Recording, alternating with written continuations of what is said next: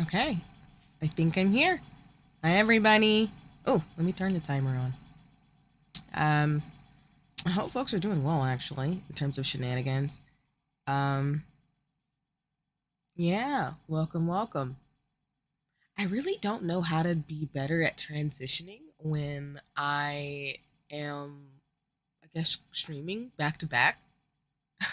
I feel like when I space myself in terms of streams, like I'm a bit better in terms of what to say, but honestly, uh it's not that I'll repeat myself, but more so that some folks were here and the vibe's up and I'm just moving and grooving. But welcome to another morning with me. Uh C doing all the shenanigans. I hope folks are doing well wherever they are in the world, whether you're getting up for the day or whether or not your day is ending, or maybe you're just in the middle of the afternoon. Um, for me, I'm actually feeling a little bit more subdued today. I did that thing that you're not supposed to do when you're older, where you eat certain foods past a particular time of the day, and my body's just like, that was a mistake. Basically, I had too much salt, so I usually get headaches sometimes. And to counteract, I usually have to make sure for breakfast I eat something that basically is higher in potassium and doesn't, you know, give me more of a headache. So shout out to coconut water and different things like that. But I hope everybody's doing well today, as always. Like I said yesterday, I was going to start as early as 10 o'clock, but no later than 11, just in case some shenanigans. So thanks everybody for your patience. Had a little bit of a slow start this morning, but it's fine. It's all good. Gonna be co-working and kind of get the juices flowing, and then try to get my day in terms of this upcoming week. So yeah. In terms of announcements, I really don't have too many, honestly. I think today what we'll do is we'll probably do 2 sprints, and then I'll talk about some of the things I was mentioning yesterday, and then we'll play Final Fantasy 14, then call it a stream. So that's pretty much today's agenda. Um, so other than that, I mean, I think the big thing that I do, I guess, want to update folks on is that I did end up updating my YouTube. Now it has more of the changes that I've implemented in the sense of I did switch out. Um, sorry, I'm just like checking the VODs, not the VODs, sorry, the schedules that I have going. But basically, I did end up changing my schedule a bit. So instead of playing Venba on the 28th, I'm actually going to be playing Sea of Stars because I did not put back in more streams for us to be able to finish the game. So apologies for y'all who have been waiting for me to finish it. I don't know, and I'll probably maybe post a poll about this on Twitter/Blue Sky. But I'm either thinking of just doing some of the side quest stuff on my own without streaming it, or I will probably stream more of what I was doing the other day of trying to get some of the items I need to be able to beat the game. And then hopefully we'll be able to beat it, if not by Tuesday, probably on the next stream. I don't like to chip into the Final Fantasy 14 streams because it's co-working, but I probably will end up doing so. Mainly because I don't think I've done a co-working stream in a minute where I am my pixel form. So I think I might take one of the Saturday stream times to essentially do that, as well as more than likely probably going to end up instead of, I think I have it on the 9th, a demo day. I think I'm probably going to change that to Venba because I kind of, again, want to make sure we take a little bit of a break between the games and then go play Triangle Strategy after that. So I'm still kind of work out the kinks of what works best, but I feel like, again, for those of you who've been watching me play Sea of Stars, I will finish that game probably within the next 2 or 3 streams, and then we'll probably move on to playing Venba, because Venba is like a 2-hour story game, and then we'll probably just play some demos to kind of give it a little bit of a break before I think probably by the new year I'll start Triangle Strategy. So that's not really going to change too much in regards to like what I proposed and had shared already on my last stream, but for those of you who are aware, I did update. So if you would like to again be notified when I do stream, All my streams are up for the rest of the year, besides collabs and other things that I plan until December. And then I'm probably going to end up moving forward to adding January and February streams in regards to what's to come. So, and of course, I'll drop my schedules as always the week of, but just know that I usually try to, as I said in the beginning of my streamer journey, to post what I'm going to do at least a few months in advance. It helps me with scheduling and also helps me understand like what I need to do, what I need to cancel, that type of thing. So far I've been pretty consistent. I haven't really had to cancel streams per se. It's more so like if I do add another stream, I have to go back and say, no, we're not doing that, sorry. But hope you all appreciate that. Other than that, this week, like I said, I'll probably be streaming Tuesday, and then I'll stream again on the 2nd and 3rd. We'll do more Final Fantasy. We'll do actually makeup next week, and then Sea of Stars in Final Fantasy 14. So I think that's really it, honestly, y'all, in terms of like changes and things. Oh, actually, no, that's a lie. Sorry. I will be eventually, through time, updating my alerts and widgets in the sense of I'm more than likely probably going to switch to Mix It Up / another bot that I saw. So please give me until maybe the end of the year, if not early next year, to transition my stuff. I just need to sit down for a day and actually learn the different modalities. My mutual Faye was telling me about Mix It Up, so I might reach out to him about it for sure. But reach out to him, and not even might, just I'm gonna be reaching out to folks in terms of things. But I'm really gonna spend some time, like I did when I was starting my streamer journey, to learn how to update the bots and things that I need, so I can transition to systems that work for me. So just wanted to put that announcement up there, and please bear with me as I stream and transition to other modalities and alerts and systems to be able to bring you, when I can. But okay, I think that's it. So what I'm gonna do is I'm gonna get started with our timer. We'll do our first hour, and then go from there. Oh, my headphones turned off again. Lovely. I was looking at new headphones, y'all, in terms of like the ones I've been looking at, because I think I love Logitech in terms of the things. It's kind of like when I was younger, where I would buy Skull Candies, where I like them, but I always try to like get vested in different types of headphones. I probably will be investing in another pair next year. Okay, there we go. All right, let me start the timer. I'll do it on my phone, as well as you all will see it on the screen here. So if you would like to have a visual cue of where we are in terms of co-working today, you can have that. And yeah, and I also just like it because it looks cool. So I was able to add that script. All right. Okay. All right. We are officially starting.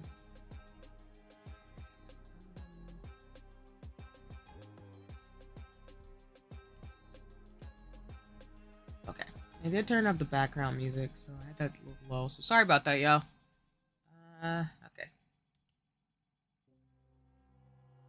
I really need to just respond to some messages and stuff too.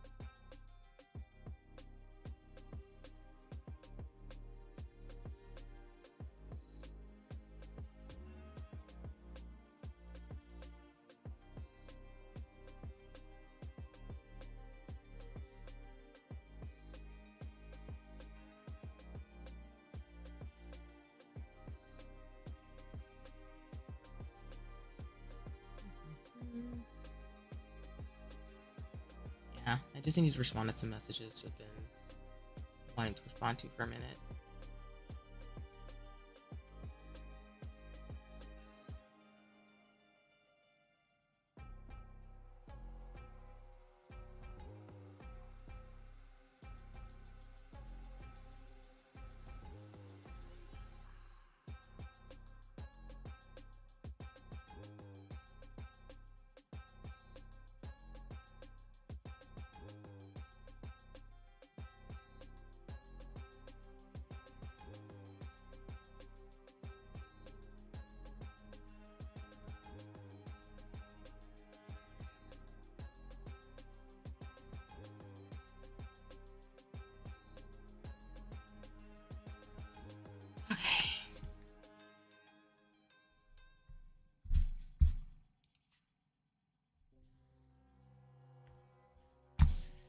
And also, while I am transitioning, just know that I do have alert command. So I know some folks would like watching, but don't like to talk, like I said yesterday. So please don't feel obligated to speak if you don't want to.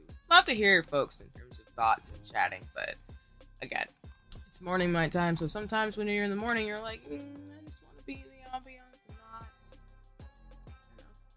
you not deal with too many of the shenanigans. It's totally cool. But if you do want to lurk specifically on my streams, you know I will be transitioning to other applications and stuff. I will make sure to have a lurk command. So right now it's exclamation lurk. If you'd like to let me know that you're still here, but just like chilling. You don't have to do that. You don't have to do anything you don't want to do, of course.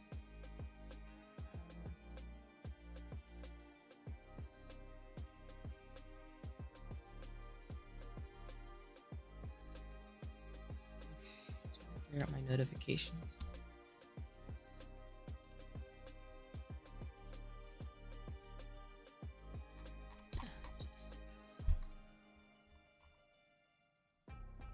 It's cold too, jeez.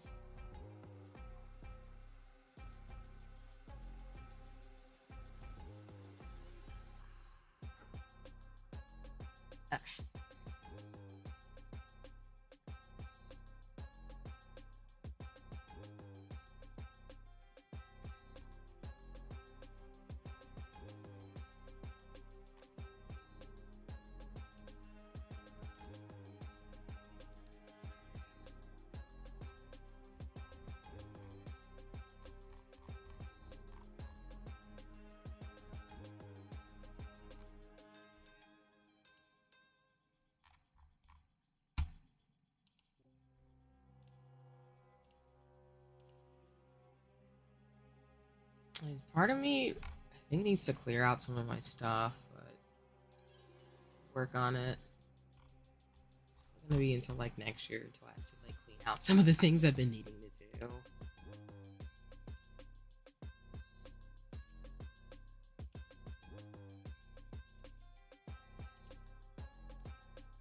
And then at this point, y'all, like, I don't really think there's anything else I need. I think I just really am going to focus, as I'm thinking about next year, of just building what I want to build.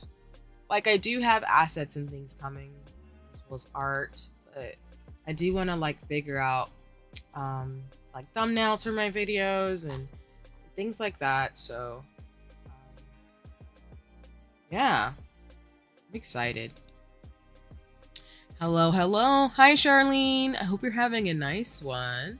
Thanks for coming by the stream as always. What's Gucci?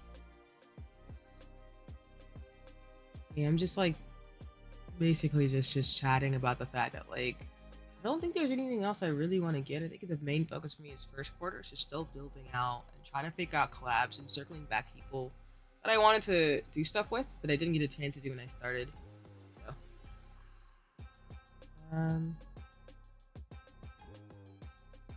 but I hope you're doing well, Charlene. I hope you're having a nice one. Let me see.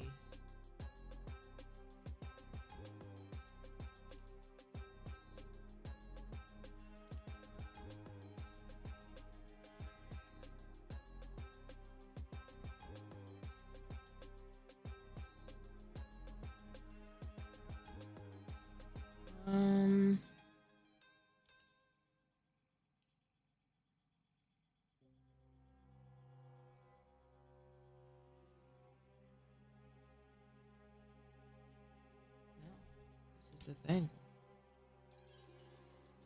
Yeah, getting the people side of things working can be a challenge. No, for sure. Yeah, I think the big thing that I think I really should figure out is I'm probably gonna need a scheduling system to help support collaborating with people. Because I think, like you're saying, the scheduling is a thing. Because while like I did open up to folks in terms of collaboration, it involves me like, you know, having a system, and I really just got started streaming and didn't get the circle back. So that's on me in terms of trying to figure out what works. But now that I know how to do certain things, I think I can make it work. In fact, there's something I need to work on today. Nice. Well, you've come to the right spot, because I'm definitely trying to get some stuff done today, at least for an hour or two, and be able to move forward. So, appreciate you as always. Let's see. But yeah, that was on me. I'm learning a lot through this room experiences, mistakes, things I would necessarily change, but just things I need to learn. Okay.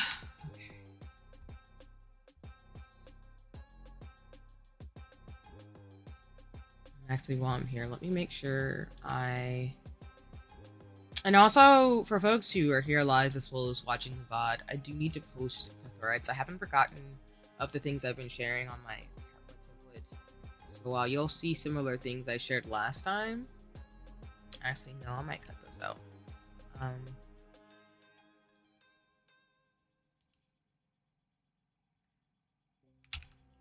Yeah, I'm probably gonna cut those out. While you won't see like similar things, actually, just updating my slides for today, the second half of the sprint. Yeah, just want to be reminding of some of the stuff I will talk about today, which is D&D accessories, because some of my favorite shops doing amazing things. And again, I do want to share the links on social, so I don't like gatekeep, because I did say I would post the threads, so don't hate me.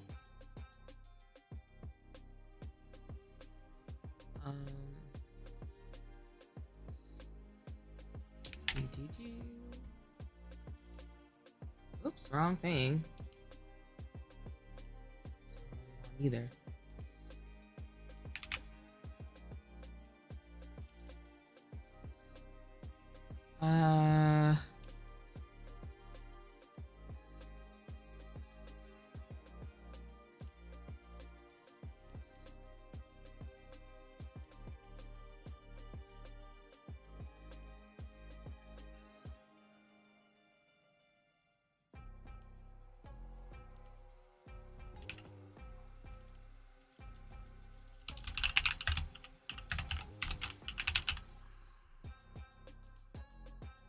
Also gotta find somebody, maybe through VGen, who can make like a PowerPoint template for me. That's something I need to add to my to-dos for next year.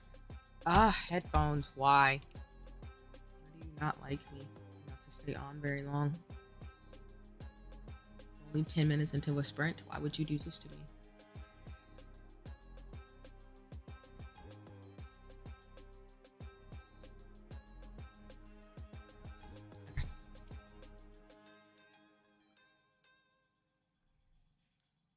Righty. Let's just do with my phone. Okay.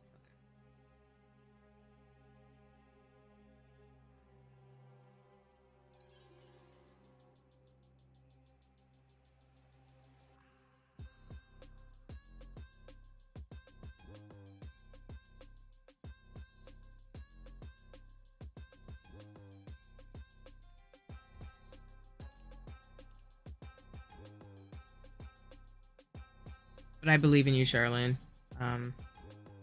People will admit it's real, like you're saying, circling back to that. It's, I'm just like thinking through as I edit what I'm trying to do. That's so real. I love people.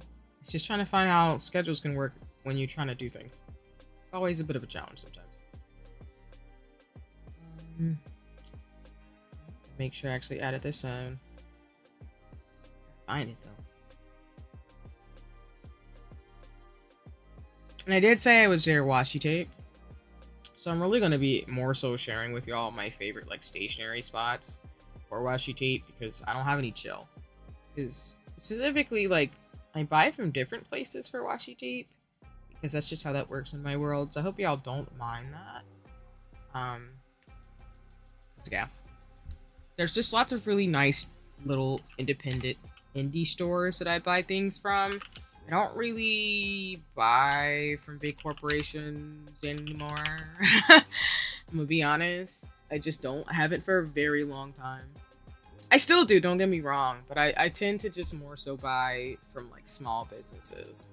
I think these last few years have been especially good to divest from a lot of like big brands, but I just want to let folks know, like, most of the stores I shop at are very small indie brands. So which is kind of my ethos. Because I don't know, man. I love independent shops. I love getting thank you letters. They're super kind people usually, and they're just trying to, make some coin and, be decent human beings. So you're just gonna see a lot of that today. But I will try to flag as I walk through the ones that I specifically don't mind. Um, the ones that I have actually purchased from versus the ones I'm just a fan of. So just let folks know how this goes with my own shenanigans. So yeah.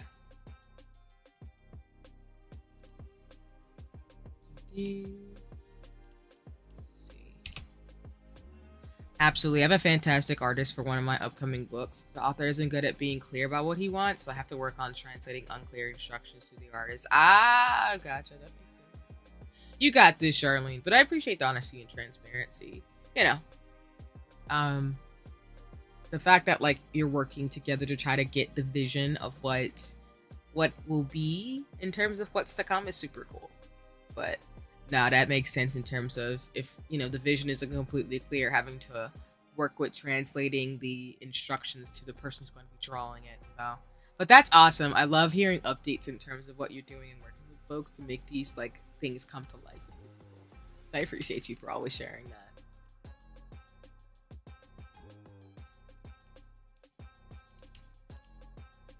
Oh, sorry. Hold on. Trying to adjust my headphones. Let's see.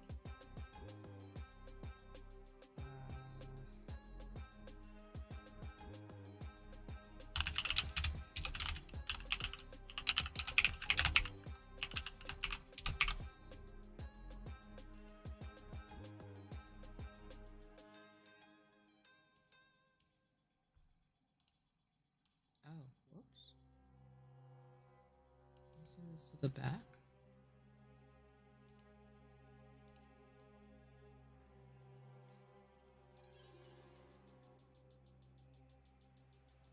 Let's see. I only have like a few places actually that I get D&D accessories. I feel like my brain had more. Maybe I made that up. Okay, maybe I didn't make that up. I think it's more like probably just maybe had more in my brain, but maybe there's only a few that I shop at. That's kind of wild.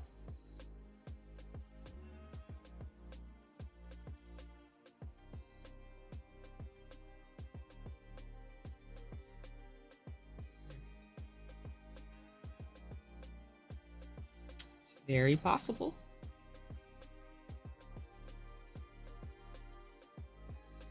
That's fine. I could just give y'all the two. Excuse me.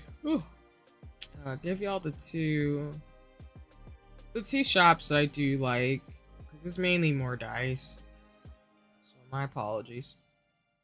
I can talk about like some of the other shops too, but I'll just cleaning up the template for it. So I want to show y'all the things I'm going to talk about today. But I think I just really had two in terms of accessories that I really like.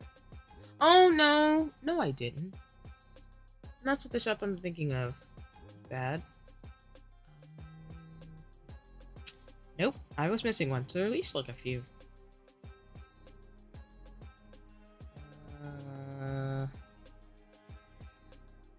I think that's what it is. Oh.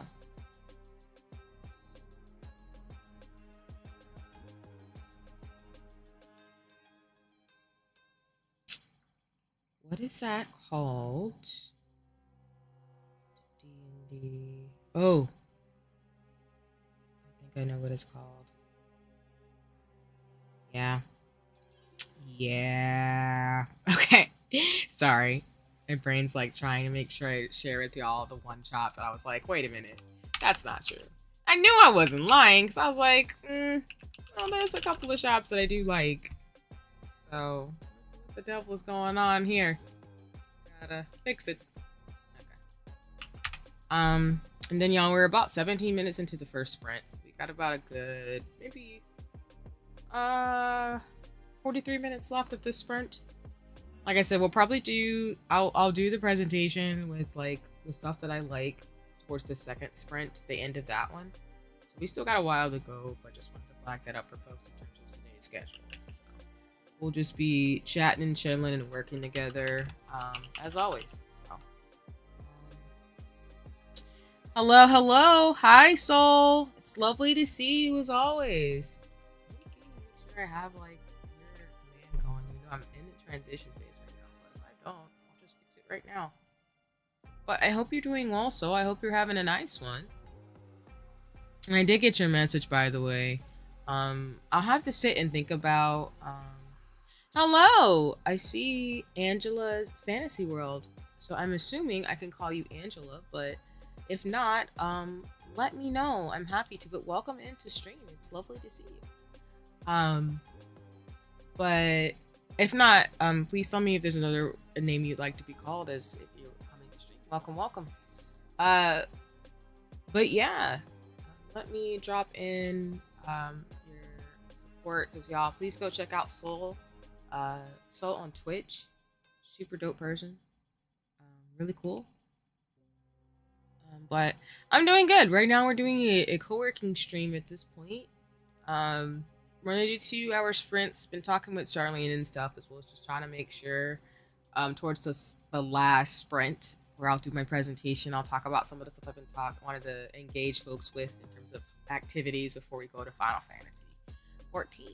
But I hope you're doing well. And I hope folks who are checking in are doing well too, as we keep going and moving and grooving. Let's see.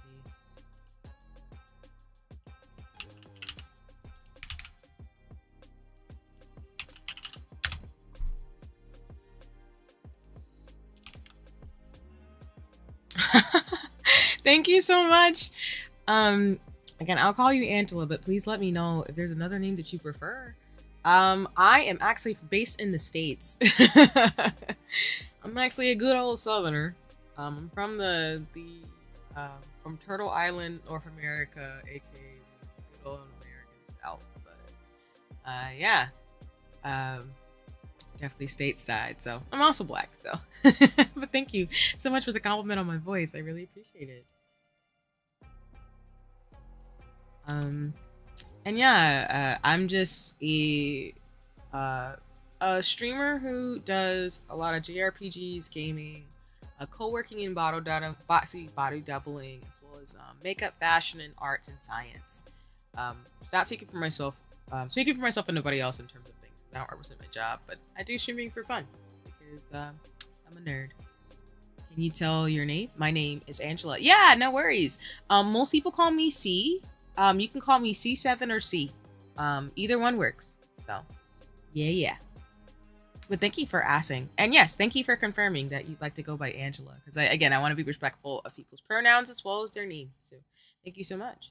And so that's super cool that you're from the South and the East Coast. Hey, yeah.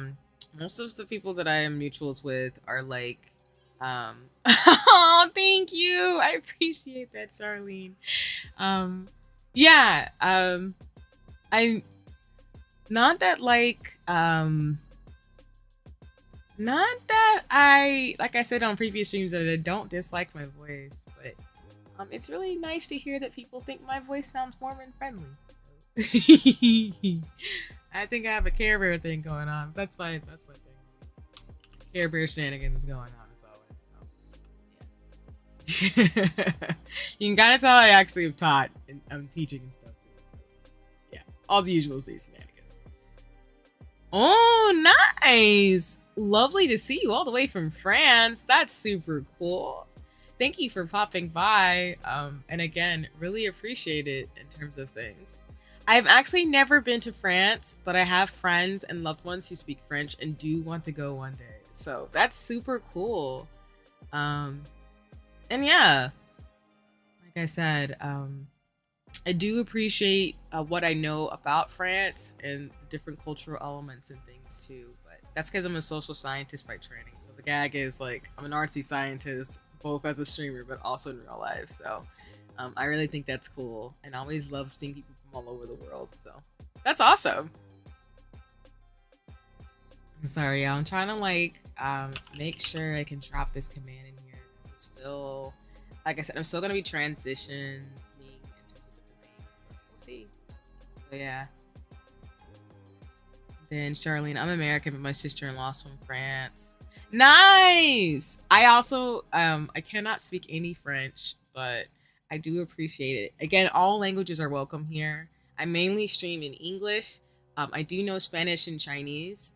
I also know a itty bitty amount of Japanese and Korean, but not enough to justify to say I'm fluent. So I'm working on being able to speak multiple languages.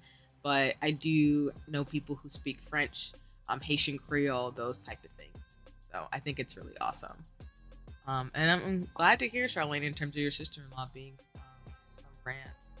I need to get back into my French studies before I start getting really rusty and forget stuff. Yeah, no, that's real. I think sometimes when we're learning languages, it can just be like awesome. So, yeah.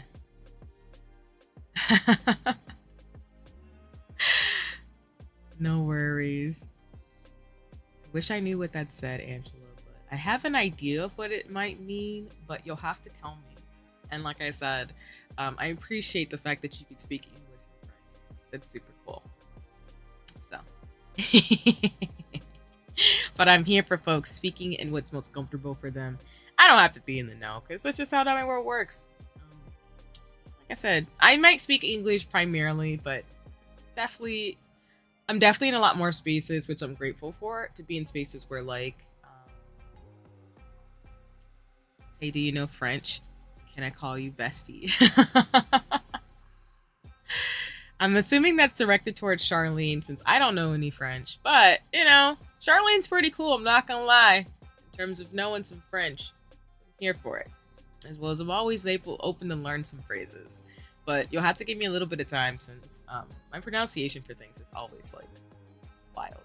I can say what it means, but I should probably let Angela say. No worries. Let's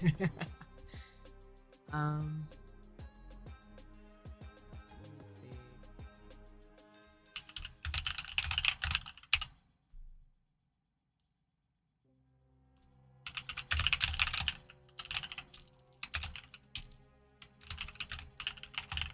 I also gotta make sure I make my links for people's Twitch is when I drop their commands in the chat. Like, actually not that long. Otherwise, yeah, it pops up weird sometimes. But, you know, shenanigans are shenanigans.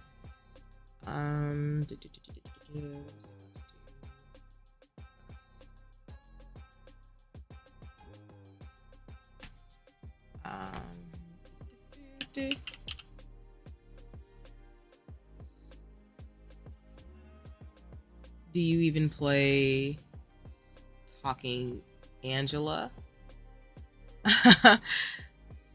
Do you mean in terms of like, oh, do you even play? Oh, I gotcha. That's what it actually means. Or, oh, okay. Cool. French vocabulary is actually kind of easy in terms of memorizing words. The grammar can be tough though, and colloquial speech is very irregular in my honest opinion. Okay, no worries. Yeah, when I had family tell me about learning French, I feel like they said that it was a fun language to learn. But yeah, I think they said to some degree sometimes it's challenging, which I think is fair. The game Talking Angela, it's cute. Yeah. Oh, I see. Apologies for misunderstanding. Really appreciate the clarification. That's cool though. Okay. So just to clarify, the game that you're talking about, Talking Angela, that's what you're referring to. But let me know if I'm misunderstanding in terms of what's going on in the chat. I don't want to be disrespectful, of course. And I'm always open to learn. Depending on how it's spoken, it'd be literally something gibberish because it's slurred a lot. Oh no, yeah. I know that I've heard people who do speak French. What is it?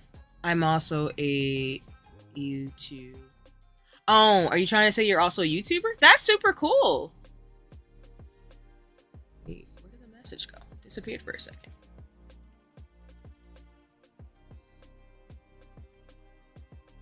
Oh, gotcha. So I think I understand what you're saying, Angela, in the sense of like you also are a YouTuber as well, right? Like I've been in a French VTuber stream and understood next to nothing, and I contemplated about even doing any. No, no.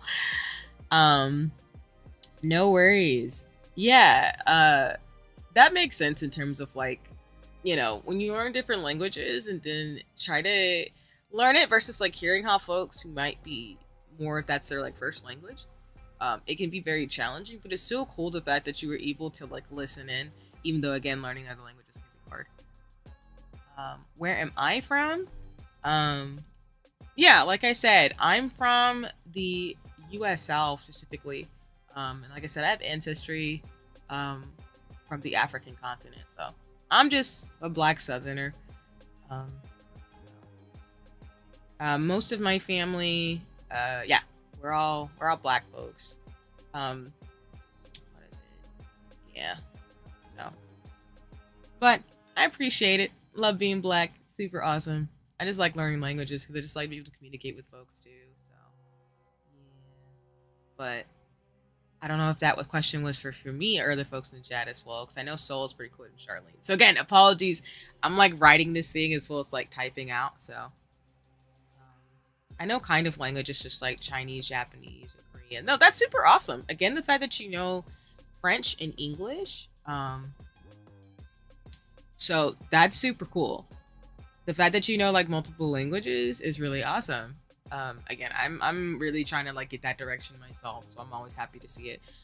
I love my language early, though I'd say it since no one else did. No, I figured. No, thank you, Soul, for that. I figured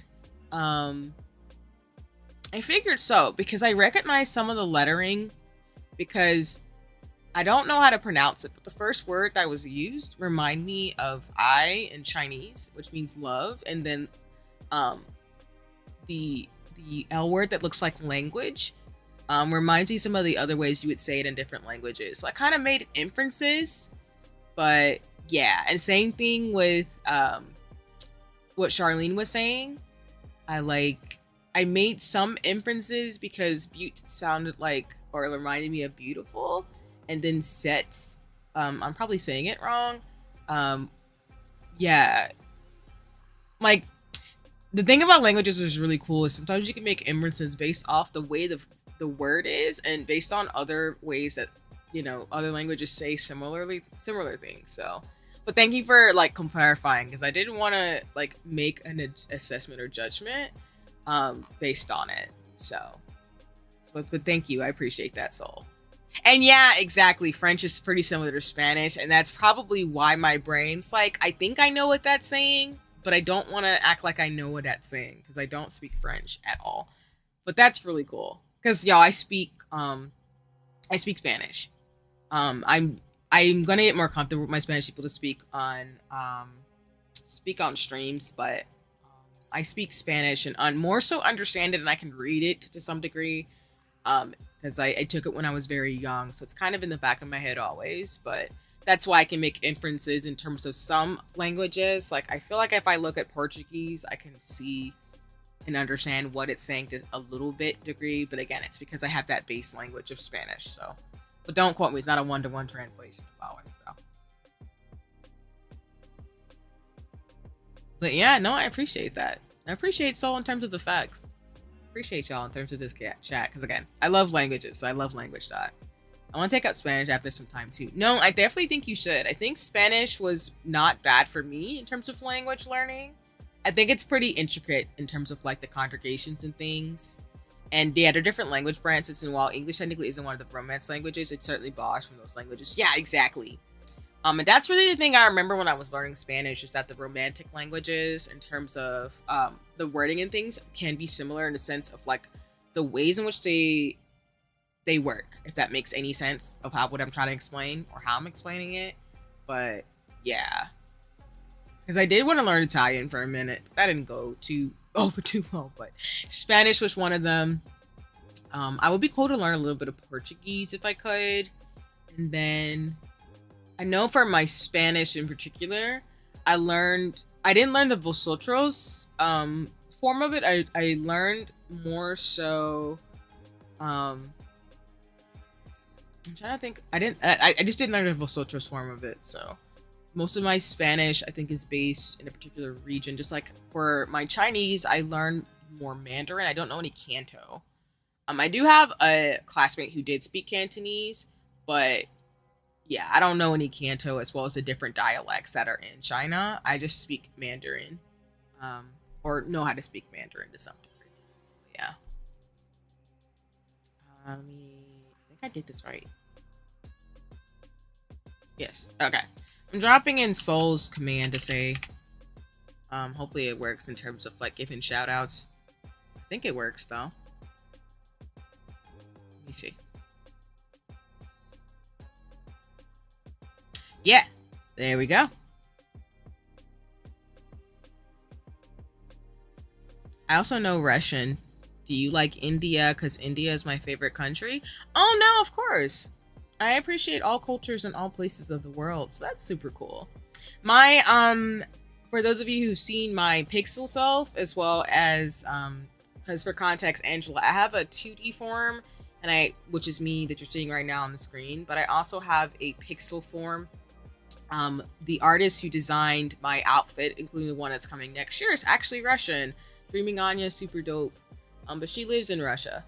Or I think she's Russian. So, but no, I appreciate India. I've never gone, but I would love to go. Because again, I appreciate all cultures and all walks of life. Because I think it's really cool to see how humans live and what they do and the foods they enjoy and all types of things. Because I'd like to be culturally appreciative. So, but that's awesome that that's your favorite. I want to go one day. There's places in Asia I do want to go. So, to be honest, Japanese hasn't been too tough for me also so far, though formally counting days of the month is a nightmare. So I just say them in a more plain form. It's been like moderate difficulty. No, that makes sense for sure. Yeah, I feel like to me, Japanese is not as intuitive. I think some of it makes sense, but I think it's just the like conjugation and like the way that you have to put words together that's not, that can make it challenging. But no, I appreciate that in terms of honesty and transparency. The fact that you're getting it still. And no worries, Soul, I got you. I always want to make sure that I can like, be able to, support folks. And thank you, Angela. I really do like my 2D self, and stuff like that. So, did you like Indian culture? Yeah, I mean, again, I'm somebody who celebrates and appreciates cultures, at least in the most culturally appreciative way, because I don't want to be culturally appropriative, of course. But, I do appreciate the opportunities I have to learn about Asian culture, East Asian, South Asian culture, that type of thing, as well as just having friends who tell me about the different conditions and cultures. And I've also spent a lot of time studying different religions that are in Asia as well in some of my classes. So, yeah, I would say like I am a big fan. I'm fan of like, again, all walks of life, cultures, and religions, because I just think it's super important to just see people's ancestry and things like that too. So yeah, I also recently got to elementary A2, going to be taking supplementary Japanese courses to be hasten my learning. Yeah, that's super cool. Congratulations to you. Yeah, that'll be good. I know for me, I want to basically just get learning books in terms of Chinese and Spanish, but it's super cool that you're going to be taking lessons, because that's always going to be great. I love the environment in college and like higher education for those opportunities to learn different languages. So, hello. Is that who I think it is? Hi, Ling. How you doing? Thanks for coming by stream. It's lovely to see you. Do I have your actual like? I gotta get people to your Twitter. Your art is amazing. Hold on. I don't have your command set up. Let me fix it. Since I'm doing like this first sprint, I'm mainly doing like edits to the slide deck that I'm going to show at the last end of the sprint. But I want to make sure I also have most people's, if not everybody's, like pages. But how are you doing, Ling? It's lovely to see you. I hope you're having a nice one. And for just a status update, y'all, we have 22 minutes somewhat basically of, well, 23, but 23 minutes in terms of this first sprint. We'll take a 5-minute break and then we'll do the second sprint. But I hope you're doing well. I hope you're having a nice one. right now we're talking about languages as I like make sure I can get things up to snuff in terms of um uh like my presentation for the end of things and then prepare for the day. So no worries, no Link. I really do. Just for you all to be aware of, Ling is super dope. I've had the privilege of being in chats with Ling. And what's it call it? I had the privilege to be in chats with Ling, and also Ling is a great artist. Like, the art that Ling does is super, super dope. So I highly encourage you check Ling out, their socials and everything, and just enjoy the ambience of the amazingness. Let me make sure my like command is actually working, because I know when Faye was here, being like annoying and obnoxious, but I think it's working again, or at least I think I have it right now, even though I'm going to be transitioning, which is hilarious because I was like, oh,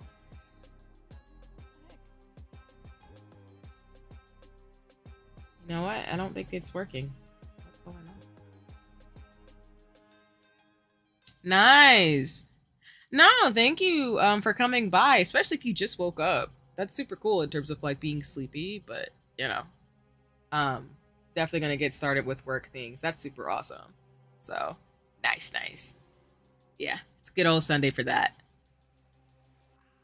No, and of course, Ling, like I said, I really appreciate seeing your art. You're super sweet and kind, and I really appreciate your presence. In terms of like the being in chats with you, as well as just the way you have just the creativity. Like, your art has a lot of life to it. So I appreciate that a lot. And then Angela, yeah, you make edits, but your content is gaming. That's super cool. I love seeing fellow mutuals and like people really, do what makes them happy. So that's awesome. Then I have many friends in YouTube, but I have a Spanish friend who loves me a lot. No worries. That's super cool. I love seeing the fact that like you're building community and having a lot of fun all over. So that's really cool, and thank you for sharing that. Let me see.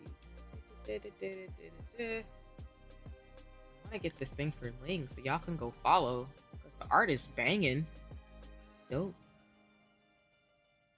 Oh man, hold on. Is this not gonna work? I love how my things sometimes work for me, and then other times it's just like, nope, not at all. This is why when we make the transition, like, okay, there it is. I was like, what the devil? I know this is not what's going on right now. All right. And then Ling, I know, like, see, you're gonna make me blush. Thank you, it means a lot. No worries. Again, I really appreciate your art, and like, if I was more like, I don't know, it's inspiring because like I said, your art has so much life, and I love the colors that you use as well as the way that you draw. It's just super awesome. So I just really want more folks to follow you, because you should have more followers, but I'm particularly biased. Clearly more biased. So I am unashamed about that too, but it's fine.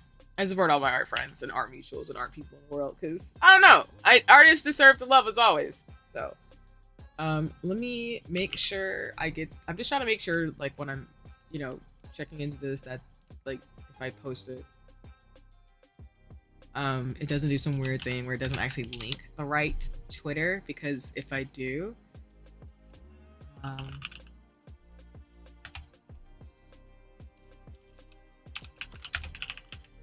okay, I think I got it fixed. So I'm gonna test it out.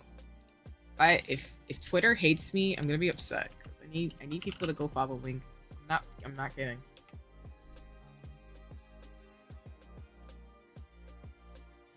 I think it's gonna work. If I got the URL from Twitter wrong, I'm gonna be so mad. It's fine. Okay, I think it worked. Okay. Now if the link does something weird,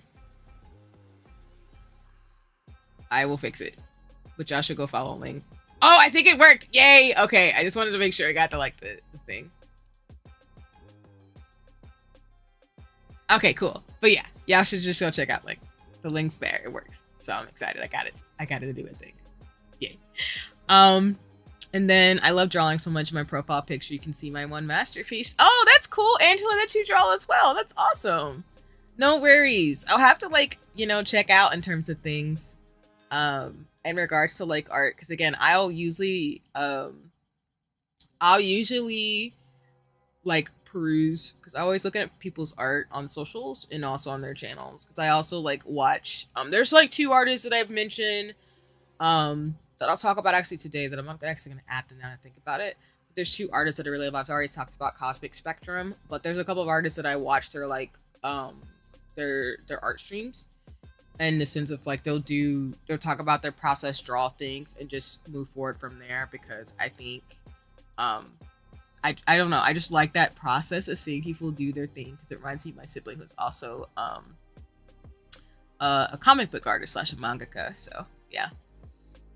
Oh, some of the chats aren't sending. Oh no, that's obnoxious. And no problem, Sling. Again, definitely always want to give shout outs to my to mutuals, friends, and community, and artists, because that's just how it rolls.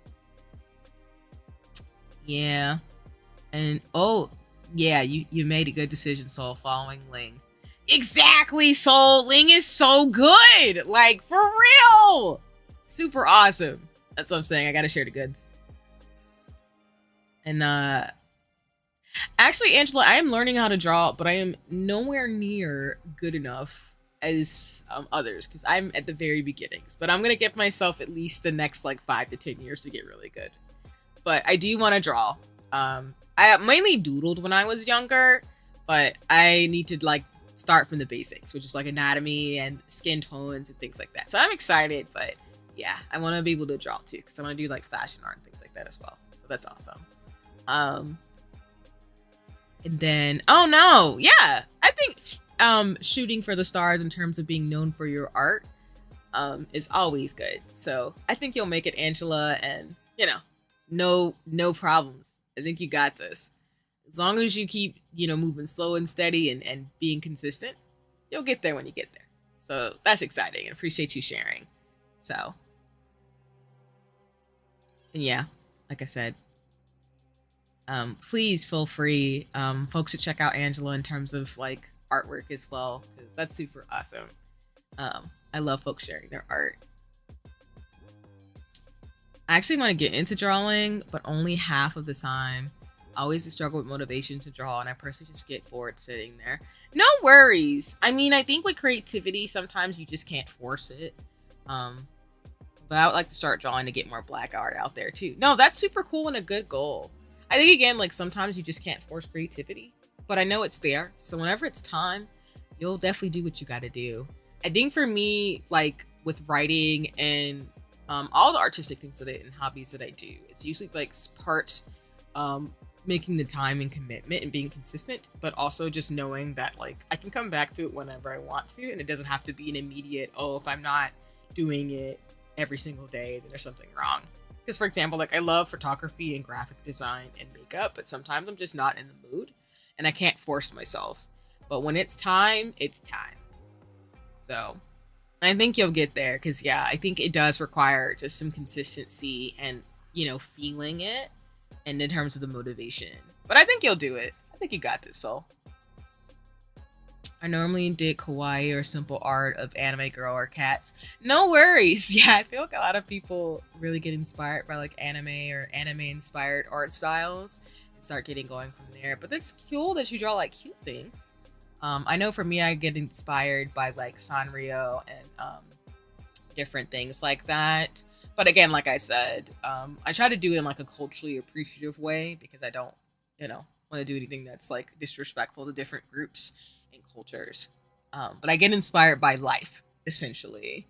And I do, similar to why I love Ling's art, I love artists that bring a lot of life into their characters.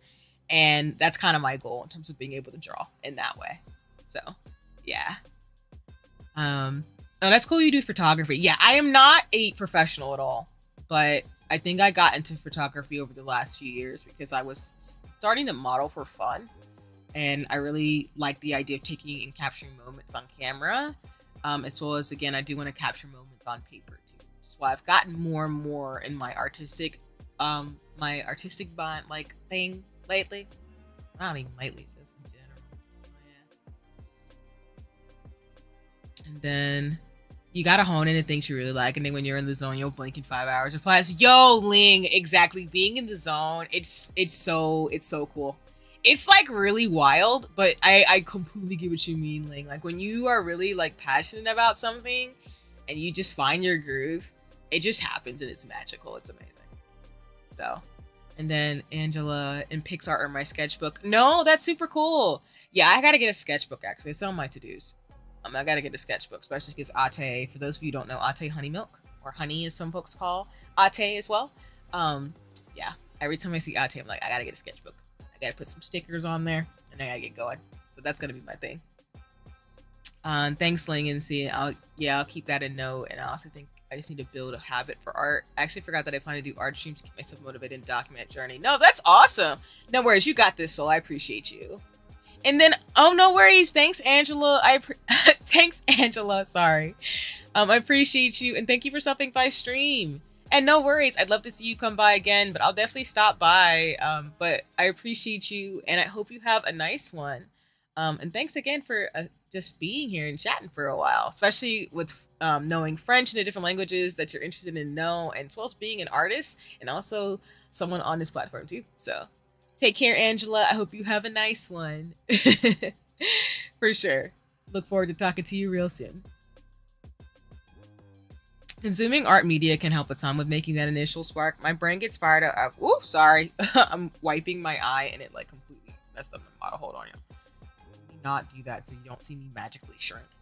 My brain gets fired up after I've watched movies and show and read something. No, that's exactly it, Lang. I appreciate that because that's really what happens to me. So I appreciate the resonance. And I think that's a really good point, in that when we get inspired or get fired up by things that we watch and see, it's super dope. So I 100% agree with you, and that's just amazing. Because yeah, I feel like that's that experience of like when you see something that really, really hits you, that you're just like, this is so cool. You get inspired to want to do things. I do that all the time. For example, when I go on like Pinterest, even though I'm not a huge fan of all of the AI art on there, but when I see like the photography of other folks or makeup looks, I'm just like, I want to try this. And then it's all downhill from there. In terms of shenanigans. Is there, if you don't mind me asking, Ling, is there something that has been really inspiring for you as of late in terms of the art that you do? I'd really love to know. And this is for everybody too, but I'd love to know, Ling, if there's anything in particular that's been like completely inspiring you to draw and stuff too. Oh man, where did I put my other thing? Ah, that's what I was looking for. I gotta show y'all Paolo's Pixels, which is one of my favorite D&D spots. I love their shop a lot. I haven't been on their website in a minute because I need to just like not. But yeah.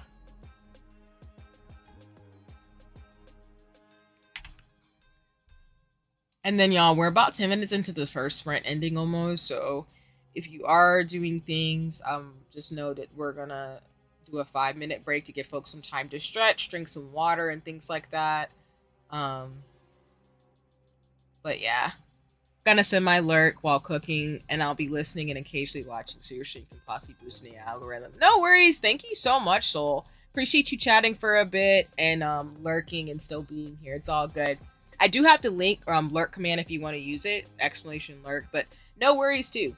It's all good. Do whatever works. And I hope you make a really awesome meal, which I know you will, and I appreciate you listening in as I do my shenanigans in terms of D&D and all the things I'm going to talk about. So one movie I saw that absolutely floored me was the new Puss in Boots movie. Actually, it was a literal concept artist dream. Oh yeah, that's for sure. I heard it's really good. I haven't actually seen it. And thank you, Soul, again. Like I said, to finish my thought. Like I said, I appreciate you like lurking and stuff too. So like I said, do whatever feels comfortable, but I appreciate your presence as all, even in terms of things. So, and hopefully alert command actually works as you used it. There it goes. Cool. And yeah, a little message too, again, the ambience. I also recently watched an anime called Pluto, so visually stunning, and I love the narrative it told. Nice! Yeah, I haven't seen the new Puss in Boots movie. Um, but I have heard nothing but good things about it, particularly for the story and the way that it handled the characters. I actually was a little interested in Pluto, actually, because that's the one that's based on Astro Boy, right? I think it's part of the Astro Boy, like, story universe. So I did want to actually check that out on Netflix. But that's super awesome. Especially because I know your ambitions and dreams that you've shared, Ling, before, I do believe. So I'm really excited for you in terms of what you'll accomplish, in terms of where you want to go. But that's super awesome in terms of, like, the inspirations from those two in particular, because those are dope choices. I've not heard very bad things about either one of the things you mentioned, which is super awesome and speaks volumes of those works as well. And yeah, because I feel like I will watch eventually the new Puss in Boots movie, because like I said, I heard it's just really good and it got nominated, I want to say, for some awards. But then Pluto, yeah, I did want to eventually watch, because I do have a special appreciation for Astro Boy, because that's actually my parents' first, like, actual, like, show, like, anime they ever watched. So I feel like the nerddom passed down because of Astro Boy. So I always am going to appreciate, like, watching it. My friend and I just finished binging it. It was a 10 out of 10. Nice! That's what's up. Okay. Then I'll definitely give it a watch. I'll let you know how I feel about it in terms of things once I get to it, because I still got to finish, for those of you who know, I love watching animation, anime, cartoons, just all this awesome things. So I always appreciate folks with recommendations. But I need to finish watching Castlevania Nocturne for Selena, who hasn't been here for a minute, but Selena's a dope person too. And I'll check that out, Ling, like you're saying, because I've been wanting to get into some animations and watch things. And I'm always always appreciate recommendations from folks. Because the only thing I've recently watched that I appreciated was the new Scott Pilgrim Netflix show.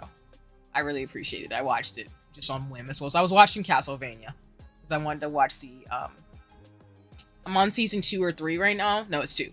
I'm on season 2, so I'm hoping to watch it over the holiday break. That, and I'm really gonna rewatch Yuri on Ice just because it's winter. Always do stuff like that. But I'm glad you and your friend had fun, like, binging it and enjoying it, because that's always dope. I love watching shows with people. It makes me happy.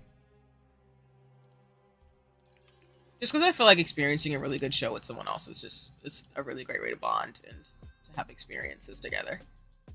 And you can't go wrong with a banger animation. Because that's what I did with Yuri on Ice.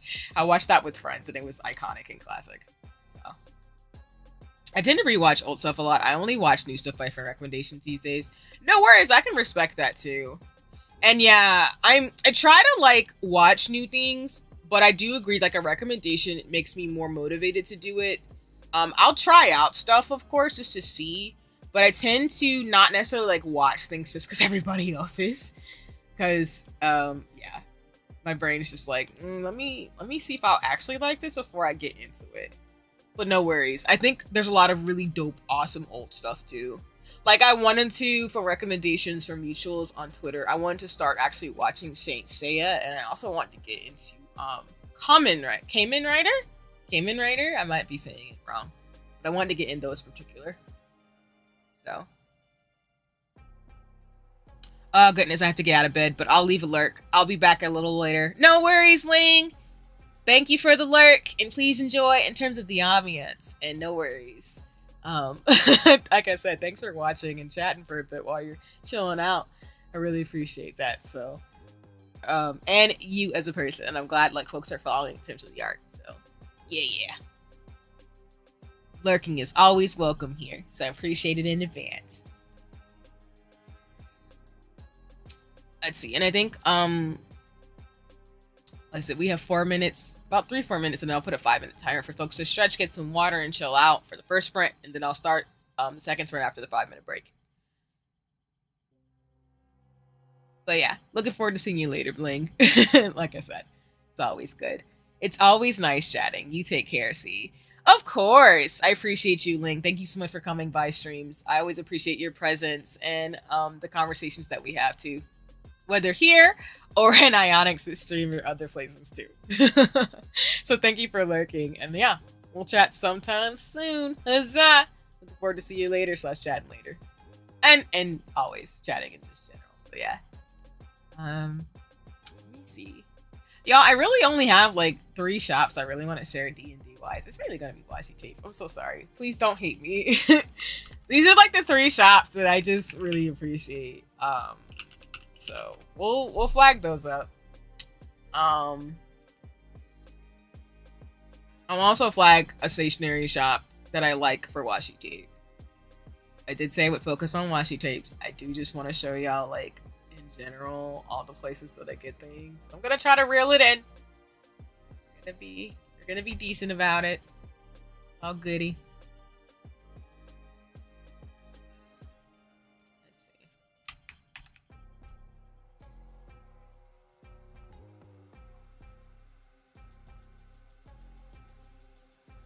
Ooh. Okay.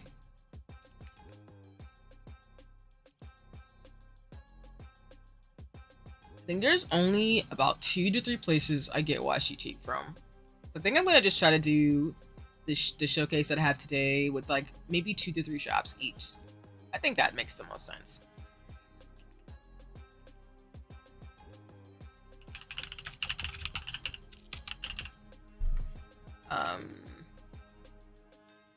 Okay, I think we do this one. I'm gonna also do. I'm not gonna like go into jet pin shenanigans, but I'm always gonna talk about jet pins, y'all. I'm sorry, I love that place too much. Probably where I want to buy people's like Christmas gifts too. In terms of Secret Santa. Well, more so like people's gifts that I want to send them. Let me see.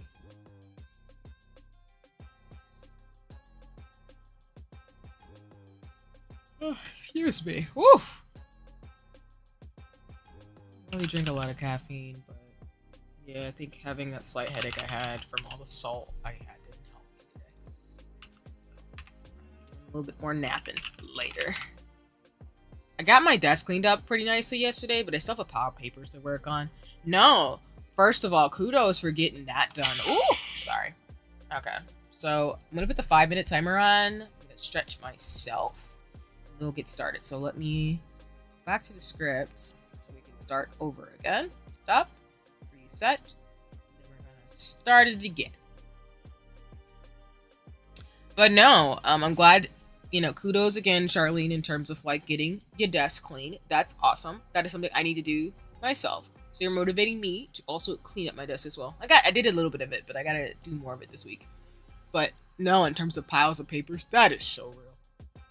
You got this though. I believe in you.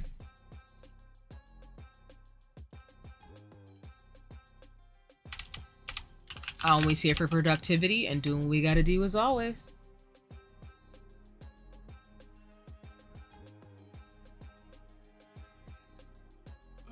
Actually, sorry for yawning so much, y'all. Woof. I will be right back. I need to go use the restrooms. I will be back in a second, y'all. I'll keep the 5-minute timer going. And let me actually, as I transition to the BRB stream, I'm actually gonna go back and add the timer there. Hold on. Sorry for the jarringness. Just I need to make sure what it is. I'm gonna go use the restroom really quick, but I want to make sure I add the timer. Yeah. So I'm gonna add the timer here at the top, even though we're still moving and grooving. So I'm gonna BRB for a second and then go from here. Actually, while I'm here too, as you will see in real time, y'all, I'm gonna add sorry, I'm switching back and forth to make sure I get the sources right. I'm gonna add my captions to the BRB screen going forward so you all can still see what I'm saying. Let me do this really quick.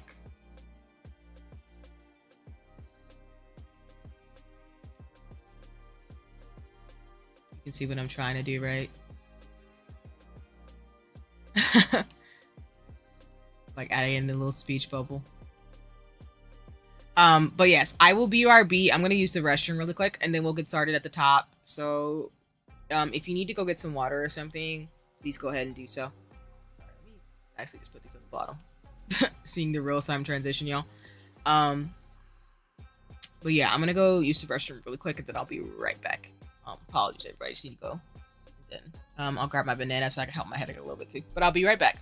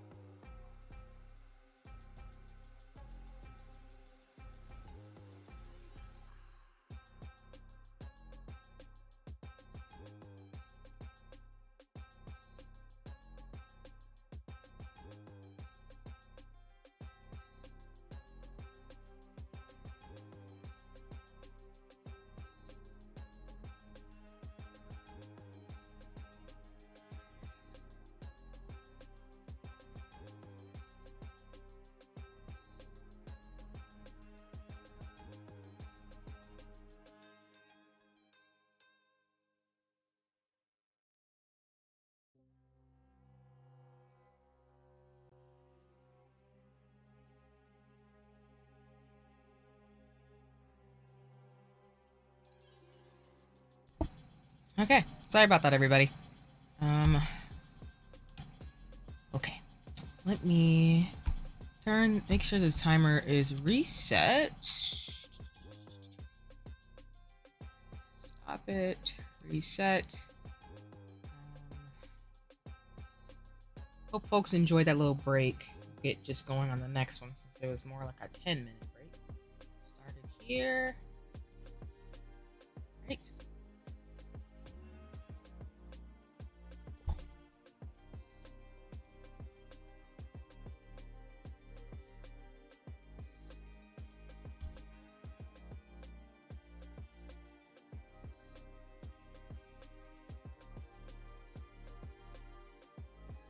Oh, I just found out one of my favorite spots for stationery actually has their own website now. Let's go. Okay then, I see you. I love when people level up. All right then. Guess I got a little spot to go to as soon as it's safer to travel. Late to the topic, but speaking of great shows, I highly recommend Blade of the Immortal, one of the best medium short animes I've watched, maybe top 6 or 7 on that list. It's a hidden gem on Prime TV. Oh, I don't think I've ever heard of that one, but thank you for the recommendation.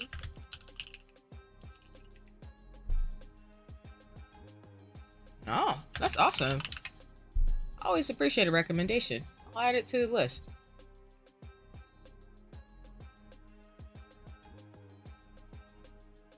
Yeah, I don't think I heard this one, but I'm here for seinen.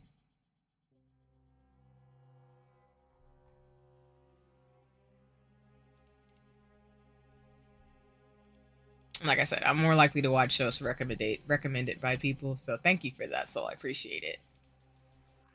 And as always, we can always circle back to topics too. I'm totally cool with that.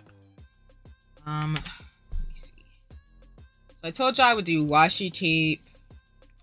I also said we would do D&D. What was the other thing I mentioned as well? Did I say D&D, washi tape? Yeah, I think that was it.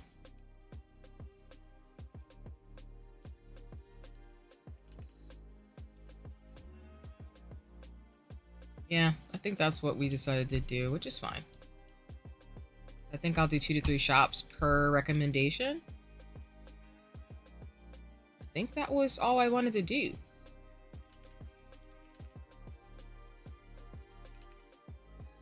Okay. Yeah, we'll do that.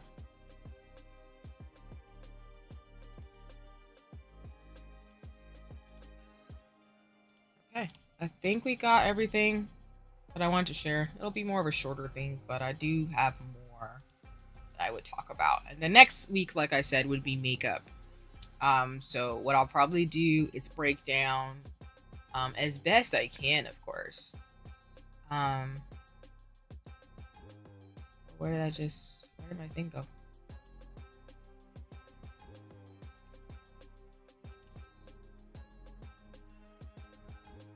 Did I not do this on the same thing? Oh man, I should have made another one. It's fine.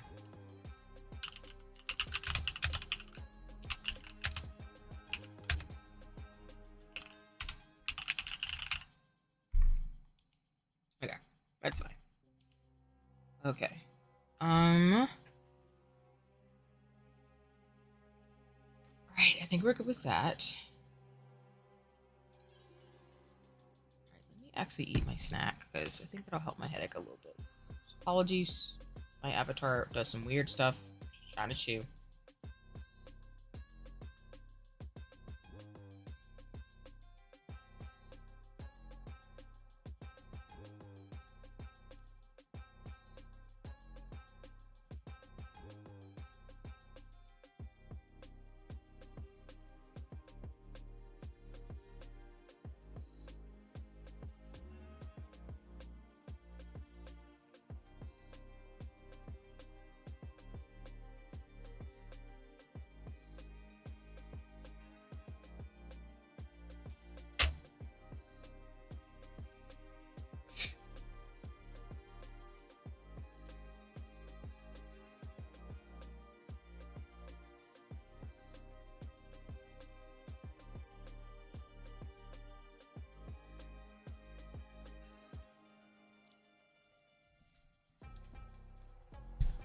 Yeah, the banana really helped my headache.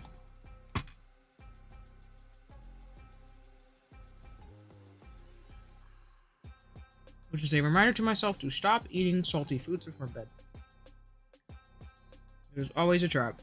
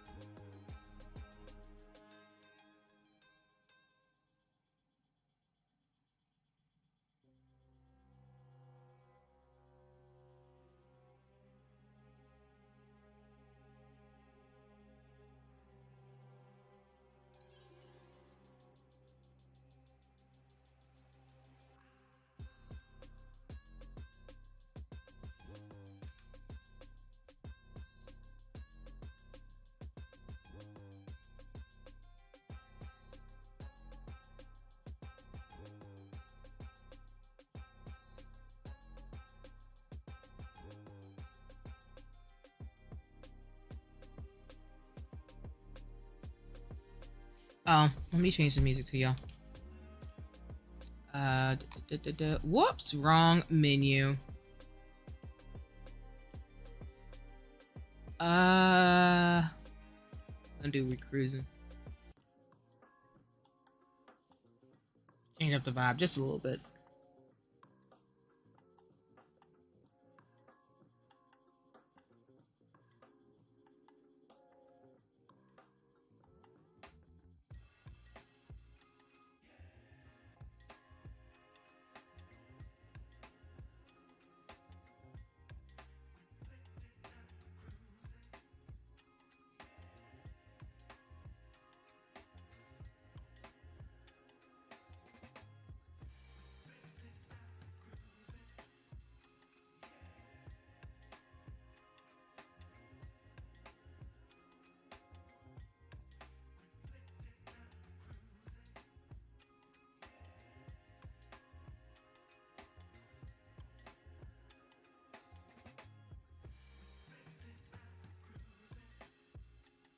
Okay.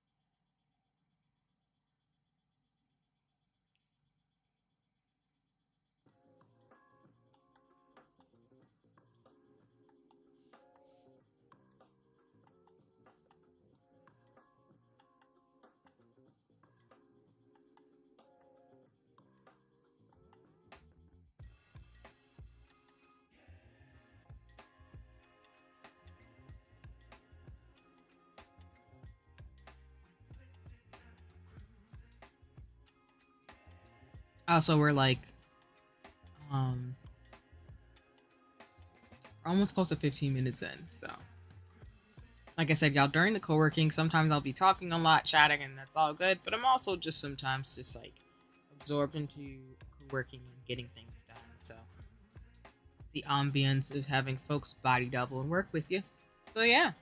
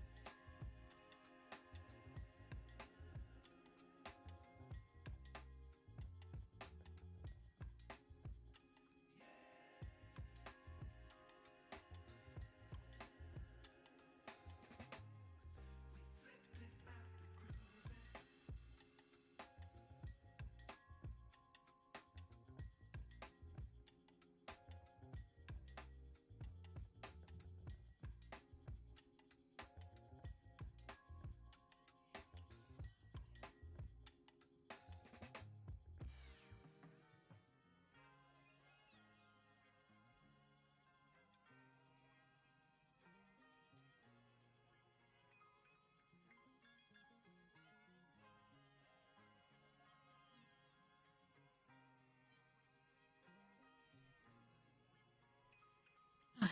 Whew. Okay. Sorry, trying to adjust myself. Oh goodness.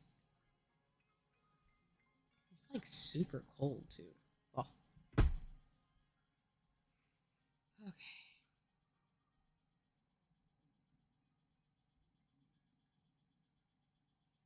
Oh. Sorry. I'm like slightly off kilter. You're gonna see me pull magic trick. Let's see. Just gonna make myself a bit higher. Alright, there we go. So I'm just like, let me adjust myself so I'm not like floating off my chair.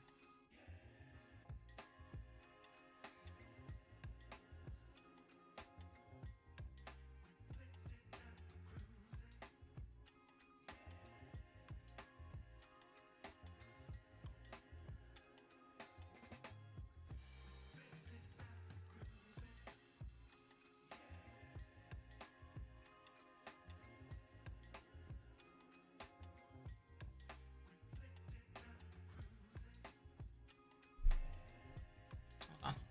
Adjust myself back down a little bit.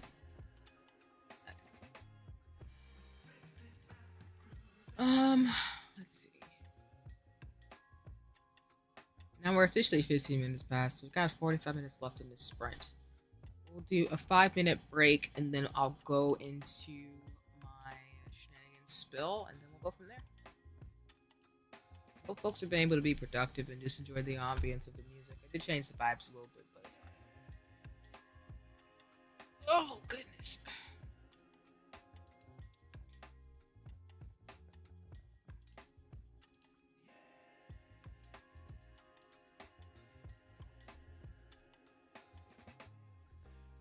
Excuse me.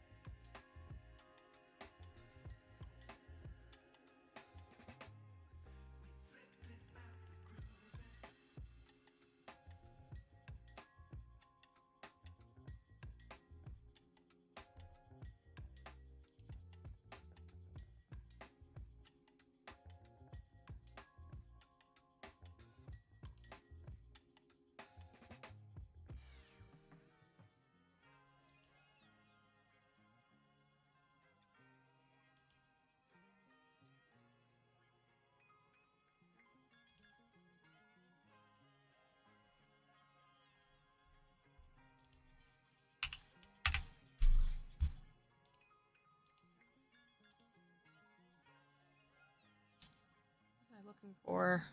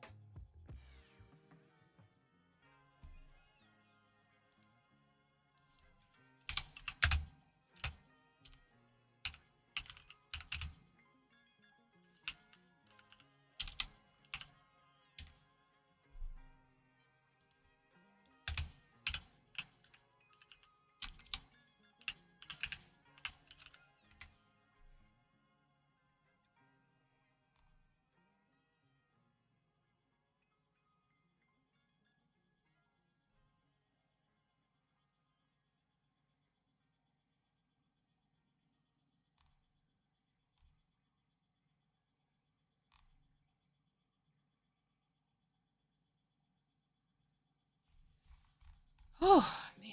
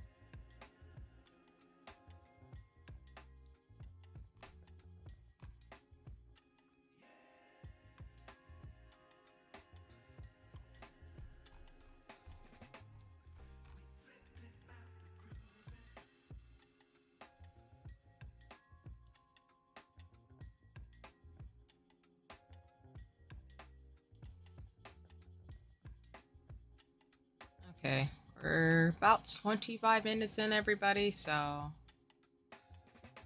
just a heads up in terms of this last sprint.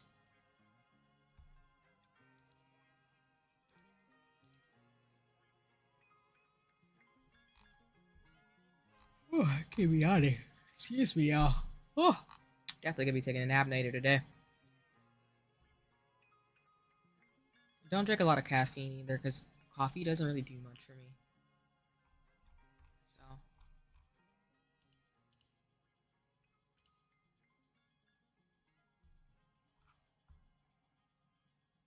hmm.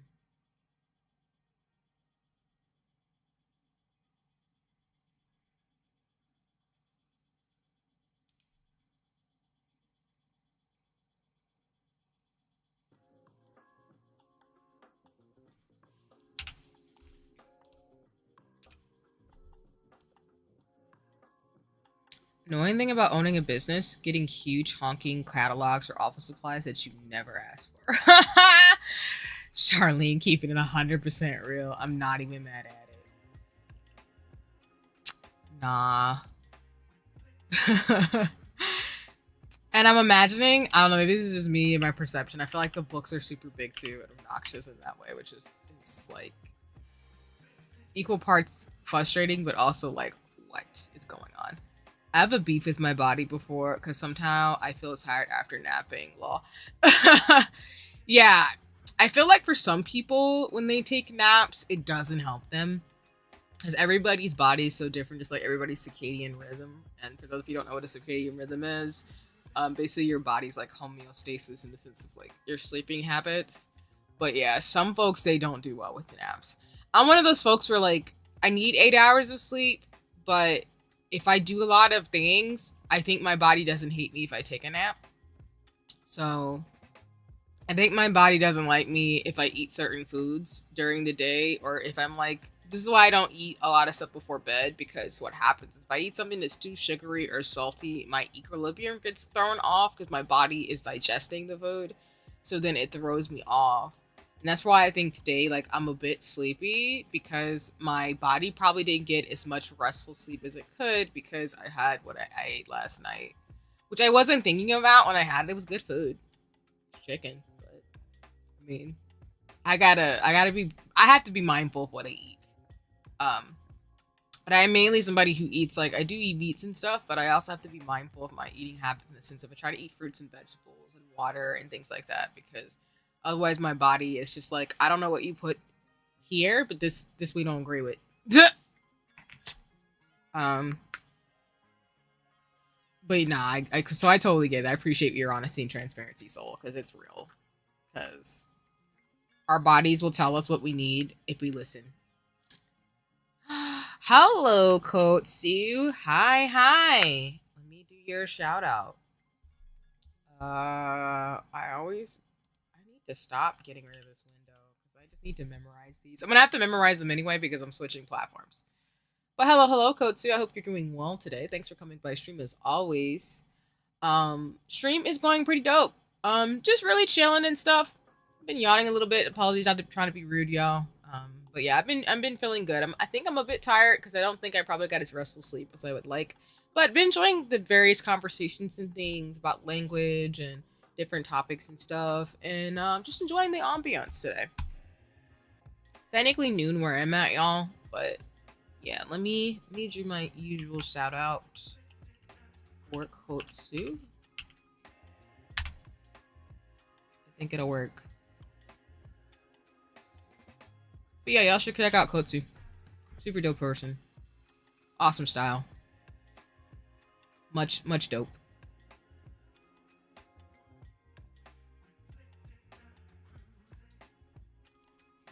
But I hope you're doing well, Kotsu. Like I said, overall, just chilling, vibing, having a good time. Doing the dang thing as always.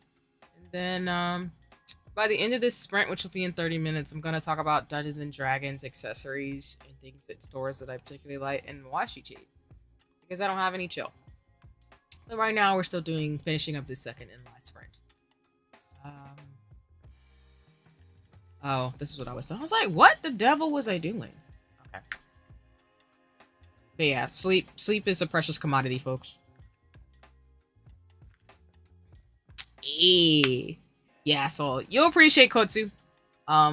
Plays super dope, awesome games. Brings the shenanigans and fun. Really cool person.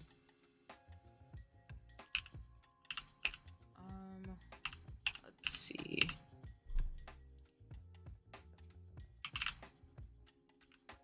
Yeah, I think I'm gonna be resting for the rest of this year.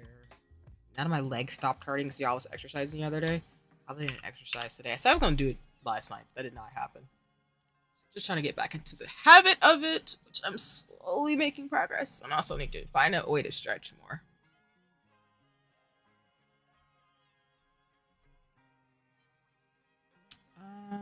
Let's see.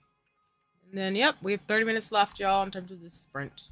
We'll do the 5-minute break, and then I'll transition to talking about the shops that I appreciate. Which will be short, because I've only got 2 to 3 shops to show y'all today. But again, don't act like this will be the last time we talk about stationery or Dungeons and Dragons or things like that, because I don't have any chill at all about the things I like. So yeah. And do we do makeup next week? Let's see.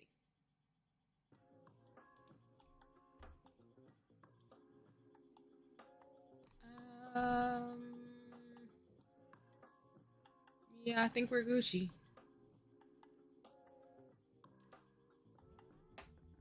Whoops.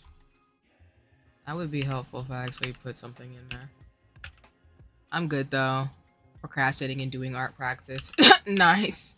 No worries. Here for the art practice and no judgment about procrastination. That is something I always have to work with myself with, because I think I'm at that age now where I know my habits. Which I think Charlene, I think you said this one time too. But I love how Charlene and other folks have said it. I feel like when you get in your 30s, you kind of know yourself at this point.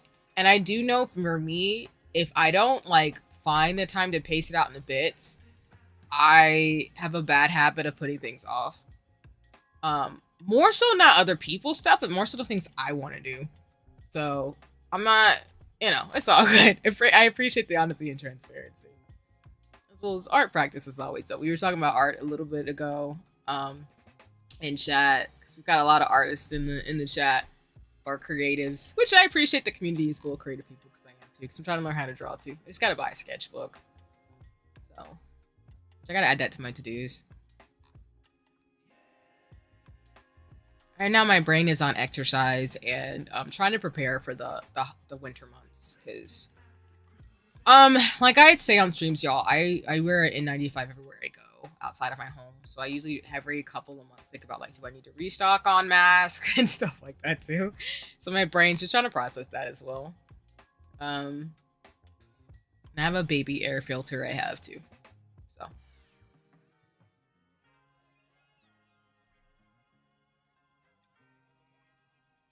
but I believe in you, Code, so you got this. Actually, my parents took my baby air filter. But, yeah. It pays, I guess, to have a daughter who's a scientist. To explain all the science things, and then my parents are just like, well, what does this mean? I'm like, well, let me break it down to you in the most, like, nerdy way about what this actually entails and what it does. And they're like, okay. And then they tell their friends, and they're like people they go to there, and they're like, yeah, my daughter does XYZ. And I'm just like, well, it's cute, but if anybody who has kids or wants them or knows any kids who are scientists, just know they'll grow up to probably be like me, where it's like, oh, see, this, and this, and this, and this, and XYZ. And they're just like, oh, she knows her thing. I'm like, yes, I do. That's the stitch. But yeah. Okay. I'm just trying to like get back and forth with this thing. I might have to get some tea before we do the presentation, or maybe after. I think tea will help me. But again, I don't drink caffeinated products a lot. They don't do much for me. That's why, by the way, like I said, I talk about mutuals a lot. But when I go in the chats and stuff, I did not know how many of y'all actually drink energy drinks. I don't do those. Because the only thing that actually helps for me to actually like caffeine is a McDonald's coffee with 6 creams and 6 sugars. Don't ask me why it's that specific combination. But caffeine does nothing for me. And I never really got into energy drinks. Um, I used to drink a lot more sodas and things when I was younger, but I really have cut those out of my diet because I think because of my body composition, they didn't really take too well to things like that. So I mainly drink water, tea, and if I do anything, I usually do like oat milk or like plant-based or like nut-based things, products. So shout out to like boba tea for having like substitutions. I don't drink whole milk or none of that anymore. But yeah, I don't do energy drinks, y'all. They don't do anything for me. When my body is like it's time to go to sleep, it's time to go to sleep. When I was younger, I could handle it, but as an adult, my body's like, listen, ma'am, you're in your 30s. All that hubbubaloo of you staying up till 6 and getting 3 hours of sleep, that's not gonna cut it. I need you to go back into this pillow and go to bed. And that's how it's been. At least since God, I feel like my mid-20s. Yeah, I feel like my mid-20s was when my body was like, you're funny, stop. And ever since then, I have been very diligent about that. I think the thing I need to get better about is having like a routine because I think that'll help me. But yeah, I don't stay up late anymore. Unless it's like I'm hanging with friends or something or like watching something late because I'm in the zone. I typically don't stay up anymore. My body cannot handle it. Or I have to compensate and then I'll end up sleeping in and that doesn't work. So, but I think it's also when you study neuroscience classes, your brain gets so used to learning about how it functions with the brain that like sleep hygiene and things like that matter too. How many times do you have to I appreciate your quote too. I love that. How many times we have to teach you this lesson, old man? I love that one. That's one of my favorite quotes from SpongeBob. Good to see that other people face the same obstacles with art too. Oh no, for sure. Yeah. So you're not alone in that at all. We all have things we want to do that sometimes our brains and what we plan to do versus what we actually do doesn't work out. But it doesn't mean that you won't make it because we're all gonna do what we're gonna do in terms of what's meant for us, of course. It's just, giving ourselves more grace to be like, if you're just not feeling it, even though you plan to do it, it's completely okay. But it's also about habit forming and also just working with what your body wants to tell you. Because I also want to say, as somebody who is neurotypical, even though I don't really use that word because as a neuroscientist, there's no such thing as like the average brain. I think that's kind of like a fallacy statement, which is why this is why you shouldn't have friends who are neuroscientists or study neuroscientists or study neuroscience. I don't know if I would call myself so for context, like I say, y'all, I studied neuroscience and psychology in college, and I'm trained in behavioral science, so I know a lot about how the brain and the body functions. But I would say I'm an 18. I'm a bit of a square when it comes to staying up. I do kind of kind of frequently, but I try to compensate for the lack of sleep on weekends and other chill days. No worries. When I was your age, I actually was the same way. Like, I was a lot better about being able to stay up, but I feel like when I hit my 20s, it was a wrap. But when you're younger, I feel like your body is a bit more able to handle that type of stuff. But I think a combination of aging and just what works, your body cannot do certain things after like a while. And yeah, so no worries. I was always a type of person outside of the occasional party and the things I did with friends in college and grad school. I would be in bed by like midnight. I never was the type of person to go out and about like that. I was always kind of more of I don't want to call it a homebody, but I mean, that's the only thing I can think of in the sense of like, I had fun. I didn't mind dancing. I went to like cons and stuff and had a blast, but I still wasn't a fan of like staying up till 4 a.m. and then getting like 3 hours of sleep. That was always a mess. Yeah, average is actually really uncommon. Exactly, Charlene. And I think a lot of us who studied like in the sciences know that there's no such thing as the quote unquote quotations. I have quotations, you can't see them. Average brain. So I don't really use the word neurotypical because I feel like while it does describe folks who don't have necessarily like who are not would not be classified as neurodivergent. I would say people's brains are so different that it's kind of a fallacy to tell people that they fit one way or the other, because everybody's brains is different. I think there are some things we know in regards to like what a lot of people do as humans based off a subset of information, but I don't really think we know what every person is capable of or what they're doing, because neuroscience is still pretty much a new field. And I'll probably do a science stream about this too, but that's why, again, like when I talk about like things, I'm talking about it and guess what we classified as a neurotypical person, but I don't use that terminology because I feel like brains are brains and everybody's different. There's some functions and things we know, but I want to be respectful of folks who would be classified as neurodivergent or have things going on that would make them differ from how humans are supposed to act, which I don't really subscribe to talking in an exclusionary way, because I just know brains are more complicated than, oh, because you don't have XYZ. I hope that makes sense, because again, I don't want to be offensive. I'm more so saying in the sense of somebody who studied neuroscience, where like there are folks who do have like ADHD or mental and physical health concerns that impact the way their body operates. But my thinking is not to say that that's a bad thing. There's nothing wrong. Human bodies are just different from each other by default. That's just how that goes. Where did my captions go? They were doing great for a minute. Hold on. Okay. Sometimes when I turn my mic on and off, they come back, but as long as y'all can hear me, it's fine. Okay, there they go. I fell into a rut for a while near the end of high school, and then when I tried to get back into art, I haven't been able to draw as well as I used to, so I've been trying to retrain myself. No worries, that's fair. I appreciate that, Kotsu, because, yeah, sometimes our bodies are just not, they're not going to do what we want them to do, because they're, like you're saying, we either have to retrain, which you have the muscle memory probably for art, but, like, your body's just trying to get used to it, which is totally fair, and really dope. And that's what's cool about the human body, is that like when you do something for a long time, your body adjusts actually and has the muscle memory ingrained. It's kind of like, this is me geeking out. As a neuroscientist, I know that neurons work together in the way where they're kind of like an information superhighway, like the internet. So when you form connectivity, imagine basically where it's like two mountains being connected by a rope ladder. So when you stop doing something, it really just means the rope ladder kind of just gets a little like, needs to be rebuffed, or like you need to tighten the ropes a bit. So when you actually do things over and over again, you're actually training your body to actually make those neurons and neurological connections stronger. It's where you do something over and over and over again. It's where like it becomes a habit.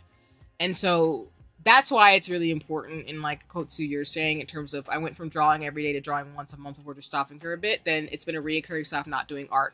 Come back to try again, don't like result, give up, come back and try again. So I've been trying to force myself to power through the rut. No, that's real.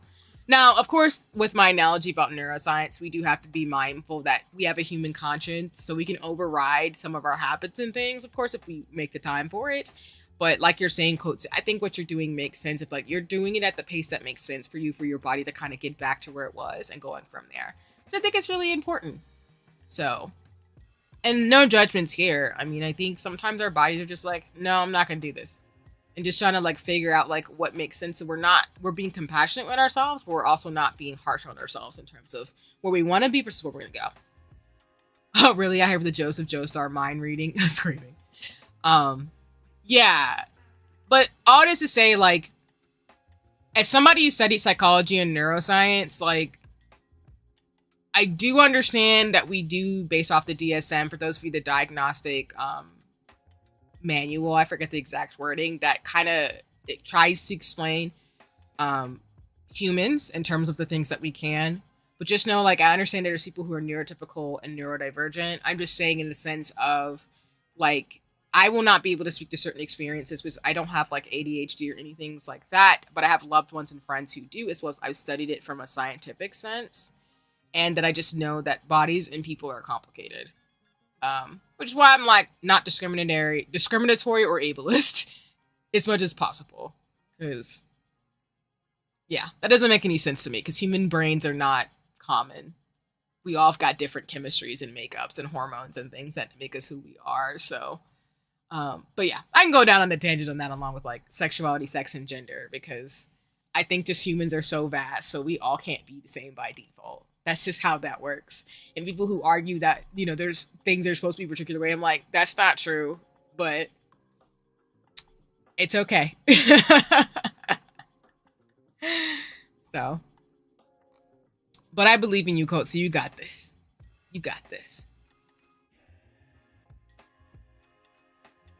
Yeah, I'm a big believer that like humans were not meant to be the same. It's wholesome as a black person to see another really educated black person to break stereotypes that aren't true actually go off. No worries. Yeah. I mean, I won't lie. It is a privilege to have been able to go to school and learn and actually also experience life through people of different walks of life. Talk your shit. But I don't know. I just think, like I said, I tell y'all on my streams, I'm just not a bigot because I just feel like there's so much out in the world that I'm not, even if I don't understand it, it's none of my business. But I don't think it's wrong to be how people are supposed to be because humans are so vast in who we're supposed to be. And I always was taught, even before I knew all the things that I do now, of everyone's supposed to be different from you, see?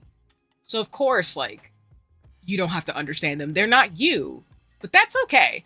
A lot of people like the safety of having a word to classify themselves, but it can also be limiting. Exactly, Charlene, which is why to me, I think it's completely okay. And when folks tell me if they want to disclose that they're neurodivergent, for example, like if they want to specify that they have like ADHD and something, those words are very helpful. And it's also behooves me to do research and to make sure my spaces, as well as myself as a person, that I'm comfortable and not putting the pressure on someone to be like, oh, hey, you're this way. And, there's something wrong. There's nothing wrong with someone being neurodivergent. I just don't want to speak for them and their experiences because I'm not, but that's okay. And that's why, like I said, people are different. They're different from all of us, and there's nothing wrong with that. But I think, like people say, people get scared of the unknown and they fear what's different from them, which is why a lot of bigotry and hatred starts from that point of fear versus I'm not afraid of learning about things. I might not like do certain practices or participate in certain things that people do, but I'm willing to hear it out and like get the reasoning and rationale before I just be like, all right, that's good for you. I don't do that, but it is what it is. And I'm speaking more of this on the sense of like, drinking or things like that. I'm not talking about the sense of like people. People are people. People don't have to adjust who they are for me. I just want to be able to learn about people to where they are comfortable being themselves with me and don't have to fear me being ableist or homophobic or some weird thing that people do. And even though I might be a Southerner, people get like shocked. They're just like, oh, what is it? People get shocked because people are bigots, but like, I'm not. I think titles are good in moderation. An excessive amount of separates people too much. Mostly the only thing that's wrong is that society isn't always designed so it's easy for everyone to navigate it comfortably. That is very true, Charlene. And I think that, for example, translates with science. I think that a lot of scientific information is complicated where you can't really like, it's hard for someone to understand it because the way it's explained is not translatable, like cultural translation, where like sometimes images or lexicon or words don't translate across different cultures and contexts, so the nuance is lost, and that's where people can get into arguments. So one example, which I love Crutches and Spices, y'all, Umani Bourbon on the internet, but I really liked her example of how if you are a person of color in the United States, you might be perceived a particular way in the US context versus like if you're from another country where more so people identify often as their nationality. So I might be coded as a Black American in the US context, but based on my skin tone and a bunch of other factors in terms of people seeing me externally, I might be coded as something different and that might not translate even if I identify a particular way. I know that's probably like a really butchered way of saying it, but I just, I'm saying it that way to say I agree with you, Charlene, and that like it isn't designed for people to easily navigate it comfortably. And of course, as always, people are not a monolith. In that, like I tell people, like Black people are not a monolith. So on the one hand, like there's cultural nuances and similarities that I have from people who come from similar ancestry or background from me. But at the same time, like, I'm going to be different from somebody who grew up in the Caribbean, or somebody grew up in the UK, or somebody grew up in Asia who's black, versus me being a black person in the United States, or Turtle Island, as my indigenous friends call it, as I also call it too. So I think that sometimes labels are helpful, like we're saying in this conversation, but sometimes they can be very limiting. And sometimes people get caught up in like thinking because you identify as this thing that you should act like everybody else. I'm like, no, that's not true. It kind of helps you give like a jigsaw, or like we call it, what is it in neuroscience? Like I forgot the word, but there's a word for a neuroscientist. Like, yeah, it gives you a schema, which for those of you who don't know those neuroscience terms, like, it's a schema. It's like basically a prototype of what you would think. So for example, when you think of a chair, you might think of like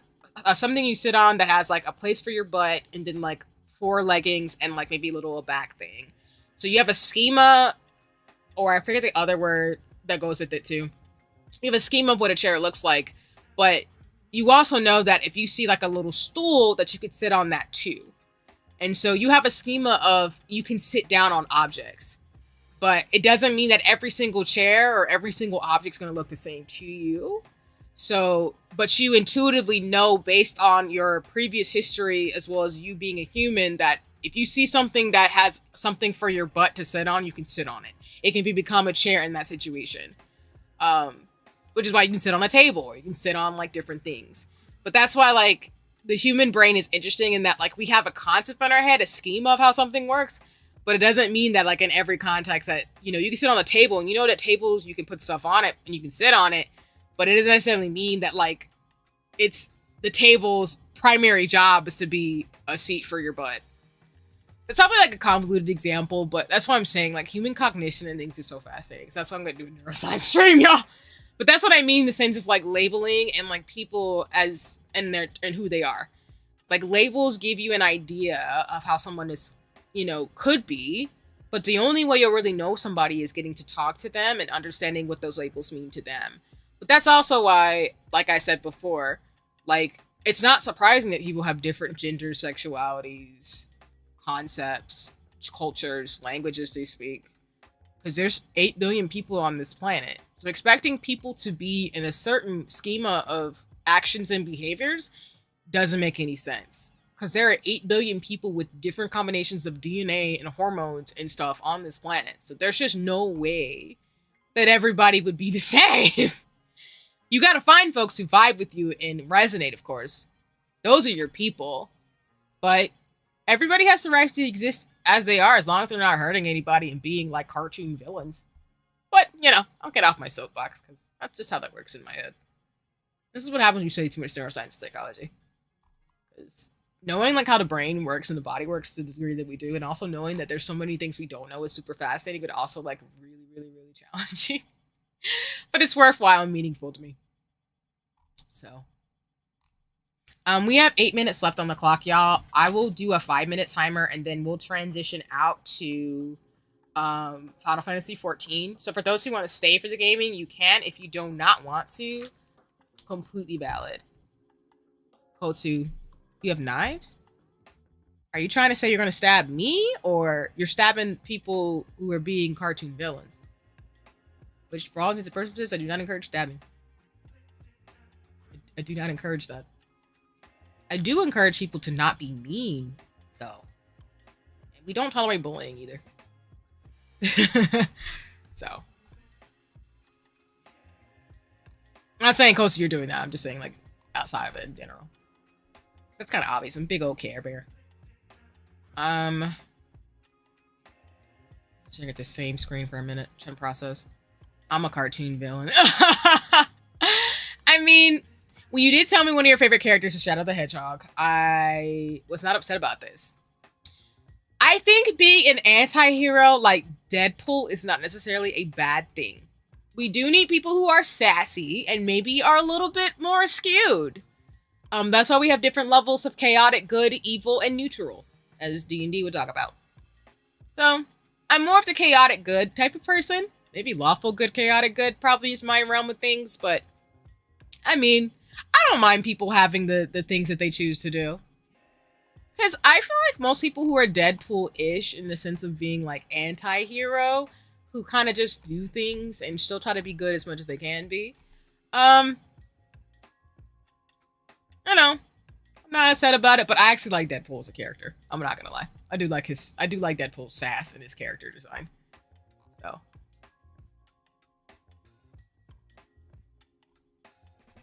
okay, let me just go ahead and do this now.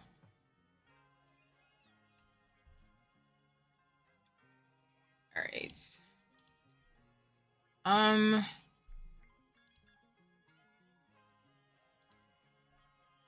and Kotsu, I appreciate you. My big thing is like I am not the type of person who wants to hoard resources and wealth. It's not my vibe. Ruining people's lives in the way that some people do. It's not really my jam. It's not really my thing. It makes me sad when people do things like that.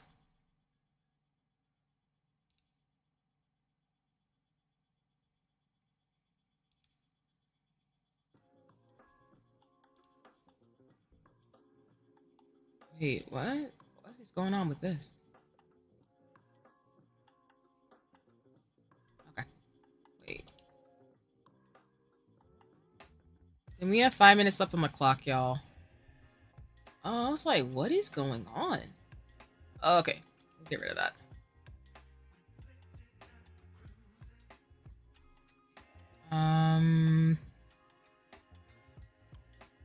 Yeah.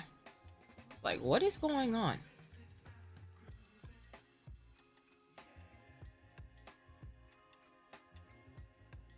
I did say I was gonna get some tea. I might get a water. I think I'm just dehydrated too a little bit.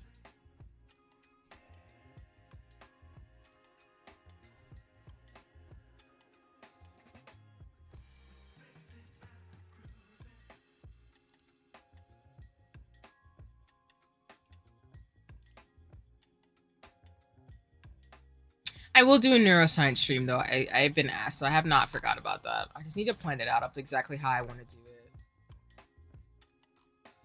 I don't know if folks would want me to walk through the brain and talk about some of the major functions or break down some myths about neuroscience. Because, for example, I know I've said it by like default because it's popular, but that myth about your brain stopping growing at 25 is technically not completely true.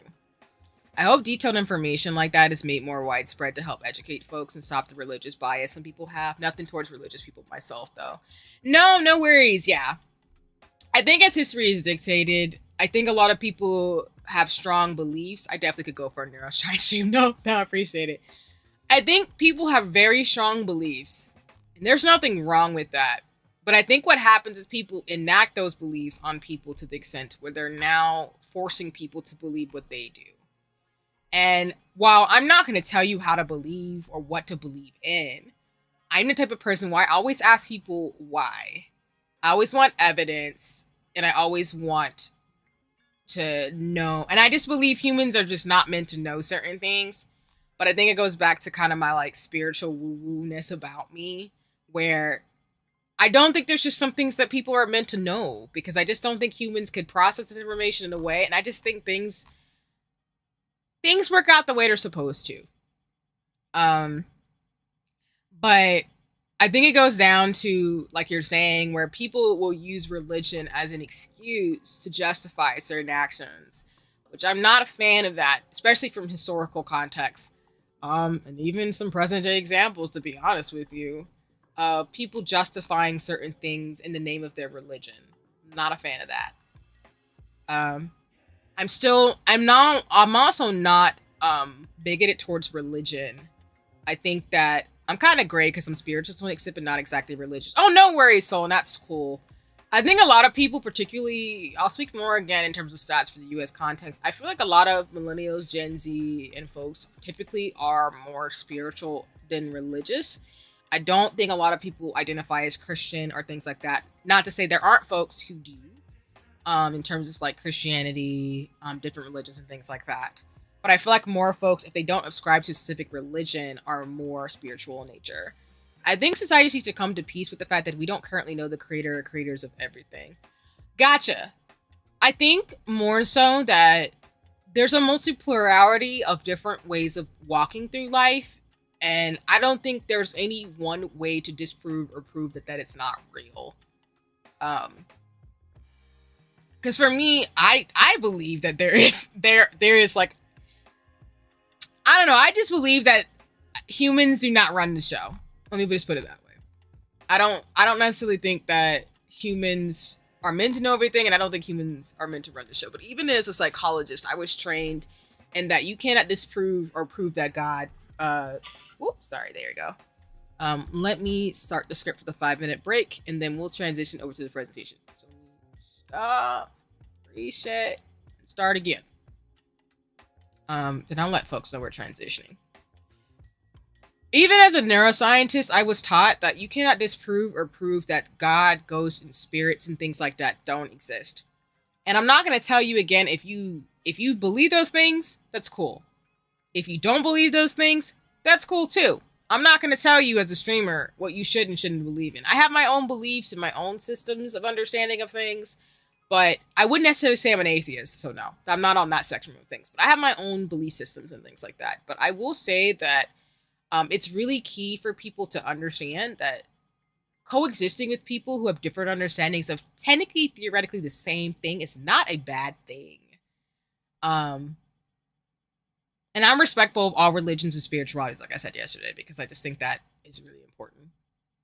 But again, that's just me as a person.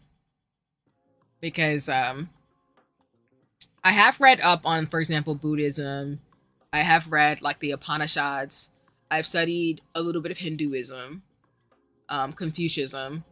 Like, I've studied a lot of religions, which I was grateful for in school to be able to do that, to complement my scientific knowledge, because I think it's really important to be able to explore things versus being afraid of what they'll teach you. Because, for example, if you are somebody who grew up in a particular religion or spirituality and you read something and it resonates with you, that's not necessarily a bad thing to really explore and see if that works more for you in terms of your code of ethics and who you are as a person.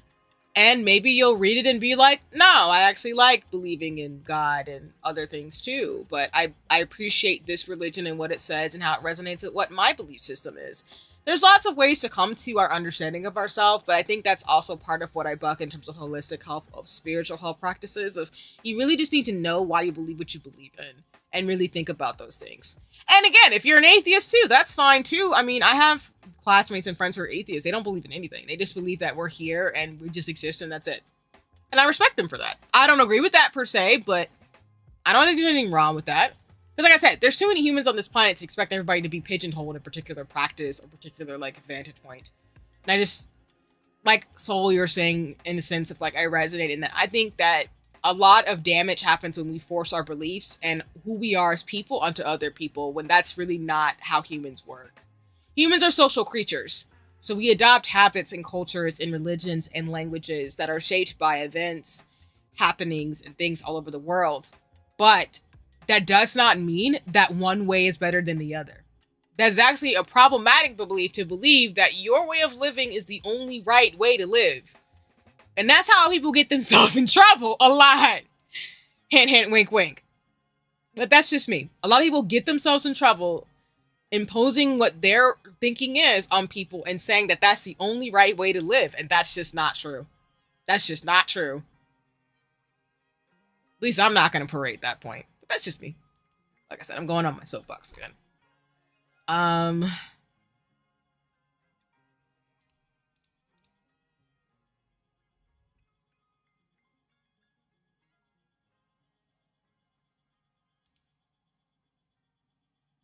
Okay. I think I got what I needed to get. Oh. Whoops.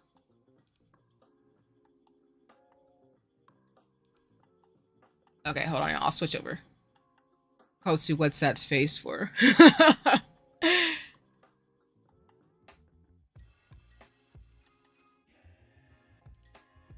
I'm a social scientist by training. I did study a lot of hard science, but I did study a lot of other things too when I was in school. And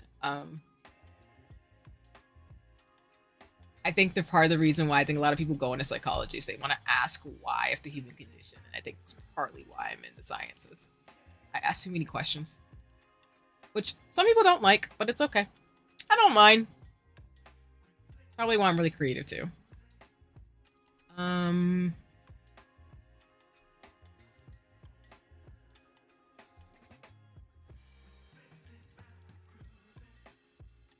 Okay.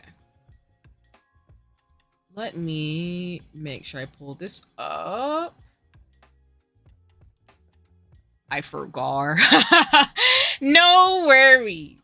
No worries. It's all goody in the hoodie. It'll come back if it needs to. And when it needs to. You just said something, so I hit the shocked face. Personally, I feel like a lot of religions can be proved false just because of the fact that we can find dinosaurs. We can't find any remains of religious figures such as Virgin Mary or Moses, because you were spitting facts. But I don't mean to knock religious people. Just my beliefs. No worries. I think one thing I've learned from my friends, from classmates and folks, and I know people who have studied religion, specifically Christianity. I appreciate what one person said in that the Bible is actually historical context. Because depending on which version of the Bible you read, it's written based on who was, that time period and that time frame. So I know that we can't necessarily find certain things right now because a lot of stuff was destroyed in history. I don't necessarily want to say on a stream or say that I agree. I think that religions are false. I think it's more so that like where we are today, we can't really answer how things came to be and the historical context of some things because some artifacts and things were destroyed. But I do think there is historical context for what you're saying, which I can appreciate. And I respect what you're saying. Because like I said, I don't want to say that I agree to say that all religions are false. I think there's a context in which people have the beliefs they have. I just don't think we as people understand them because I think a lot of people do not have a full understanding of the historical context in which those religions and spiritualities came to be. And I subscribe at least to the belief that I don't think you can disprove or prove that certain things don't happen or exist. Because I don't believe you can disprove or prove that ghosts don't exist, that there isn't a spirit or a higher power or things behind the scenes. Because I just don't think humans would have the ability to comprehend. I think it's kind of like Full Metal Alchemist, which I feel like Full Metal Alchemist did the best in tackling this. And I'll give slight spoilers for those of you who haven't seen it. But the way that when Edward Elric goes behind that door, the door of all knowing, I feel like that's a conceptualization that if humans knew all of what the universe, their heads would explode. And that's just, that's just my belief system, and that I do actually subscribe to spirituality and religion. And I'm never going to fault you or anyone in streams about what you believe in, because there might be reasons why you believe in what you believe in. And I believe there is a respect I have for religions and cultural practices that I just don't want to say that, oh, I don't agree or disagree with your practice. But yeah, I get what you're saying. So like, I know you're not trying to be disrespectful to the extent. It's more like, I think unfortunately, which sucks, that a lot of historical context that would explain a lot of the writings and things when we look into the Bible and religion and stuff has been convoluted by people's own personal understandings in modern time. And that doesn't help us understand like how someone would have got to this point to write what this is. Because things like the Bible could have happened, but maybe some other time and knowledge could be transferred. No, and again, like I said, I think there's so much technology and information that we don't have access to because it was destroyed. That what we believe conceptually is based on people who survived whatever onslaught that was. Because I believe in the fact that like there's a lot we don't know about certain religions that is based in some truth, because there are universal truths within different religions that talk about similar phenomena, but we just don't have the understanding, or it would take lifetimes to understand it because we just don't have access to the information anymore. I think most important thing is that religion and spirituality are very personal. I'll never fault someone for looking to something for guidance on how to be a better person. Exactly, Charlene. And that's the thing too. I know people say streamers shouldn't talk about politics and spirituality and whatever, but I mean, like I said, my streams are meant to be an open space. I'm not going to tell you how to believe. I'm more so going to open the door for conversation for you to think about for yourself what that works for you. Because I have my own spiritual beliefs and things. I'm not going to debate them on stream because I'm just not. Um, I think spiritual practices, to Charlene is saying, are really private and are something that people should definitely, not talk about, but to be like, you need to do what's comfortable for you. And I don't want to do anything that would be uncomfortable for folks in terms of their spiritual and religious practice, because some practices are closed.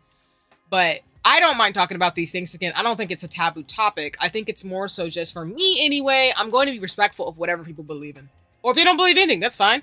I believe in certain things. I have spiritual and, maybe religious practices.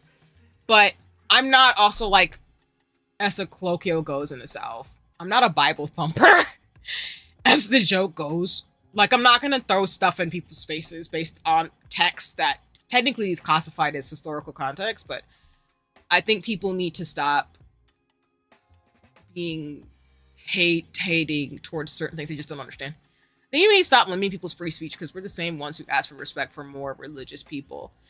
Yeah. I mean, if you believe in the core belief that people have the right to say what they say, then that's fine. I think people just forget that you can say something, but you don't have the right to not deal with the consequences of being an a-hole. Excuse my language. But that's a conversation hole too, because some people don't understand that, like, you can say whatever you want, believe in whatever you want, but that doesn't give you the right to impose your views or to be an a-hole about what you believe in. And that's, again, where people get themselves in trouble. So they're like, oh, I can be a hateful person. I'm like, yes, you can, in your house with the other hateful people that you're around. But if you say this hateful thing in a group of people, I'm not liable for you and other people not getting yelled at or people being upset with you for being a jerk. And that's kind of where I sit, because I don't do bullies and hatred well. And I know people are like, oh, I don't want to rock the boat. I'm like, no, but I mean, that's not rocking a boat. People have the right to civil and human rights, like I always say on stream. So people don't have the right to be an a-hole, especially causing harm and being violent. But again, that's a whole other conversation for another day in terms of like that rabbit hole, because y'all know me. I'm not a fan of that. People being like, oh, you have to do things a certain way. I'm like, or whatever, or this is the only right way. I'm like, no, it's not. But good for your narrow views. Being narrow-minded is a choice. It's always a choice. We all have choices. And sometimes, and I'm saying to the extent of people who choose to be narrow-minded. I'm not talking about people who, like, they can't help it because they just don't know. And you don't know what you don't know until you realize you don't know it. So I'm not talking about those type of people. I'm talking about the people who intentionally sometimes are being hateful because they don't know better. Or not, sorry. I'm not being mean about the people who don't know until they know. I'm talking about the people who know and they're being, like, rude. Those are the people I don't appreciate. It's like, you know that you're being a bigot and yet you're choosing to be a bigot instead of making a different choice. That type of person, I'm like, no, you can't be around me. I don't like that. Go to violence. Okay, y'all, let me switch over to the gaming screen. Thank you so much for the patience. I'm going to take the timer away. Ooh. Timer has disappeared. And then what I'm going to do is I'm going to switch over to the game screen. Actually, let me take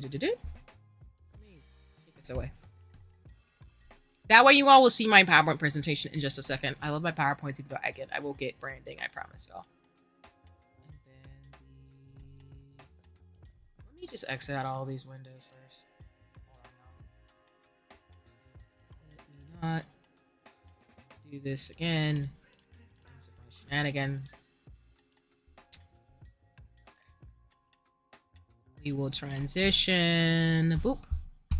Boopers. Okay. Gaming screen. Yes.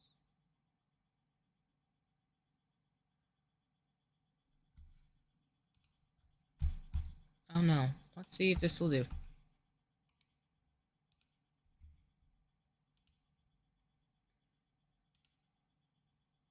Okay. Y'all, I've gotten better about this. I'm so proud.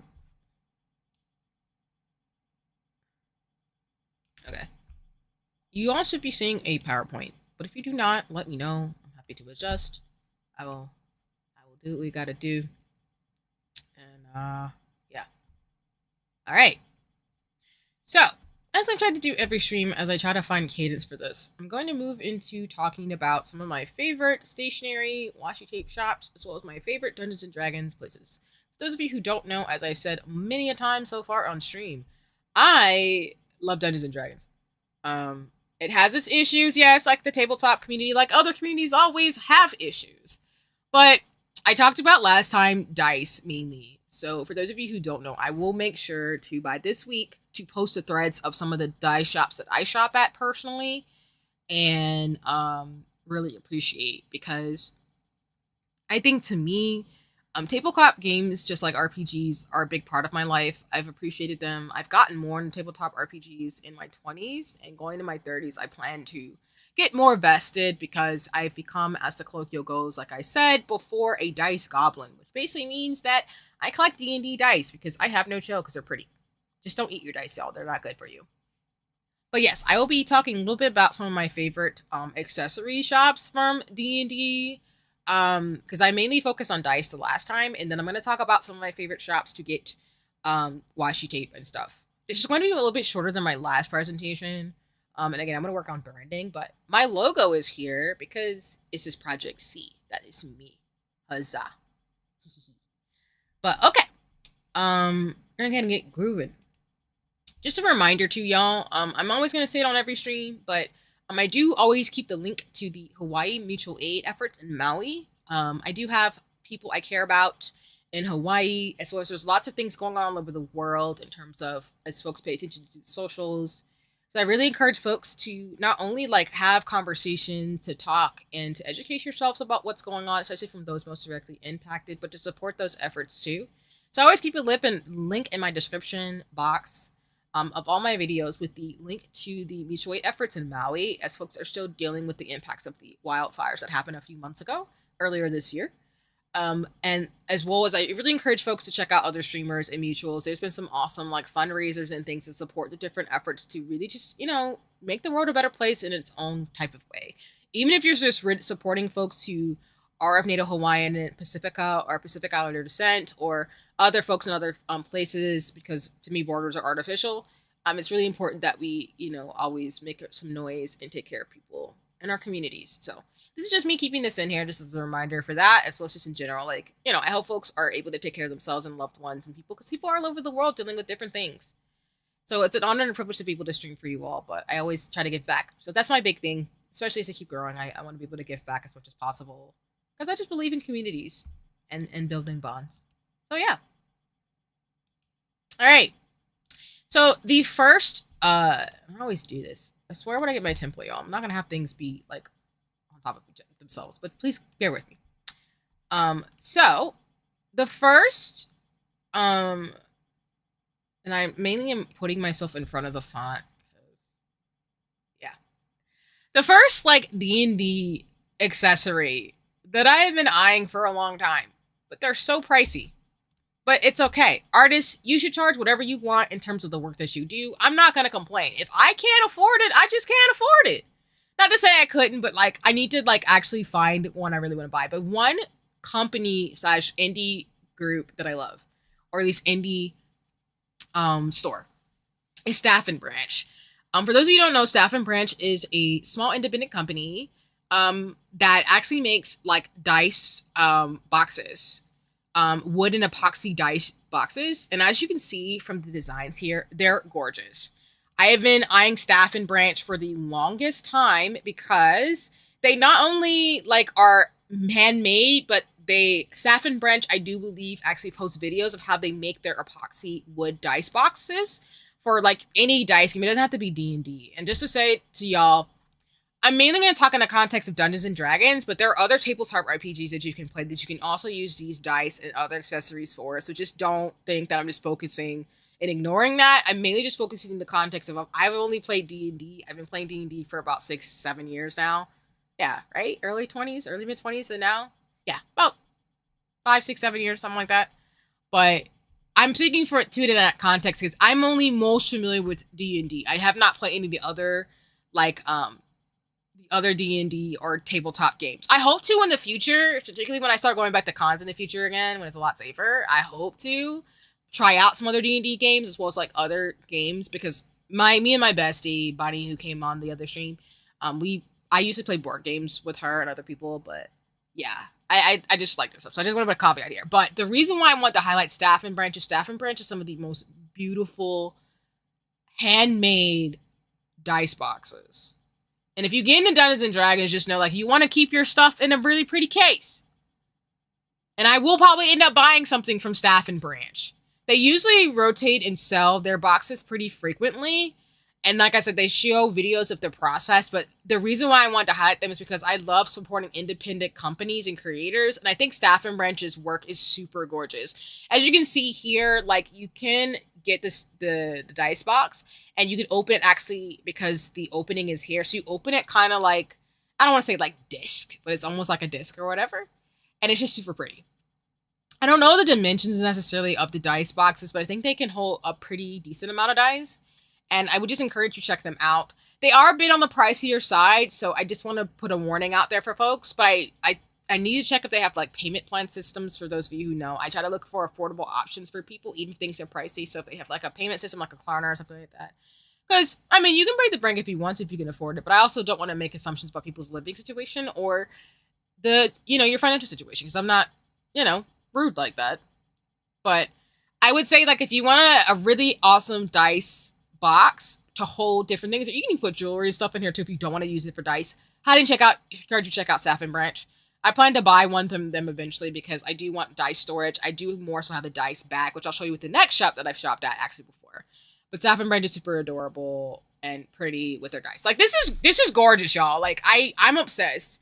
I love it because it just reminds me of like when you go into mountains and you see like those people break rocks with like jewels in them.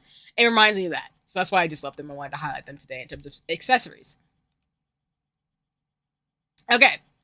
The next group, which is a lot more affordable, noted, I played D&D like a couple of times. D&D is really fun. For context, I've played a campaign for the last, like I said, 5 to 7 years. I'm a paladin in my D&D campaign. I've only done 2 campaigns. I did a one-shot with a group of folks long time ago. But then I also been doing this one campaign for a while. I do want to DM my own game, and I do want to play the Final Fantasy 14, like D&D, I think, pack thing. There's cards or something. But I do want to play the Final Fantasy tabletop RPG. But yes, I do want to share these things because if you're interested in D&D, or if you want to play it, or if you just want to know what I'm into, you're getting a glimpse in my head in terms of some of the things I like, because I don't keep what I like, y'all. It's not my MO. But another company I've actually bought from them. They're on Etsy. I know folks have gripes with Etsy because Etsy's had some issues in the past. Also, have you studied the fourth dimension or the ideas of the dimensions as a neuroscientist? I think it's a fascinating topic that varies from person to person. Actually, yes. That is metaphysics. I've touched on metaphysics in my physics classes, and I think about the fourth dimension and what it kind of gives you this confusing sense of wonder and mystery. Yes. So in my neuroscience classes, to slide to that real quick, it's impossible to fully imagine, interesting to speculate. Yeah. So for context, when you study neuroscience, you do hit on topics. And sorry, y'all, the captions are on top of this. Whoops! I pulled something else. Let me not do that. Captions.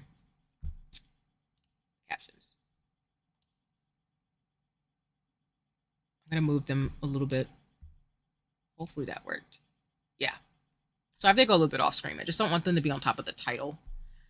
But Soul, to answer your question, when you study neuroscience and psychology, you do go into cognition.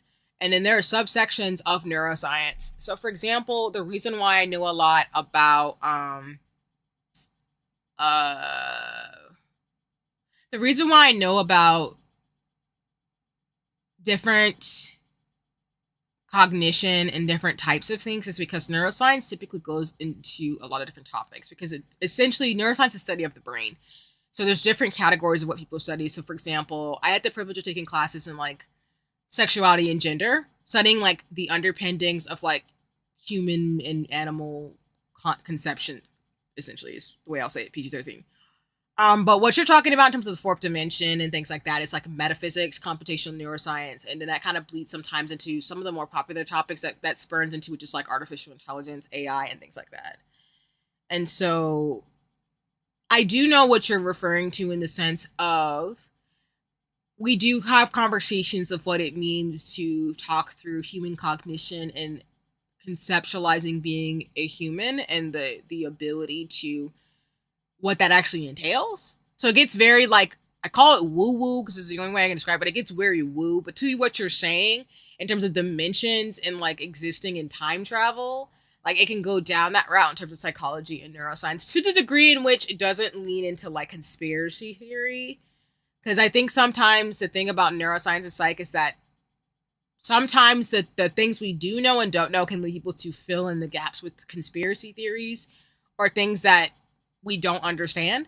But at the same time, like I do believe in terms of dimensionality, in terms of that topic in itself, it's really an interesting conversation because then it goes into the understanding of how humans would function, knowing that there might be other dimensions and other like timelines and things like that, or like metaphysics or like metaphysics. And metaphysics is mind blowing.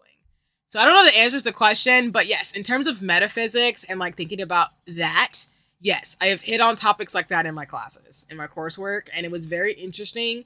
It can cause headaches and make you think, but I think it's really one of those things where if you're interested in that topic, I highly encourage it because I think from at least the sense of human cognition and the world around us and conceptualizing the world and processing and metaphysics, what we do know is interesting, but what we don't know in terms of the questions people are asking to get at that is very fascinating, like dark matter and things like that too.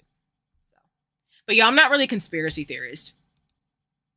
I think some theories are just need to be proven, of course, but I'm not really a conspiracy theorist. So, yeah. But another one I want to mention in terms of dice bags. If you would love a dice bag to hold jewelry and other things, it's a bit more affordable. I highly encourage you to check out Magic and Stitchcraft. They're on Etsy, and Etsy has its issues. Honestly, studying neuroscience sounds pretty cool. I hope you haven't struggled with typical college debt, though. I actually do have a lot of college debt. I'm going to be transparent about that. But yes, I'm not a fan, of course. I wish college which was free, so I folks coming up will be able to go for free and get scholarships. But yeah, I actually went to college on partial scholarships and things like that because I went in state for my school. But yeah, I still have student debt, but to me, it was worth it. Not saying I like having like student debt like most millennials and older people who do have student debt from going and stuff, but yeah, neuroscience to me was coined as the ultimate liberal art, but it's more so like my program gave me the versatility to study the hard sciences, but also to be able to study other things too.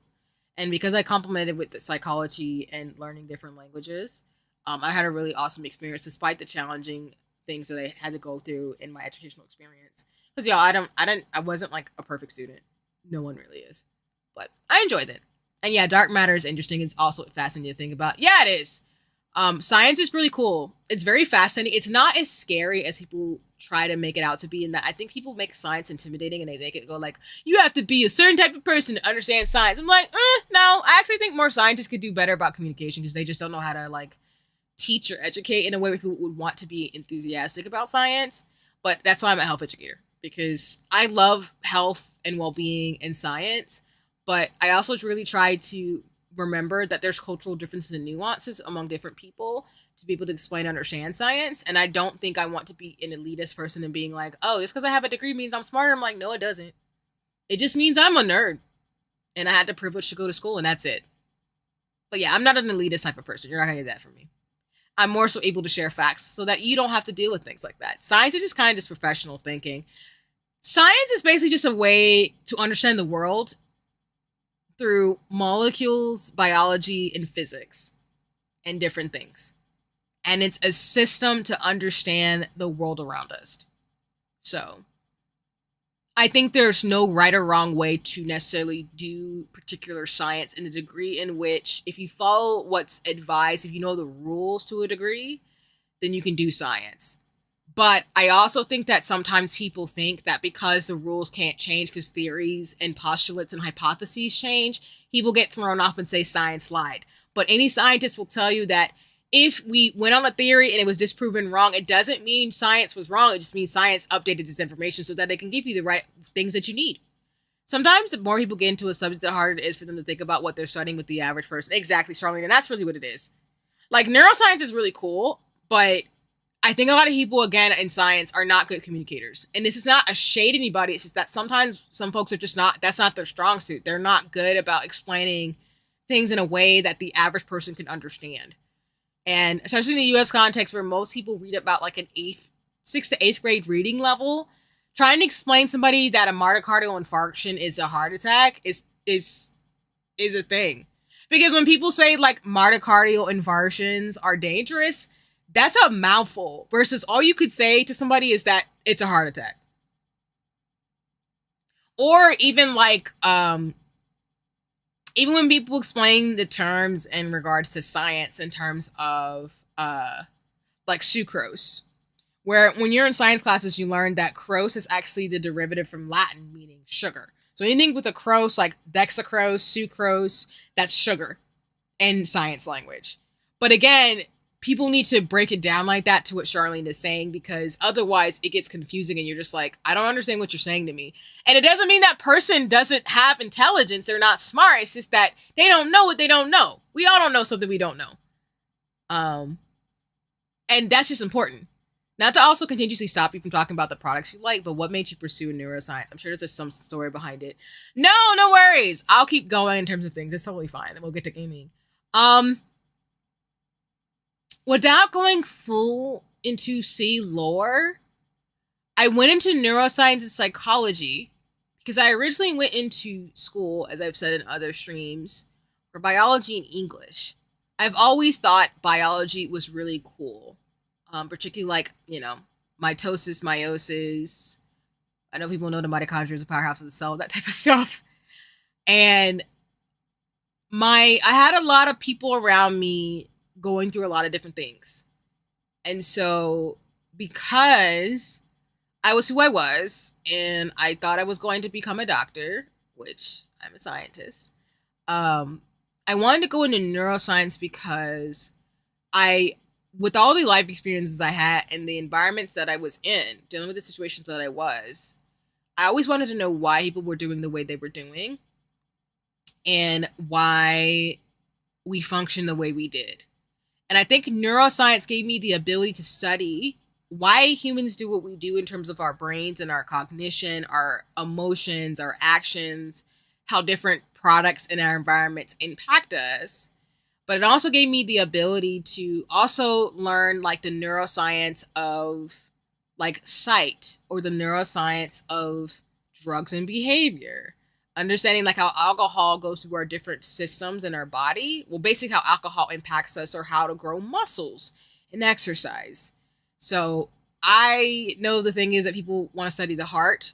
I did also want to be a cardiologist at one point. That did not work out, but it's fine. I left the heart. But I realized that I wanted to learn about what makes humans be who we are, which is our brain. And I had a lot of loved ones go through a lot of health issues and things too. So that kind of further inspired me to want to know, like, why does the human body do what it's do? And why do people develop the issues that they do? Not in a like disrespectful way, because again, everybody's different. It's not a problem being who we are, not having like, like I said, everybody is okay the way they are. If you have a health issue, you have different abilities, that type of things, it's fine. But I wanted to know why. And that's why I went into neuroscience. And why I also built on that and became a behavioral scientist, because I wanted to understand, like, why do people do what they do in the context in which they were born and raised in? And how could that explain some of the root causes of some of the things that are going on? And that's also the importance of why, like, I took classes in anthropology and psychology and religion and different topics to kind of round out and know that, like, humans are not living in a vacuum. We are all impacted by the world around us. We're social creatures. But I wanted to know that and understand that, both from a biological sense, but also in an environmental, community, and society sense. Which is why I can make commentary on various things, but also that's why when 2020 happened and COVID and all the things that happened, I'm able to articulate based on history and understanding of things to know my own perspectives, but also to ask the questions to understand, like, why people are doing what they're doing. That's why, as I say on socials, y'all, for example, nowadays, you cannot understand the social phenomenon of right now without understanding that COVID is still a thing. So most of the behaviors that people exhibit as to what they believe in can go back to particularly their beliefs when it comes to 2020 and kind of what's changing in society. So, but yes, that is why I did what I did and why I have the knowledge I do. So I hope that answers the question, Soul. But that's kind of what I decided to do. And I haven't had the privilege, unfortunately, to have loved ones who are able-bodied, loved ones who haven't gone through things, who haven't been through some of the harshest circumstances in society too. So that also colors my thoughts and why I am very much about civil and human rights, because I was able to do work since for a very long time. So, yeah, that's kind of me. Even though I'm mainly focused on hobbies and stuff in terms of me being a streamer, and I don't speak for my job or represent it, but I love what I do, and I, like many other scientists and other people in my field, we're just nerds. We just want to leave our mark on the world, write papers, publish, and really be able to conceptualize what's possible in terms of health systems, well-being, and things like that. But that's just kind of me. Charlene, one of the things I had to learn in clinical psych grad school is that it's important to be knowledgeable, but be able to speak plainly. Exactly, Charlene. That's the thing I'm really working on myself, is communication. Because it's one thing I've been taught as an educator and someone who has taught before, is that you don't really know something unless you can explain it to a kid or your grandma. If you cannot explain something to somebody, you don't really know it as well as you think you do. Because the people who know it, but the people who don't, if you can't explain it to them, they don't know. So that's my thing, is like, if I can't explain a concept to somebody who's young, a 5-year-old, and break it down, I need to learn better. And that's fine. Most woke VTuber, lol. I feel like we're just being big sauce stream. Yeah, I mean, I'm not gonna say I'm cool, but I can flex a little bit in terms of my knowledge. But like I said, you all have your lived experience and expertise too, where you can school me too. So that's my big thing, is learning by experience and learning by reading and researching, and I have publications and things too. Yeah, I think a lot of people underestimate COVID. It's still here. Active society believes it's not. Yeah, that's the thing. I think we're still in a phase right now where people want to. That's an excellent way to put it, a kid or your grandma. Yeah, like Charlene, my big thing is like, if you cannot explain a concept to somebody where a child could understand it or someone who was older could not understand it, to me, that is my ethos of I need to understand it better myself. Because it's one thing to explain it to a colleague, another scientist like myself, or someone who's knowledgeable in neuroscience and psychology. But if I can't explain it to where a child would understand, then I need to communicate better. Because I think that's what trips people up and why people get elitist sometimes, where they're just like, oh, well, you're just not smart. I'm like, no, it's not that they're not smart. You're just not explaining it well. Or at least you might not be explaining it the way you think you're explaining it. And that's why it's important to study communication. And I know I do that a lot, because there's different audience and different vantage points. And that means something. Because, you can't explain something to a 5-year-old that you explain to your grandma the same way per se, but you have to be able to break it down for different audiences. And I think that what messes people up. They're like, oh, I'm just, I have everything. I'm like, yeah, it's in your head. But if you can't translate it out, then, it's just in your head for you, but it's not necessarily helping other people. But again, for me as a scientist, my big thing was always I want to be able to communicate with people, which is why I want to learn different languages, because my thing was I can learn the science, but I want to translate it into actionable things for people and to be able to get them to understand why they do what they do. Because then that helps inform people's decisions based on their own bodily autonomy and their own inalienable civil and human rights. So that's kind of like my praxis, my theory to action as a scientist. But I agree with you, Charlene, in that, like, again, people need to speak plainly and understand things, and understand that, like, even your cultural context influences how you're going to explain something. Because for example, I'm a Black person, so I am going to do with things some people will never be able to understand and have the experience for. But that's why I explain things in the way that I do, because it helps people understand that, like, sometimes the way people navigate the world is different because they don't have the luxury to be who they are fully as much as they would like to be. They're still stereotyped. They're still dealing with prejudice and racism and stuff.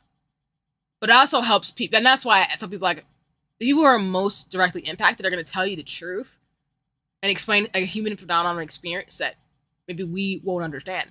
But that's why it's important to listen, and why it's important to be able to know that cultural context and translation is important. And that we all have our lived experience and expertise in knowledge that is reasonable and helpful.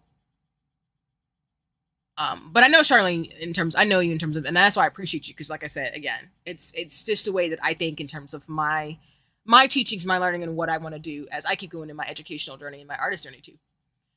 One of my exes actually died of the pandemic. It was over 2021. I was generally concerned at the time. Yeah, I agree more completely with that, especially understanding things is more in technical terms, especially in its literal, more specific language. There's no excuse to not be able to articulate yourself if you try. Yeah, exactly. I fully agree. And yeah, like I said yesterday, like technically speaking, WHO, for those of you who don't know, particularly in who are watching the VOD and things or watching live, like the World Health Organization declared that the emergency phase of the pandemic is over. They did not say that COVID is still not a danger, and that's something I emphasize on my streams, and that like you can still get very much hurt by respiratory diseases. But I'm pro science, y'all, so you're not gonna get any of that from me. Like, I respect our religions and spiritualities, but I'm also a scientist, so I'm not gonna tell you. I'm not going to argue with people on stream about what I believe and don't believe in. But I believe that COVID is still a danger, and I will always emphasize that. And I have changed my life and world, like many other scientists all over the world, where I am very knowledgeable about COVID. And I will keep trying to keep you and everyone else who listens to me safe in terms of what I know, because that's the least I can do as a fellow person, because I care about people. But yeah, a lot of people do think, COVID is still not a danger, but it is, which is unfortunate. But like I say on every stream, I feel like people want to live in 2019. I'm trying to get to 2024 and beyond. But my soapbox and tangents, of course. So yeah. And that's why I do what I do. Because like I said, I'm doing what I can.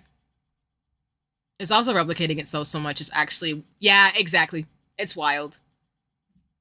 It's really wild.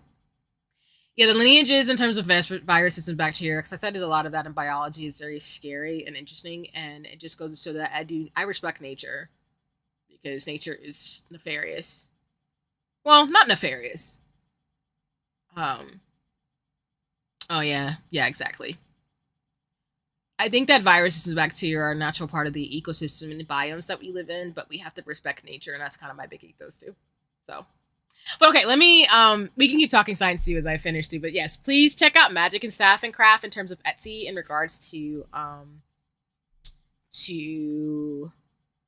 the dice bags. I actually own one.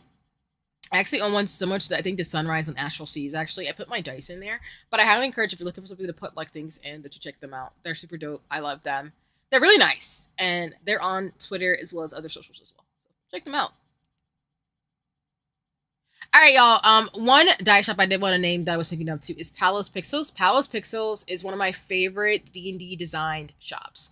All their merchandise, all their information, all their stuff is designed based on D&D. They have button ups, they have skirts, they have pins, they have a whole bunch of stuff that is super cute. That's Dungeons and Dragons like themed. So if you're looking for something that is like D&D related, whether it's like accessories, clothes, pins, all types of stuff, basically based off the classes too. Like, I wanted to flash up their Raise Your Banner pin collection, because they have every single class in D&D available in a pin, as well as these button ups that they have. Like, I highly encourage you to check them out, because it's super cool, and I've really appreciated them. I think I've gotten some gifts from people from Palos Pixels, but I also really like this shop, because again, their ethos is super cool, and they just have really awesome things that are really amazing and cool. So I can go on all day about Palos Pixels, because I like their shop description. Their wares, pretty affordable, and just a lot of really variety of items that are D&D related that I just wanted to share with you all today in terms of like suggestions and recommendations I have in regards to shops. Please check them out if you are looking for D&D related things. Highly encourage you check them out and enjoy their wares, and just peruse if you want to. And again, none of the things that I'm sharing y'all are sponsored. I'm just doing this for fun, for free, because I just like supporting shops. Another one that I want to flash up in terms of washi tapes is that typically for me, for my Hobonichi, I have washi tapes on the outer, the top corner, the top part, of my Hobonichis, and the bottom.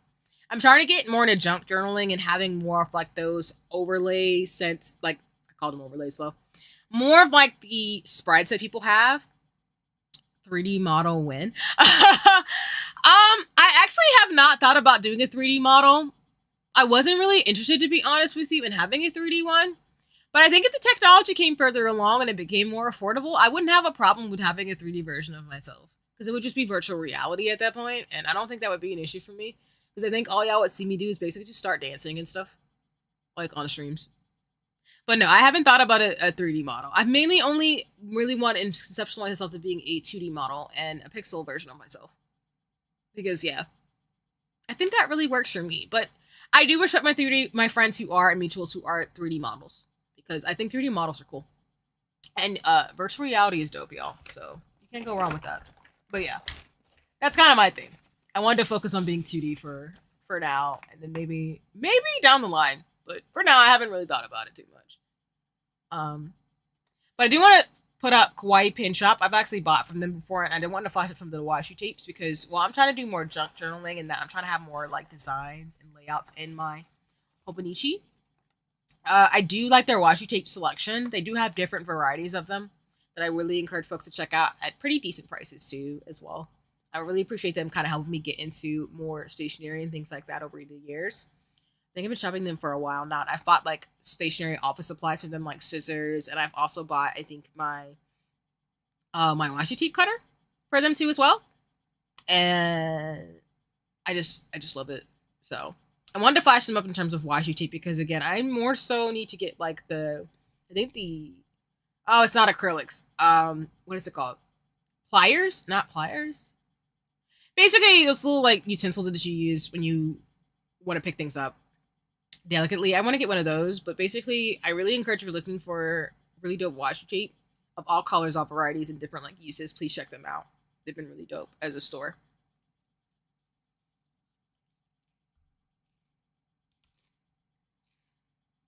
And then the last one is actually Paper Game Company. This is actually a store based in Pennsylvania in the United States or Turtle Island, but it's actually a store I found on Etsy. Yeah, Charlene. Yeah, exactly. They often have great offers where if you spend a certain amount, you get loads of additional stuff. Exactly. And that's why I love Kawaii Pin Shop and stores like it because I love when you go to a store where if you buy enough, they not only remember you, but then they give you extra stuff too. It's super dope. And it makes me want to go back because, again, Kawaii Pin Shop is a good job of having a variety of like stationary items, kind of like jet pins, but also having it a way where it's affordable, but also really usable. Because again, I still have a lot of the office supplies. Like I bought scissors and things. Like I said, the washi tape cutter from them, and I really appreciate it. It works perfectly. I was mainly looking at I don't know, Charlene. I was looking at finding like glue because I am gonna start junk journaling. So when y'all see me do hand cam streams with stationery in my Hobonichi, I'll probably do some of that. But yeah, they're really dope. They always have dope stuff, so I always like to check on them every couple of months. And like I said, they usually have sales, which is really nice. Oh, so that's a good question. So washi tape to me is just like decorative tape that people use for scrapbooking, Hobonichi journaling, those types of things. People use it also for decorative, like to decorate their decorate cards for friends and there's usually a lot of scrapbooking, I would say.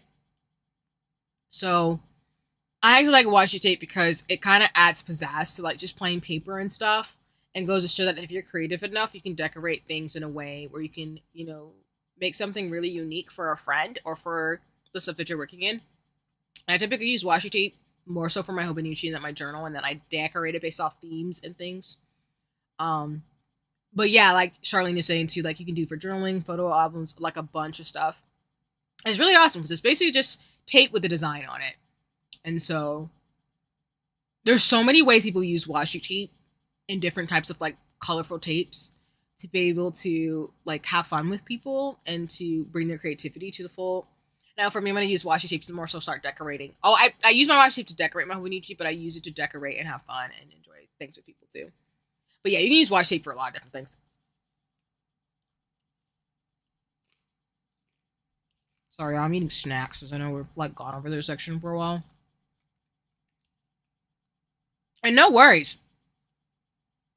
Yeah, so happy to answer questions. Please, in all my streams, and this is just for anybody, like if you have questions, please feel free to stop me. I don't mind. It's all good.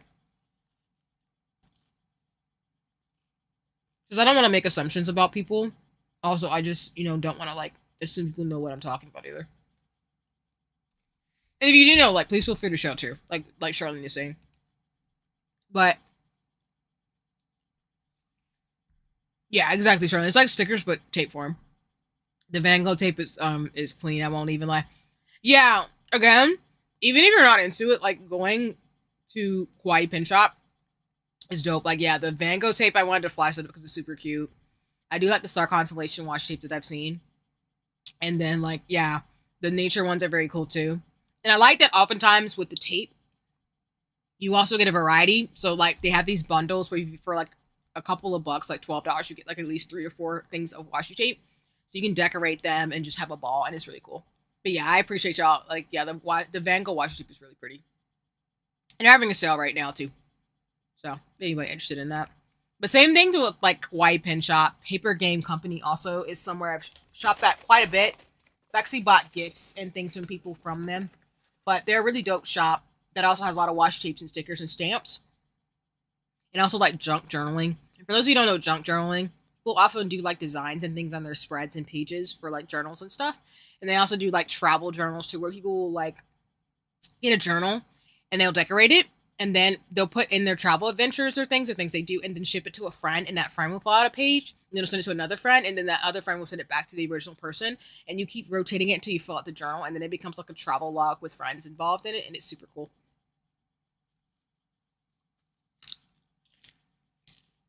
Whoops, sorry y'all.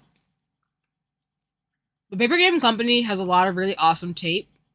They do have an Etsy store, but I wanted to flag their specific direct link to their store if you want to buy from them. The variety of tape, washi tapes, of different colors, sizes, stickers, stamps, all types of stuff, and junk journal stuff, and then brands. I've talked about jet pens a lot, but I like Paper Game Company's like the only other store besides Kawaii Pin Shop that I typically shop at the most for my stationery. Outside of course, like small businesses and artists that I've talked about before. But yeah. I journal digitally, so my memories are essentially tied to essence of technology, but granted, everything is limited. No worries. No, I respect that. I do before I sleep. No, I actually used to do a digital journal for a long time. I think about 7 or 8 years, and then I switched back to paper. So I don't think there's anything wrong. I think whatever you choose to do for yourself is what works, so it works, and I respect it. Those of you who don't know, I was on LiveJournal. I'm a 90s kid. LiveJournal was my thing. Well, I think that's it. Yeah. Told y'all it would be a lot shorter. And again, remember this template is from Slide Carnival. It's not mine. So it's free to use. So if you want to use something similar to this or other templates on Slide Carnival, please check them out. The template is free. Like I said, I'm going to get my own template design as a streamer. But for now, I'm just going to use this template that I have. Because I don't know. I think it's important to just like, I try to share free resources and things too as a fellow streamer. Because I don't think, like, yeah, it's nice to have your own things in branding and like pay for stuff, which I will eventually do. But I'd rather just also share free resources too. It's not that serious. But yeah, I hope y'all enjoyed that. Me running through some of the things I like. I told y'all it would be a little bit shorter. I could go down a rabbit hole with stationery in particular because I have like washi tape, junk journal stuff, office accessories, office supplies, highlighters. It's a mess. And I love Kinokuniya and like bookstores, Barnes and Nobles and stuff like that. So I can go down my favorite like book rabbit holes too. And tea shops. There's just so many things I do. I feel like I'm like a wee scientist librarian child. That's why I love Beauty and the Beast, y'all. I love Belle. I feel her on a deep level. I hope y'all like that. Next week I'll do makeup, switching from D&D and stationery, but I will make sure to add the threads of all the dice I've talked about, the stores I've talked about, and the stationery I've talked about. And you all got recommendations for some stationery channels that I've been to that I appreciate. And yeah, go from there. I should actually start journaling physically because I enjoy calligraphy. It's even my VTuber's ability is he's a calligraphist. Oh, spray painter. That's cool. So I appreciate that. No, for sure.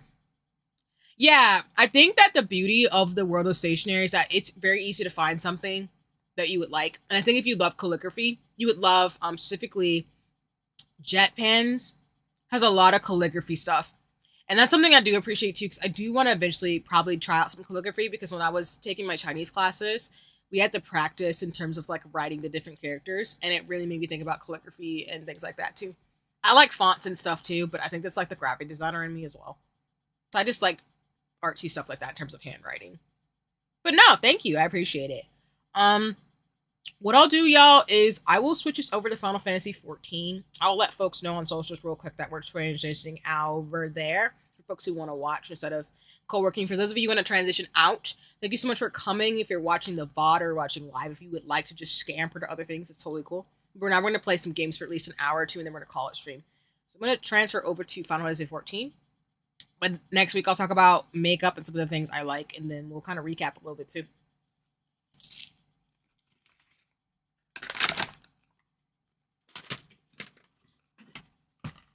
I'm sorry, y'all. I'm just eating snacks, so I'm trying to be mindful.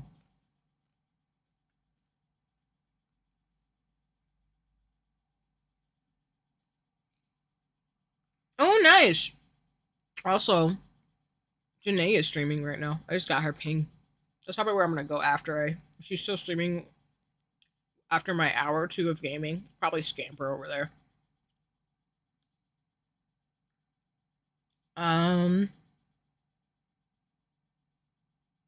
Okay. Let me switch over to the chatty screen really quick. And then I'm gonna get Final Fantasy loaded, and then we'll start playing. But let me let folks know we have transitioned over to Final Fantasy 14.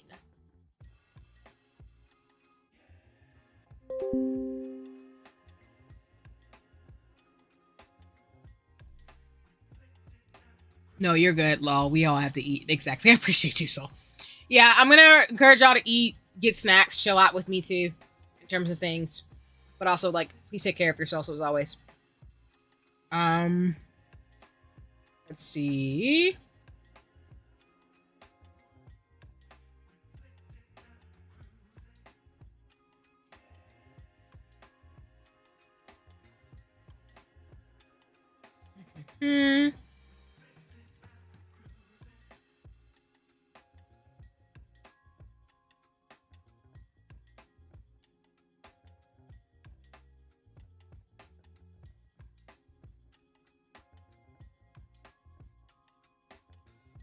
Okay.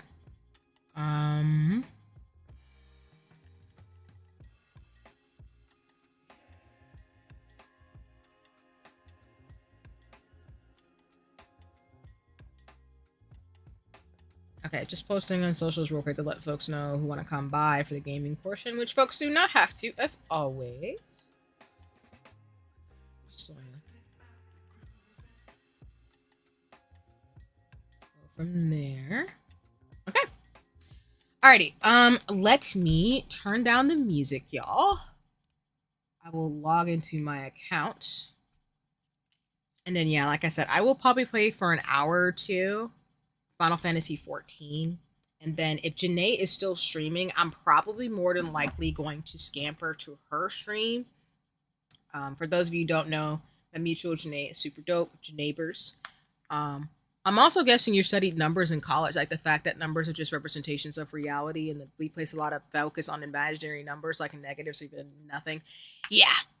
I am not like math savvy, but yes, the concept of understanding that numbers are arbitrary or abstracts of representations of reality, and that similar to what I say about I'm trained in like mixed methodologies in terms of research programs, so quantitative and qualitative data analysis.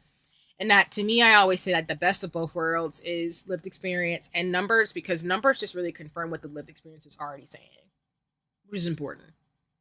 But I definitely agree with you. Like, it's fascinating to talk about these things in terms of the constructions of reality and what that actually means when it comes to numbers and things too. Because yes, we did talk about that as some of my classes as well, which is always fascinating. But like I said, I'm a nerd, so.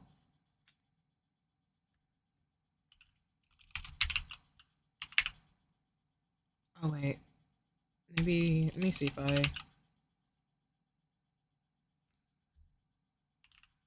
Okay, hold on.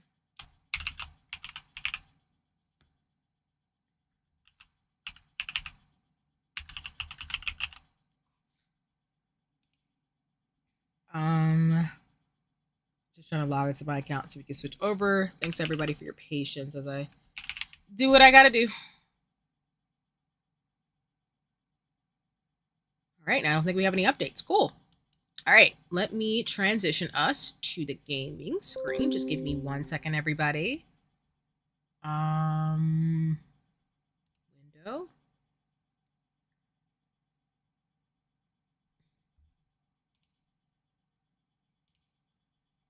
All right. We should be good. I think I just need to change the caption color because y'all probably can't see what I'm saying if it's in black font.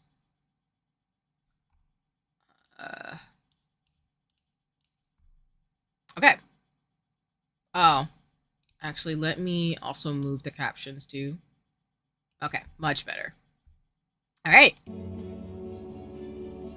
Oh, are my headphones off? Whoops.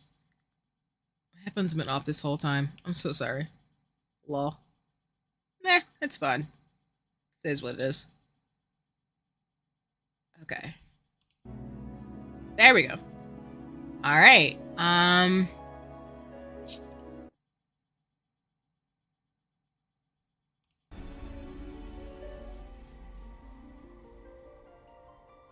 I still love this video. All right. Let's get it going.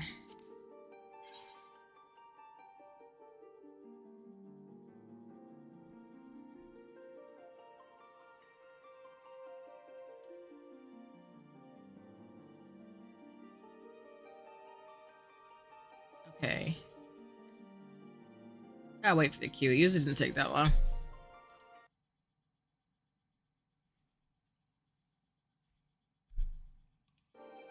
And yeah, the whole problem with college is that it's free, like in many other countries. Job position overflated, but in US, in countries like the US with our system,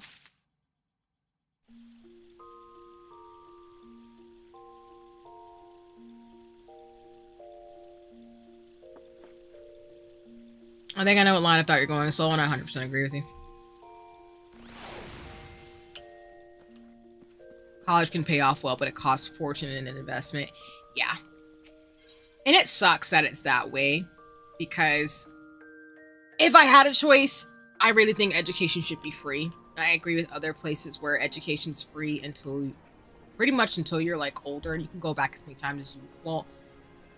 Basically, I just believe that like if people could go to school more affordably, we'd be a lot better off. So I totally understand why you're saying that, because I agree. Because again, I'm really grateful I went to school. I'm never not grateful. My family does value education, so I had the ability to be able to go, but a lot of people didn't, and that sucks. There's a lot of really awesome people who deserve to go to school if they want to. And it's not to say that, like, you know, school's the only thing people should do, but I just think the fact that people don't have the opportunities that they do to be able to be who they're supposed to be sucks. So, I 100% agree with you. Like I said, to me, like, I have student debt, but I feel like college and school paid off for me, but I also know that's a privilege in itself, because a lot of people do go to college, get straddled with debt and things, and it wasn't necessarily worth the payout. And I think if people could go to school without worrying about like the debt it would incur and know that it's okay, a lot of people will probably go.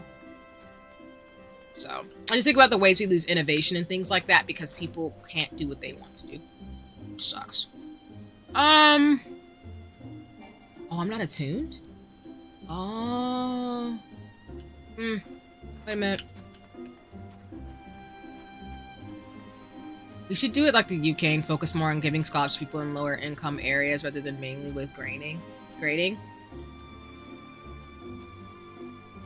Yeah, I think that I'm always thinking about the sense of, I forget the theory. I believe they balance accessibility and privilege well. Yeah, I think that if we gave opportunities for folks, not in a savior complex way, but more so make it to where society was more equitable. Things like what you're saying in terms of educational opportunities wouldn't have the issues that it has. I'm not even gonna lie, Britain does a lot of things better than the US. I think every country and every like place has its strengths and weaknesses. I do think having more programs that would help in terms of like social programs and things are definitely something to think about. But it goes back to a core philosophy of half that I've learned in my classes of a society that prioritizes health and well-being is always going to have a functioning, um, it's always going to function better than folks who are disenfranchised and dealing with things and not having access onwards and all the things. Because I think that's something that's an issue, especially when you compare country to country in the historical context and things like that as well. But I see where you're coming from in the sense of like thinking through other places and some of the strengths and weaknesses of what they're trying to do versus what they have done.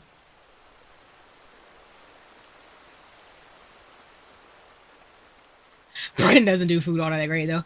I've heard from people, including British folks, saying the same thing. That the food is not banging.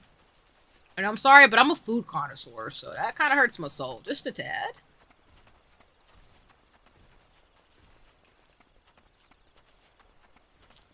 But I've heard that. It's so funny. So funny you say that, Charlene, because I've heard that from so many people that they're like, British food is not that great. I've never been to Britain, so I wouldn't know. But that's so interesting either way.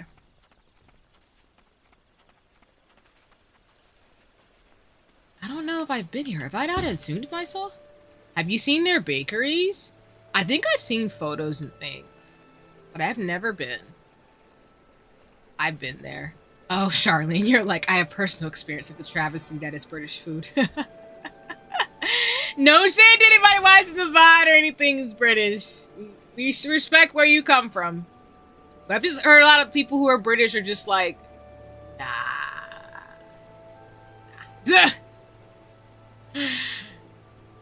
British food can be very bland. When you visit, the best British food is usually fish and chips in their breakfast. Okay. And then, like, usually, and then Charlene, correct me if I'm wrong, but fish and chips is technically, like, our equivalent to French fries, right? Or chips? But correct me if I'm wrong. French bakeries, though, they're maize balls. No, that's Liddy. Oh, I didn't want to do a fate.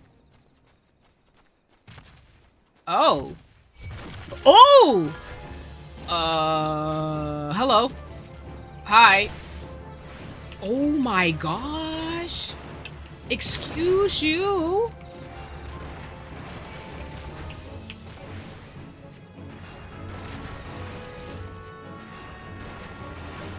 I know too much. My grandfather for British. He had no taste in food. Oh, yeah, right. That's true. That's true, Charlene. You have mentioned your grandpa a lot in terms of him being British. And I take your word for it. Yeah. Yep, chips or fries, crisp or chips. Yeah, that's what I remember too. Yeah, in terms of the British shenanigans. In French, they call cookies biscuits. That's what I think I've heard that too. But I've heard more French people don't mind their cuisine versus other things with people they're like, no, I'm not a fan. And again, this is no shade to the British folks out here, but I've heard people who are not a fan. Oh, that noise was scary as heck.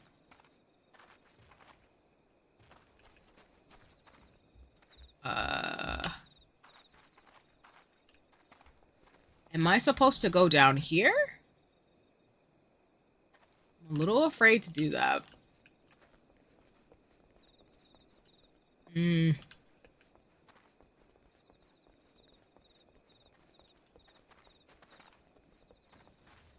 But I will say this, British policies around food additives are much better than American policies. Yes, I love Britain.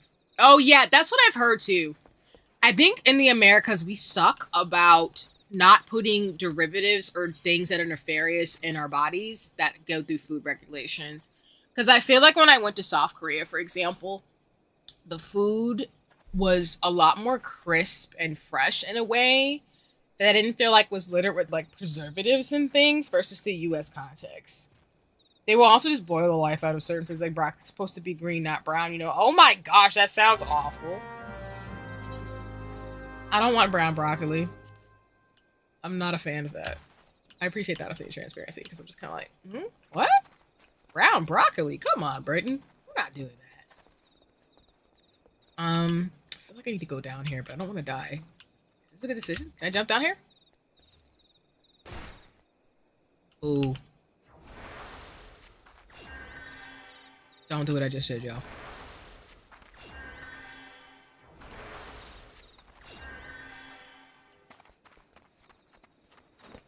Please don't attack me.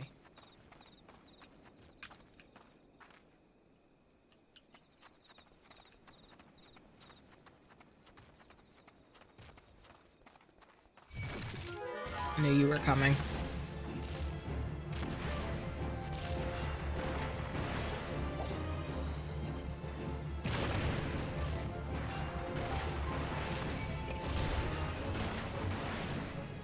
And the public transportation is nice. Nice. Oh, yeah.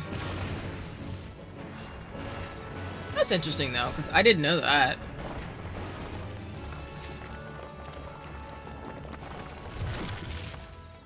Well, you shouldn't have squared up on me, so there's that. You get to be a crumble of rocks. Have you visited England? Some of the best restaurants are the Indian restaurants. Oh! That's interesting.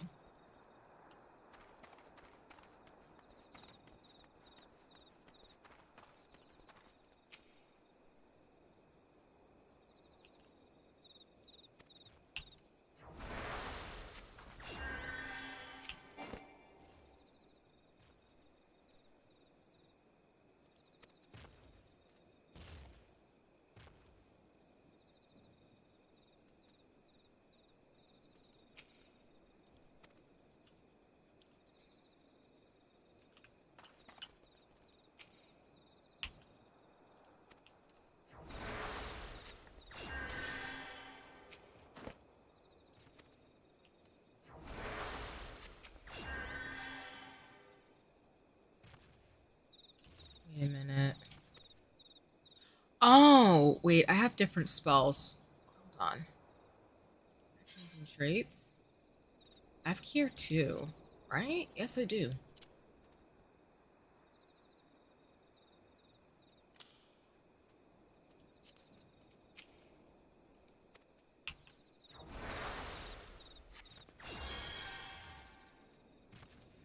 Oh yeah, like 3% of the UK's population is Asian, so I can imagine some good niche spots. Wait, I think it's like 6%. 3% is the black population. That's interesting. I definitely think that makes sense what you're saying, Soul, as well as what Charlene is saying too. Especially the different populations that are there, which would impact like what foods and cuisines are available for folks to eat too. Okay, I'm here.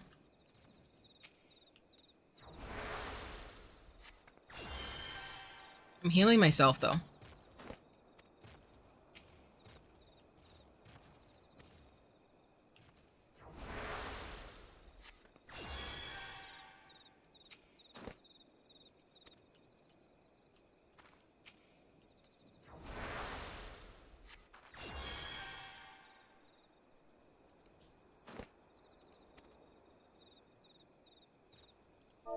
Is it hashtag heal? Damn it.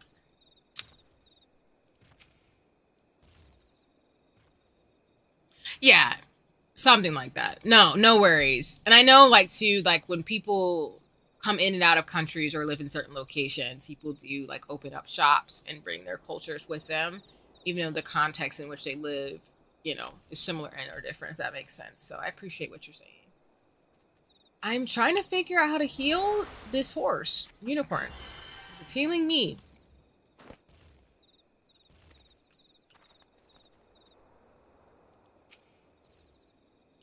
It's great. It's wild how many people think it's Asians only, Oriental Asians, not Indians, Middle Eastern person. Yeah, that's true. Asia is big. It's not just East Asia. But I think that's also sometimes people's ignorance where they don't know that like Asia is a big place. Um so sometimes folks forget that nuance, which I appreciate what you're raising here.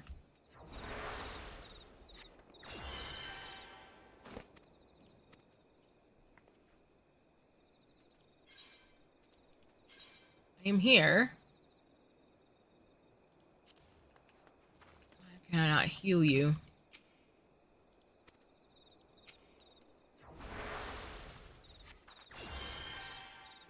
Hmm.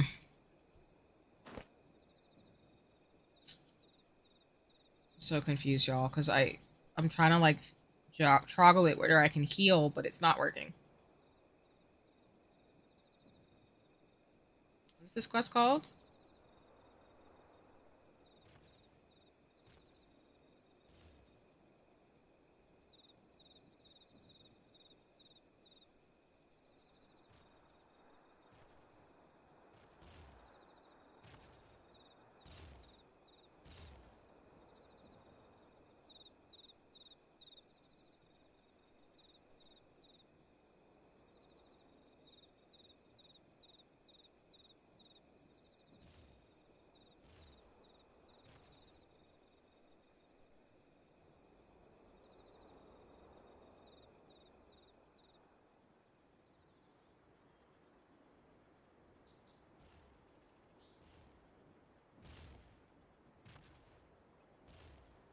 Like, I should be able to just... Nice pet name also.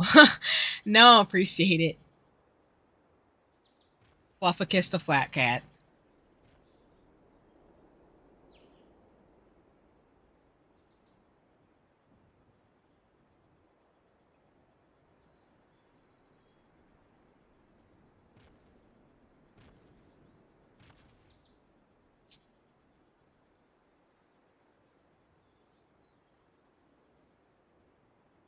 Okay.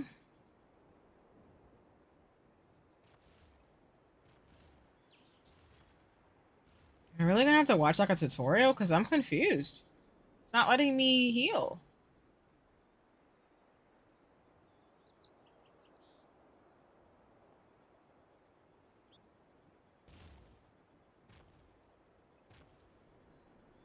Hmm.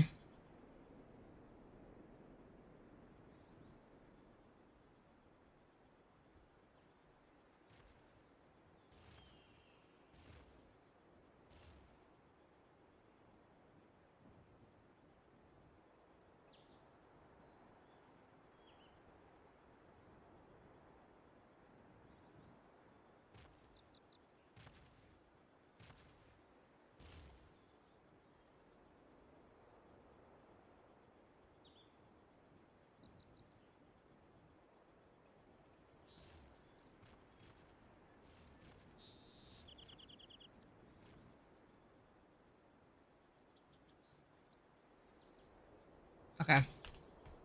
Maybe I need to get closer and just do heal.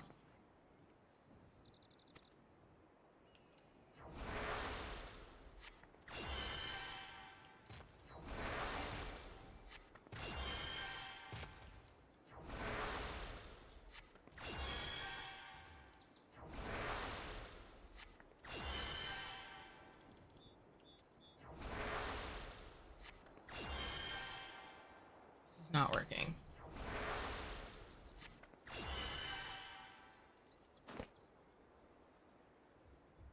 I may get Final Fantasy 14 because I like how the universe is so not Eurocentric like many other Asian games. Oh no, for sure. I think that Final Fantasy 14 does a good job. Kind of thought about that. No, that's to me what attracted to it is that it's a really expansive world in a way that is really pretty. Why is this not working?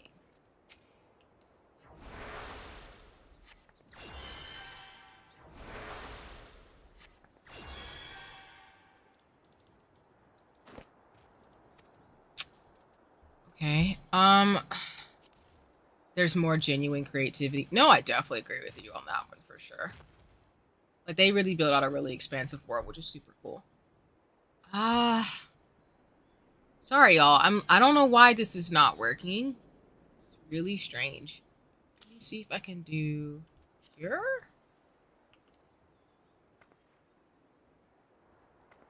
Oh, whoops.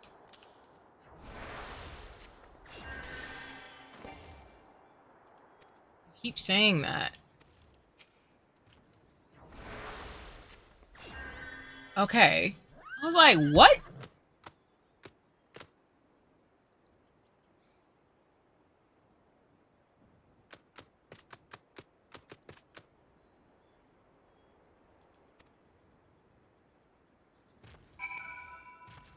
I mean, I did spend like the last, like, I don't know, so often trying to figure that out. Alright, let's head back.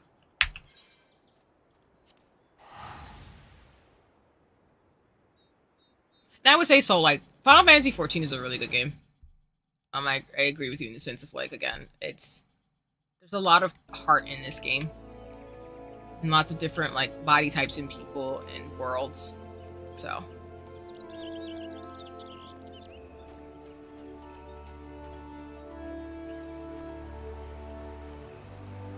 Gonna head out to handle some house stuff and practice some Japanese and maybe stream. I had fun, though, being here, and hope you all have a good one.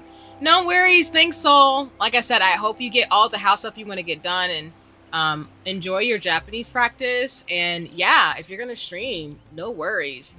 Maybe I can, like, stop by once I'm finished for the day. But thank you so much for chatting and chilling and hanging out as long as you did. You're appreciated, and I hope to see you on a future stream. If not, I'll see you somewhere on socials and all the shenanigans as always. So please take care and appreciate you. And again, folks, please check out Soul. Super dope. So appreciate getting to know you, and yeah, please have a nice one, of course.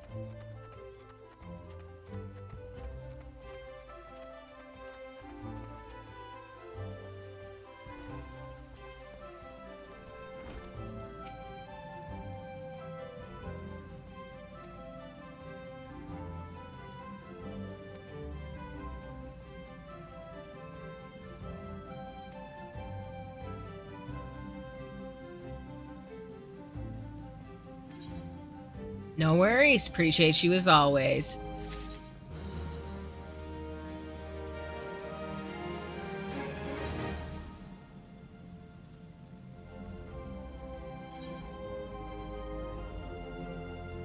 All right.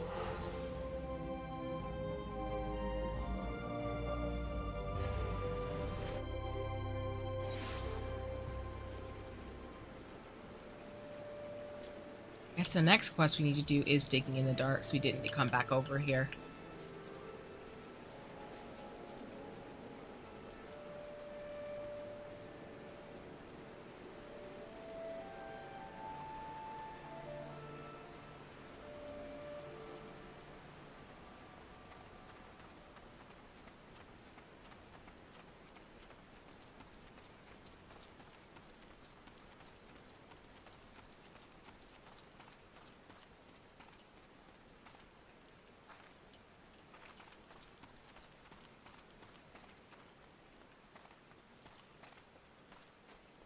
Oh, dude, really? I'm just gonna kill you because you're gonna start hitting me anyway.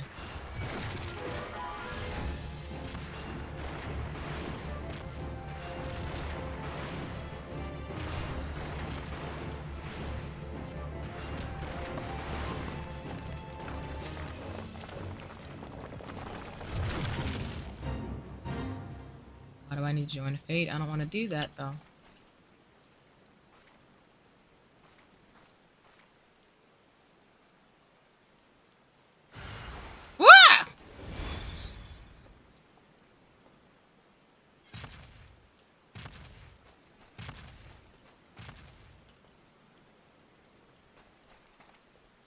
Do I have a capture command?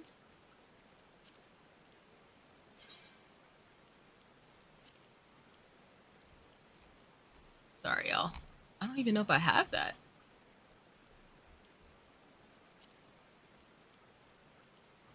Oh, nice. Okay.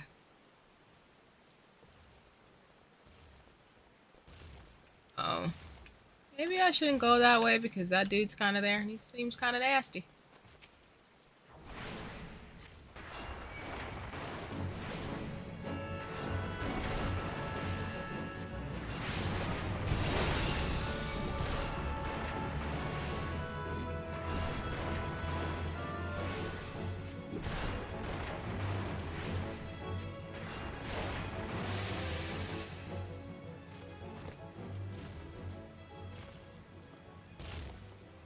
Do I capture lamps?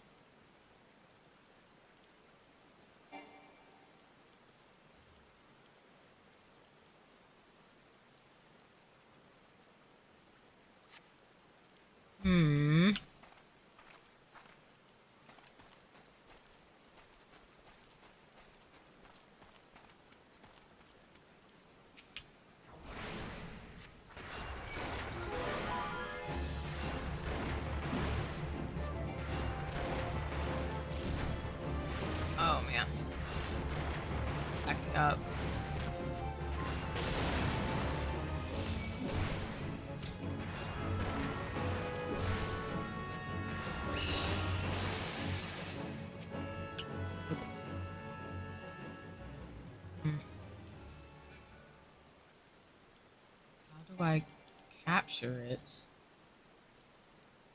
Maybe I should come back to this one. I might come back to this one. Yeah. Because I kind of want to go back to do Copper Hill, so... Sorry, y'all. I think what we need to do is we actually have to kill them and then get them somewhere, so... But let me go back to,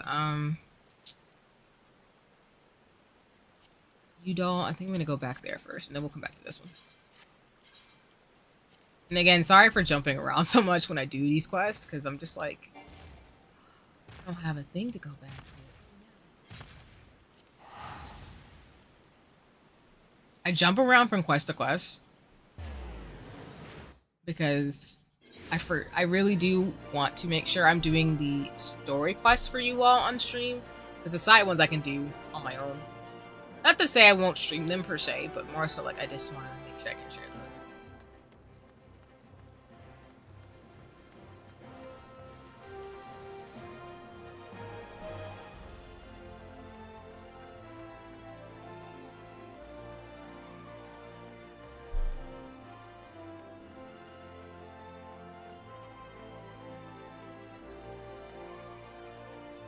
No, not a problem. It's a pretty chill game, so... No, I appreciate it, Charlene. Yeah. Is that where we're going? Yeah.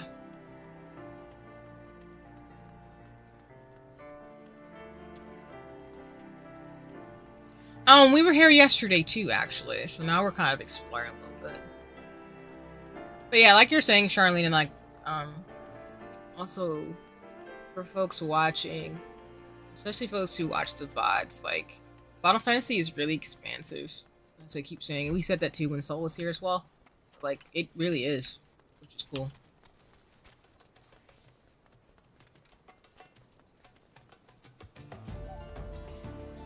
The soundtrack is always amazing too. Which I'm probably gonna end up getting, as I keep saying every stream, because particularly for Hammerlight, Leah, I want to do the Fate, but yeah, I'm gonna be listening to this while I studied it probably this week. I'm not doing the Fate, thank you very much.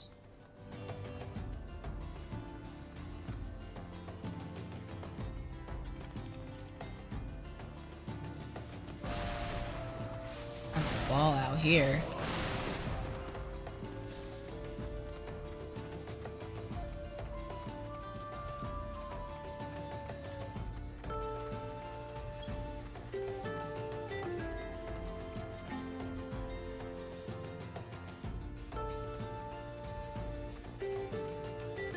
So pretty out here too.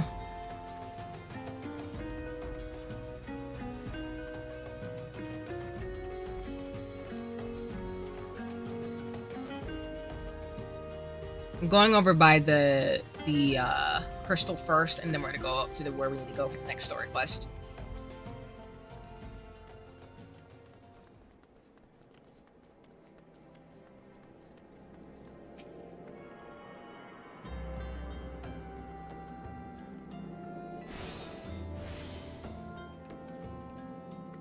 I think she's wearing the same fit as me. Nice.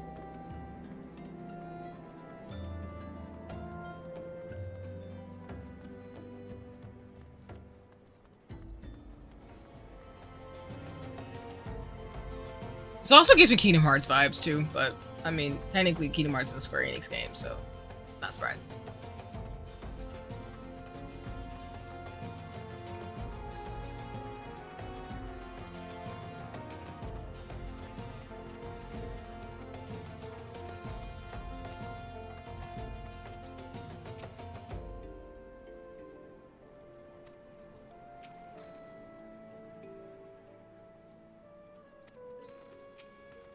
Sorry, I was trying to get the other guy.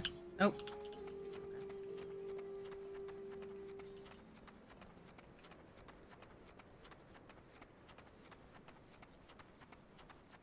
Yeah.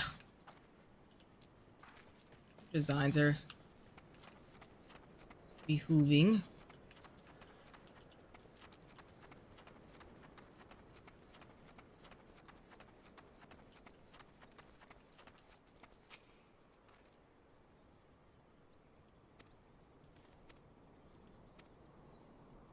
Okay, so basically, like we said to the last stream, we're going to be doing the quest now, where I'm fighting the giants.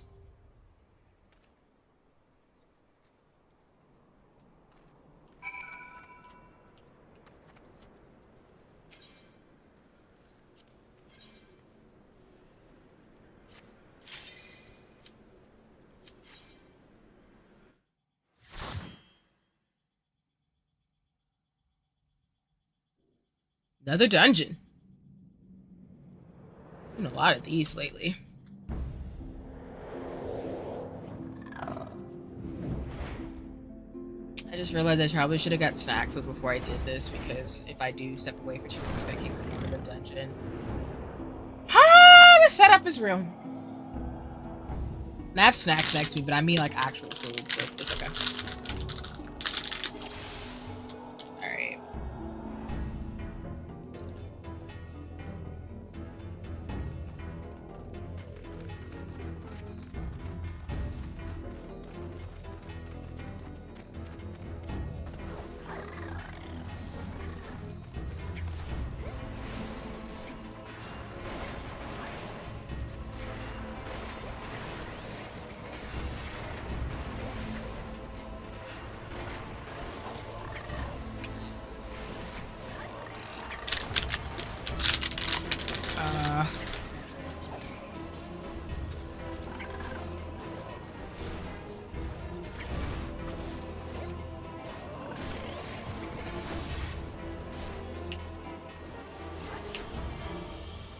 Oh, wait.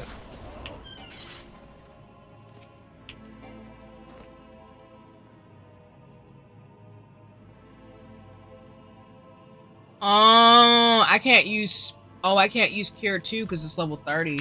That is wild. They nerfed me, y'all. I was wondering why I was using. I was like, huh.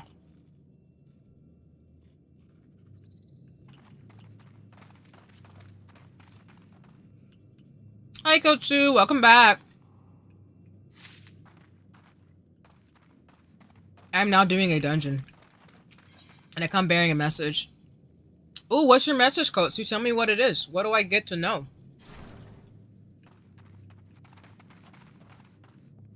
Oh, I should get rid of this map. That's distracting. Sorry, y'all. I guess that's the only thing we can do.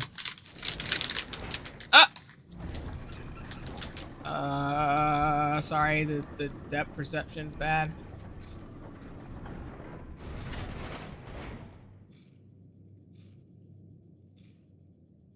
Aww. Ion isn't able to stop by, but he asked me to tell you that he said that he hoped your stream is going well. Oh, that's so sweet. Thank you, Kotsu. Also, for those who don't know, Inox is a friend / mutual. Let me drop in the chat before my stream starts yelling at me to stop. Before Final Fantasy starts yelling at me for stopping. Tell Ionix I said hi. I think Ionix is kicking it with Wanwan, which for those of you who don't know, Wanwan is an awesome streamer, mutual as well. I think Wanwan and Ionix are hanging out, so I mean, I appreciate that he thought of me. But yes, thank you for passing on the message. I hope he is having fun, and I appreciate that he's thinking of me. So it's all giddy and hitty. But yes, you also check out Ionix. I'm team Ion Nation, so that's not a secret. But yeah, folks are kicking in and having fun and stuff too. So, but I dropped in the chat for those of you who aren't following Ionix. You should be. But again, thank you, Kosu, for your message. I appreciate it. Am I fighting rabbits? God.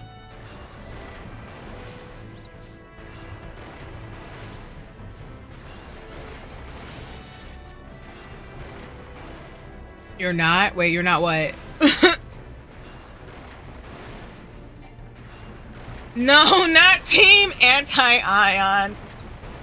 I'm not gonna lie, Kotsu. You do make it a point that you are trying to make sure that Ionix doesn't necessarily survive in the streams. That is a true fact. As a member of Ion Nation, I would be lying if I didn't say that there's been multiple threats made to Ionix existence. So. That's why y'all should come to Alex's chest. They're fun. Kotsu does, you know, make it known that no one is safe, basically.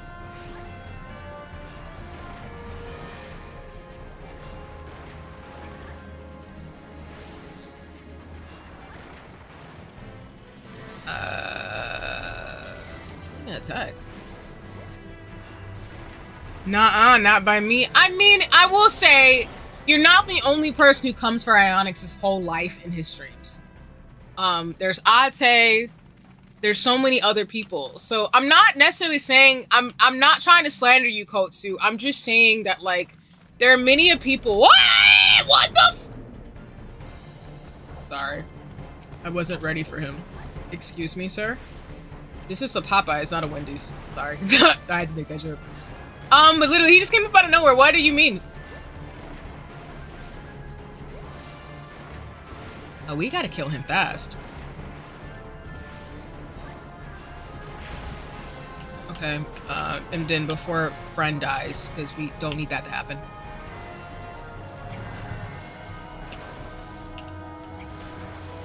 No, I mean, literally, Kotsu, you're not the only person who tries to come for Ionics his whole life. I just don't come for my friends, so. But Ate and other folks, like, there's many people who are coming from coming to own or coming for Ionics. So, I'm just a friend who's trying to keep people safe by being the chat medic, and like, and you know, laughing at the shenanigans. Cause like, y'all, for those who don't know, on Ionics' streams, he has this thing where if you redeem it, and don't tell him I told you this, because then if you go on his streams and bust him upside the head, then he's gonna hate me. But he has this thing where you can redeem it where it throws a bunch of, I think, cans at him, and the way people abuse that in his chats is hilarious and so mean. And then there was this one time where like everybody just started redeeming it over and over again, where it like glitched out and like it completely boloed him. And I was cracking up so bad, but I felt so bad for him because I was like, bruh, everybody coming for this man life. But I know it's all affection because, like he says in his streams, you can only bully him, you can't bully anybody else, which is fair. I think that's a fair arrangement. Some streamers let folks bully them. I would prefer you all not, like, you could joke with me and stuff, but I feel like I'm more cozy and comfort vibes as a streamer. So, what the? Oh, I thought that was, if anybody's seen Rayman Raving Rabbits, this thing reminds me of that. So it's like, what? Okay, let me hear you, friend, because you're about to die. Okay.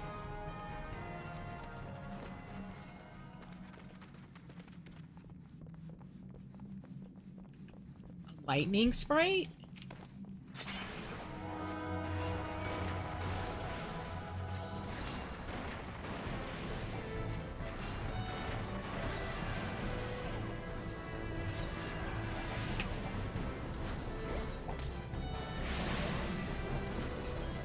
I want to steal his life force. I want his soul. Again, Kotsu, I don't think you're the only person. I think people are coming for Ionics left and right. That's how that goes.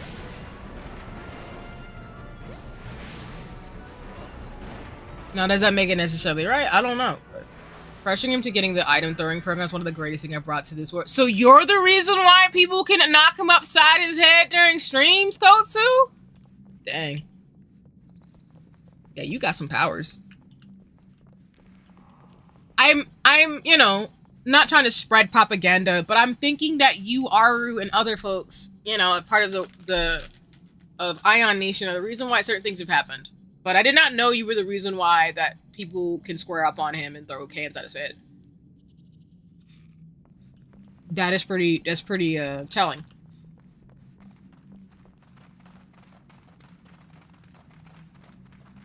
In SeaWorld, we don't condone violence. We just condone infectious shenanigans from friends.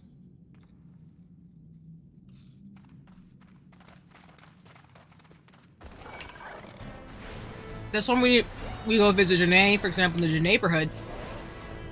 It's usually folks trying to take Janae's food. messaged him about it, and he's like, I'll think about getting it once Twitch money. I was like, no, you will. I'm screaming. It's like you manifested it, like the prophecy will come true. You'll get boloed upside the head cans in the future. And he was like, okay. The casual, like, okay. I mean, I will say it is fun. Now, like I said, I'm never going to do it, so I will say on stream, I have never boxed Ionics in the head with the cans, but a lot of people have. Are we supposed to get this? Oh. Powder chamber?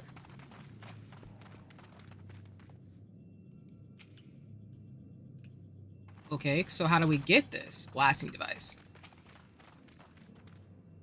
Powder chamber.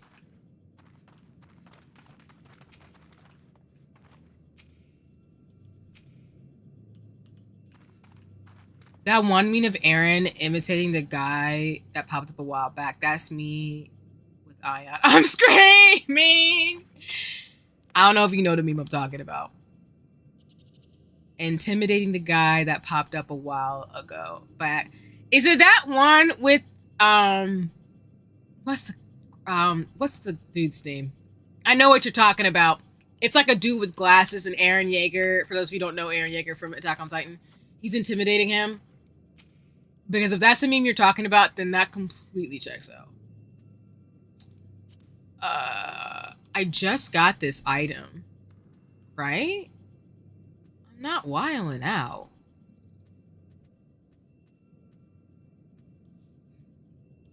Where he's death staring. Yeah, I know exactly what you're talking about, Kotsu. Yep. And that's not shocking at all. Oh, I did have to mount. That's mine and Ion's relationship. Okay, then Kotsu, I need to know an origin story. I need to know an origin story.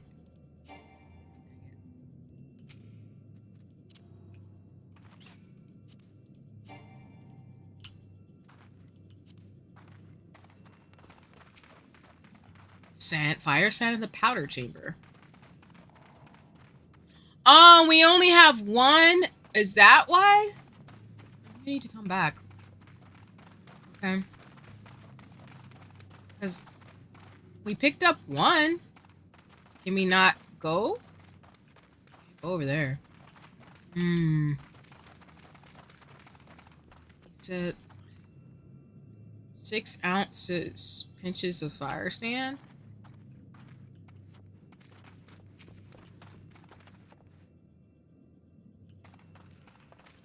Guess we'll come back. I need to know origins of how you two became friends. I just need to know that, Kotsu, if you don't mind sharing. You do not have to share for the class, though. Respectfully. I just think that's funny.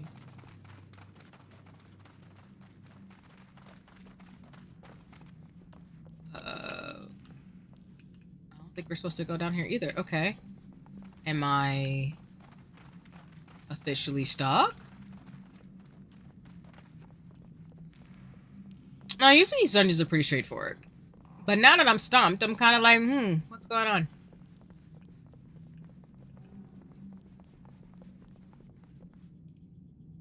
Let's see.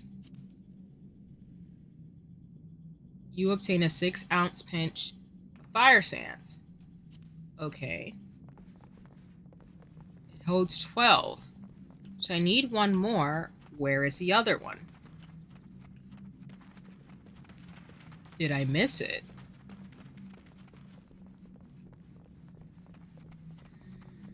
Dang it. Wait. We go down here.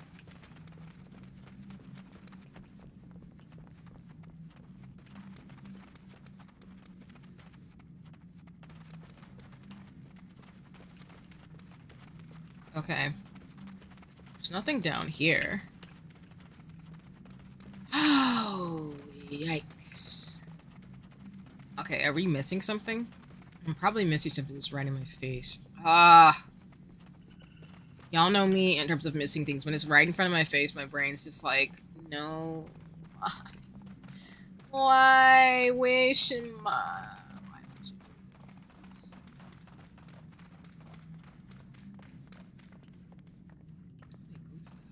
I don't like backtracking because I feel like dungeons are straightforward enough where you shouldn't have to backtrack. But I feel like I'm missing the... I feel like I'm missing something. It's like right in front of my face. Maneater Rip. I met him through a Valorant collab street, I think. Oh, that's cool. No, that's cool. I appreciate that. Thank you for sharing. But he visited my streams a lot and was like, "Hi, I'm Ion." And I'm like, "Who's this sassy lost child? Not the sassy lost child." That is hilarious. Then we played some more games and stuff off stream, and now we're besties. And now that we're besties, my plan is talking to you became best friends with the person that you're going to take their soul of. That is the most ironic story ever. You know what? I need this to be made to a comic. That sounds so funny. Thank you for sharing, Lore. That's hilarious. I'm glad the power of friendship and gaming brought you both together in terms of, you know, the shenanigans. He doesn't know my true intentions. I would like to think Ionix kind of knows that you know, you're gonna murder him. I mean, but I don't think he's too terribly upset per se, because I don't think he thinks you're gonna be able to do it. Respectfully. Oh man, can I feel like I'm not going the right way. Oh man, I'm gonna mess up this duty.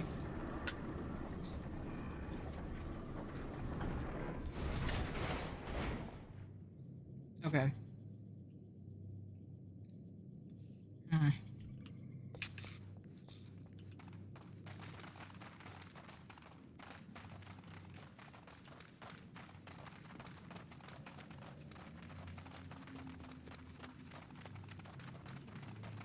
Because that's where we came from.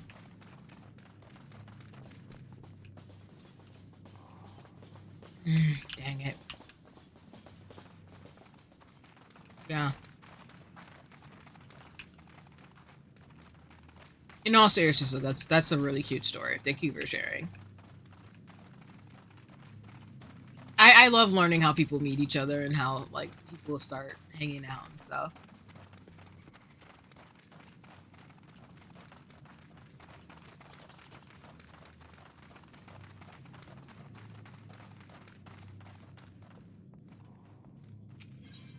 I hate those smell. Okay. Oh, I might not be doing this one.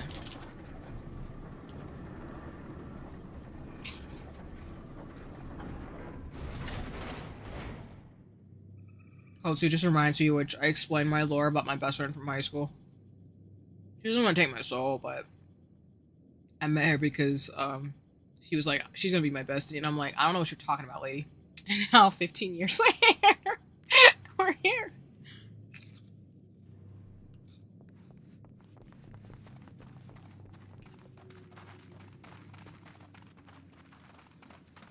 Sometimes, y'all, it takes you being a nerd for you to meet your friends, because that's kind of what happened to me.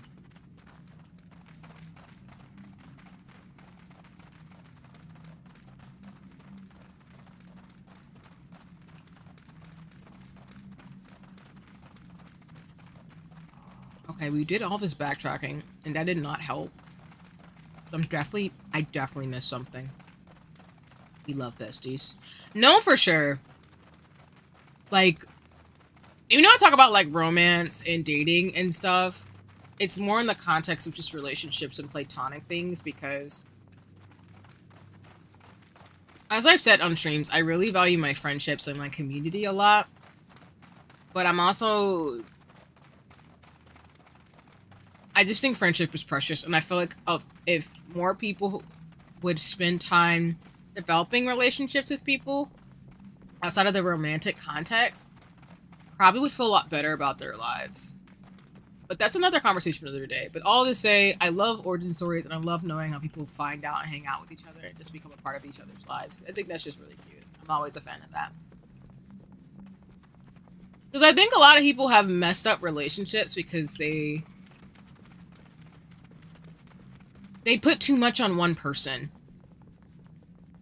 And when you're friends with somebody, you really want them to be the best person that they can be.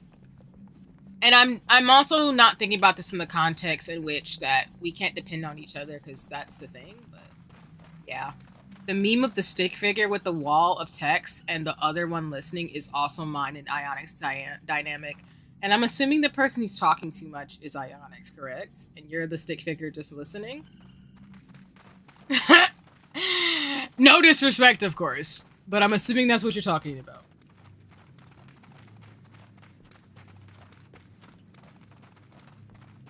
Correct me if I'm wrong, though. Yeah, it takes me back here. Ah, man. I think I'm really lost. Or I'm doing something ridiculously weird.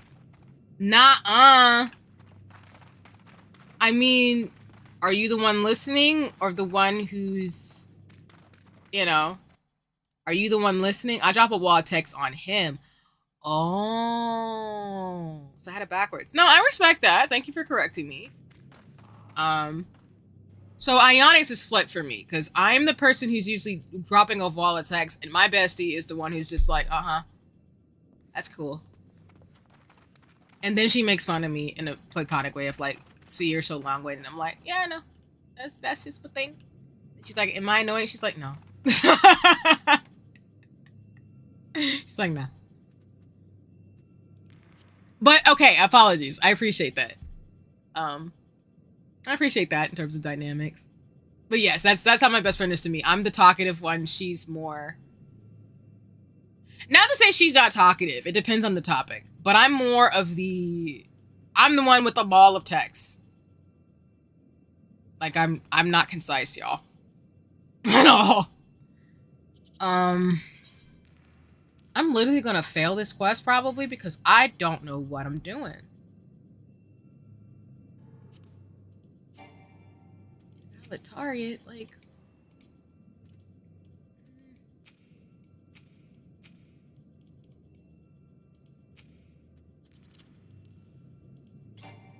Oh, okay. Am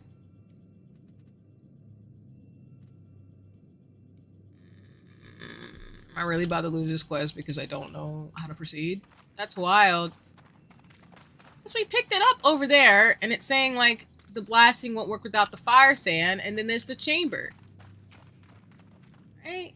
I need you to get out of the way, sir. You all are just stepping towards things, and I can't. I know you're trying to be helpful, but it's not helpful. Too far away. Okay.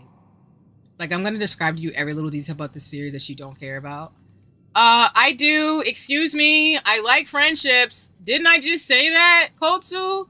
I really love hearing details. I think it's cute. Bonding moments. So, excuse you, but I'm gonna force you to listen to me explain the intricacies of every character's personality ever seen, and you're gonna like it. Oh, in that sense too, I think that's fine, but that's also tends to be something that I do sometimes where I like to explain different things and stuff and get people's understanding and impressions, but I really went on a rant about that in terms of psychology and neuroscience, so you're among good company. I don't think that's a problem.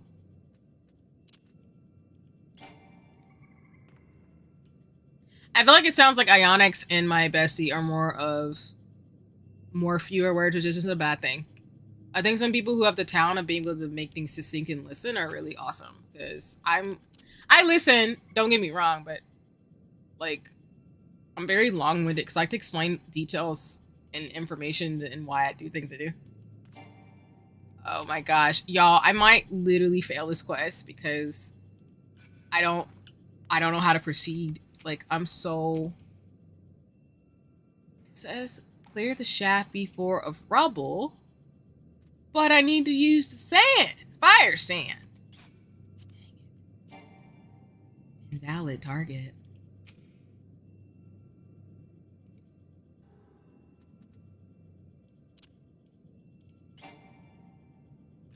It also doesn't help I break up messages weird.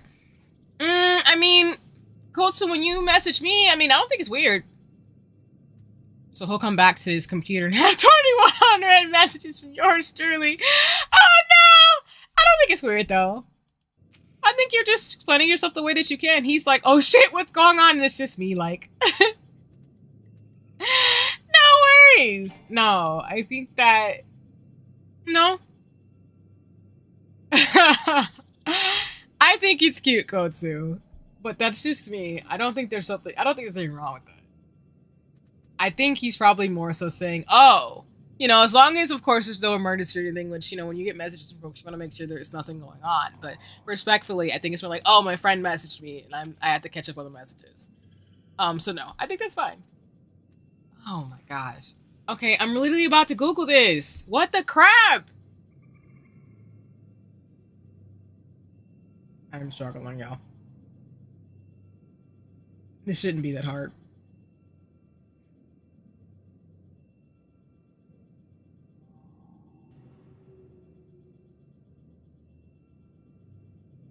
And I'm not saying you're a tsundere, Kotsu, if that's the word, but it's kind of, not gonna lie, it's giving a little Soon vibes. Not mad about it, though.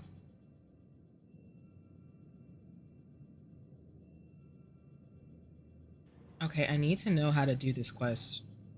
Help me, games.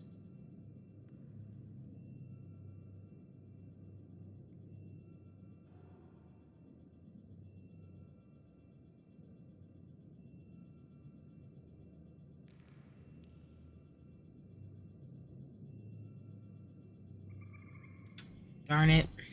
Okay.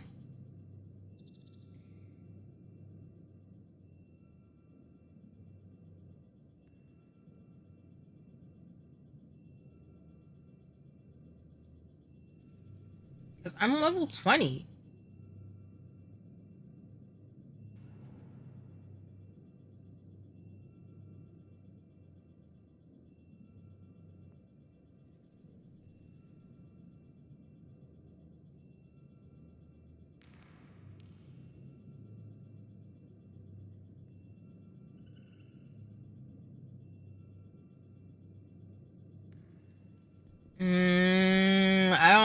This is the fact I'm getting stumped is hilarious.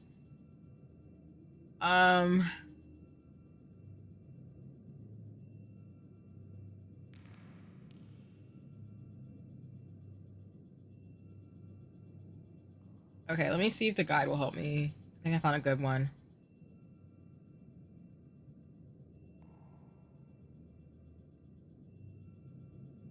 Like...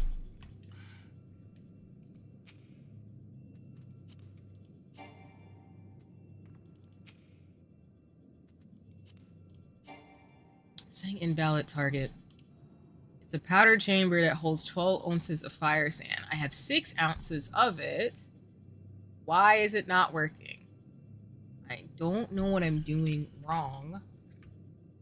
So, it'd be and trying to stream and like do this is wild because I'm like, what is happening? And I've backtracked and I don't think there's anywhere else I can go. I'm clearly thinking that you need 2 of these things to blow up the... Oh my... You know what, y'all? Ignore me. Just don't. Oh my gosh. I'm so clumsy. I am so clumsy. Get out of here. What? All I had to do was turn around. Oh my god.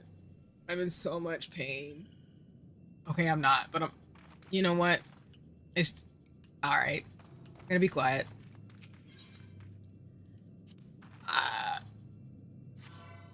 I lost 20 minutes off of that. You know what? I'm gonna be quiet. I gotta live with that. Y'all can make fun of me. That was awful. And I get to fight a boss for my foolishness? Dang!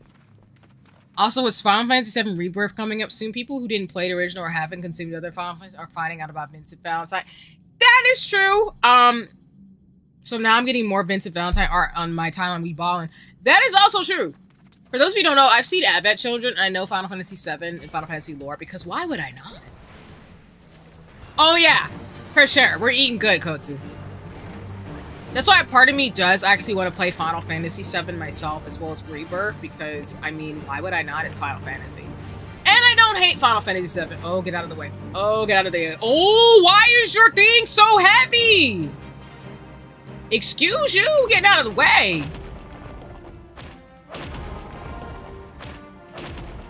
Oh.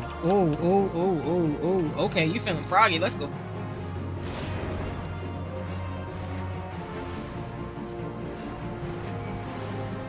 I ate those meal. Bye! No, thank you! Don't do it. Don't do it. Don't do it. Don't do it. Don't fight me. Don't fight me. No, but the Final Fantasy stuff, Code 2 is really dope. Ah, we gotta run. Okay. Get over here.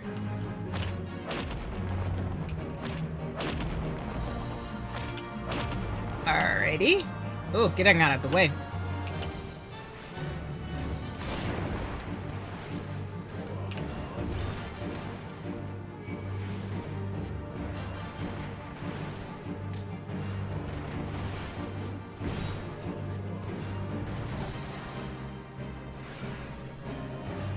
Oh, man.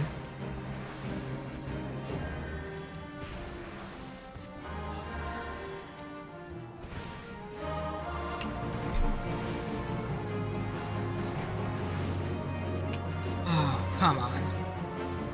I'm sad we didn't get to play him as much into the next game, which makes sense because he wasn't playable till the end of Final Fantasy VII. That is also very true. From what I know, because I'm not like a wholeheartedly versed in Final Fantasy VII, but I know enough. Yeah, we'll be in the party. Oh, really? Oh, I might have to play though. Okay, I'm not gonna lie to y'all. Vincent's hot. I'm sorry. Like all the Final Fantasy VII men are hot, and that's kind of part of the reason why I play Square Enix. So I'm not even gonna lie to you all about that. But Vincent Valentine is a cool character. The fact that he could be in the party, oh, that might be enough for me. I'm not even kidding either. I'm literally saying it on stream. I don't have a problem with that. Seal blasted door. Oh, I was about to say, like, can we open the door? Please don't let me do 2 ridiculous things in one game. One dungeon. That'd be great. So I think he's like four forms of armor in the original. Oh, I see. Right, because Vincent's not a human. For those of you who, you know, haven't seen Final Fantasy VII, Vincent Valentine, dope character. If you've also watched Advent Children, showed up in there too. But super awesome character. Also, I think had his own game at 1.2. And deserves a lot more love, to be honest with you. It's a character. Oh, we need more fire sand. So it's somewhere around here, and I have to find it.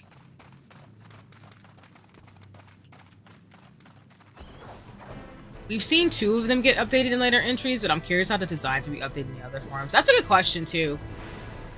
Because I know for the newer ones, the newer Final Fantasy VII games, they've done some changes that, you know, aren't bad or anything, but like you're saying, it's always interesting to see how developers and folks will actually change up some of the concepts.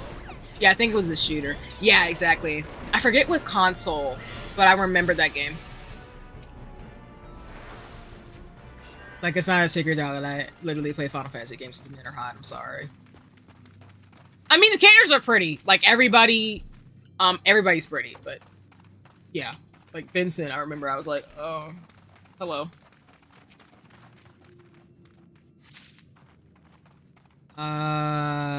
Is there more in this room, or do we need to go get some more elsewhere? Not doing that thing where I go behind in the dungeon again, because I lost 20 minutes. I lost 20 minutes of time doing that. Oh, man. Okay, I think we're going down here and here so we can actually do what we gotta do.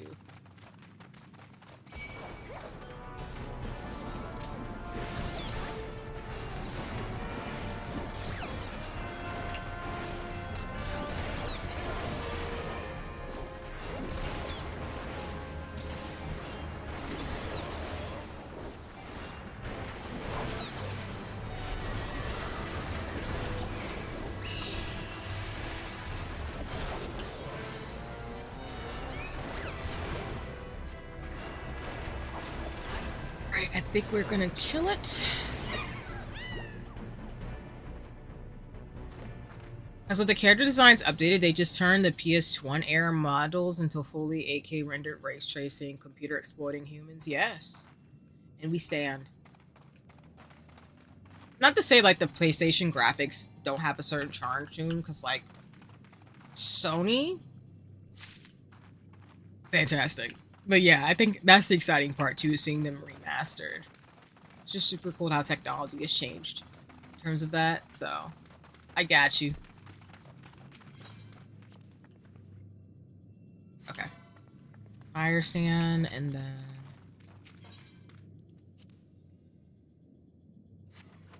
Also, I don't know if anybody listens to this group, but one of my favorite bands, I feel like of all time, is Eiffel 65, and they have this dope song that's PlayStation. And that's why I have a special love for PlayStation 2. Not only for the games, but like just in general. What the actual... What? Is that a slime? Ew. And the first thing you decided to attack it?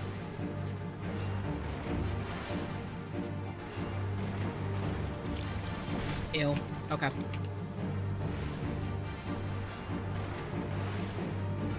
It's given pouring. It's given pouring from Maple Story.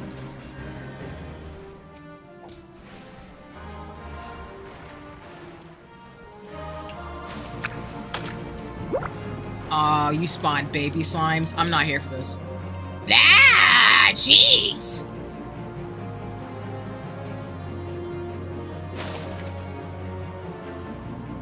That's not cute.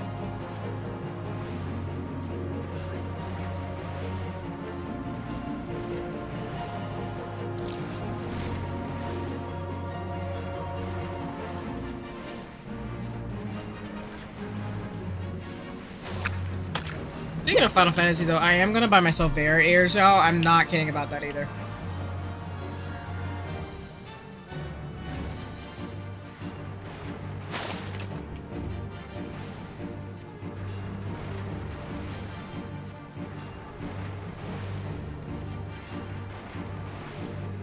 Like the Galen Beast form got a massive upgrade thing in his game.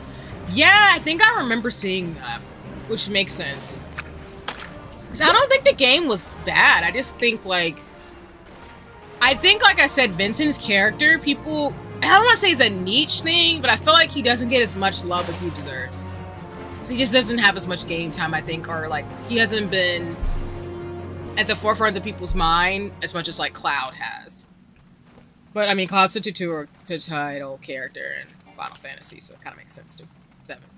But I remember we had like a Frankenstein-looking form and a Jason-looking one that I don't remember the name of. Oh, no! You might be right on that one. That's true.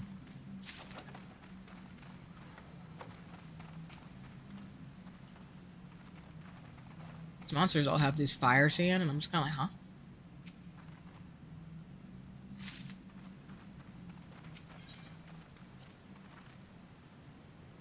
And then his Satan-like form also showed up in the shooter. Oh, I got you. Yeah, again, that's what immediately comes to mind is that game where it was a shooter. It kind of reminded me, not that it was the same type of game per se, but Vincent's game reminds me of Shadow. You played the game or Sonic enough to play it, but I feel like it didn't, like it wasn't perfect, but I feel like depending on the person, you either played it or you did.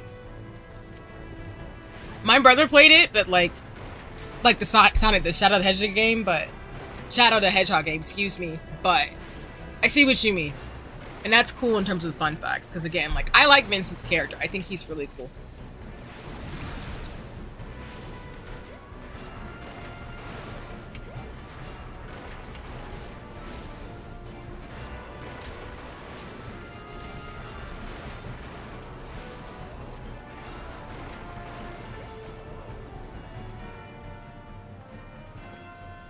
Oh. There you go, friend.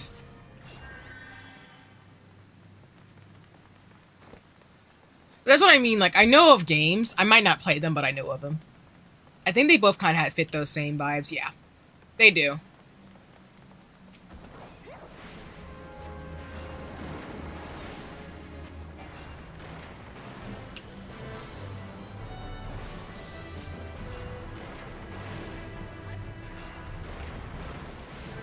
But yeah, a lot of the Final Fantasy men got glow up and turned into supermodels. Yeah. Like, I'm not gonna lie. I think which is gonna sound bad, and I'm not saying anybody has to be this way, but I really will say that my taste in men was probably influenced by Final Fantasy. I'm sorry. And yeah. There's just no way I can't say that. But I'm also alternative in the sense of like, I don't know, Final Fantasy's vibes, the style and the stuff like we've talked about is amazing. So I'm not surprised at myself being like, oh, it's a dude who just like Final Fantasy characters? Of course I'm into that. Like, yes, Reno. Again, another nice looking dude. And yes, I do know that fact too of, for those of you who don't know, that the same voice actor who does Reno is the same voice actor for Axel from Kingdom Hearts. They pretty much have to, it's pretty much the same character. Not exactly the same, but pretty similar character. So, but yeah, all of them did Kotsu, and it's just a thing. Like, that influenced me in terms of men. Because they're all pretty. And I'm just like, huh? You look like that. Okay, let's go. I love the cosplayers too, who like dress, like who can look like characters from Final Fantasy. I'm just like, that is amazing.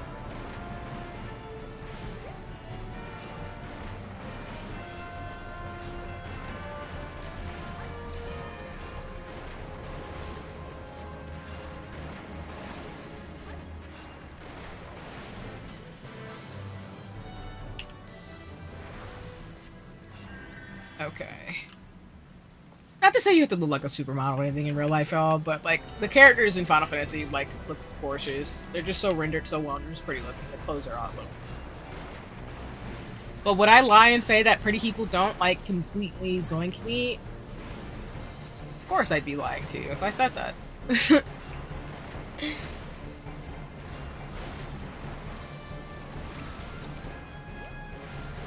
I know one of my friends was obsessed with Roach for a bit when Final Fantasy VII dropped. That's fair. I'm not mad at it in terms of choices.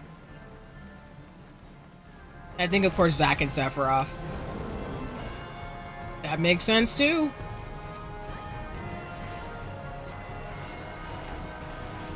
Like, I think I like Zack as a character, but I think I'm gonna have a soft spot for Cloud always, because I have a soft spot for Clive from Final Fantasy 16.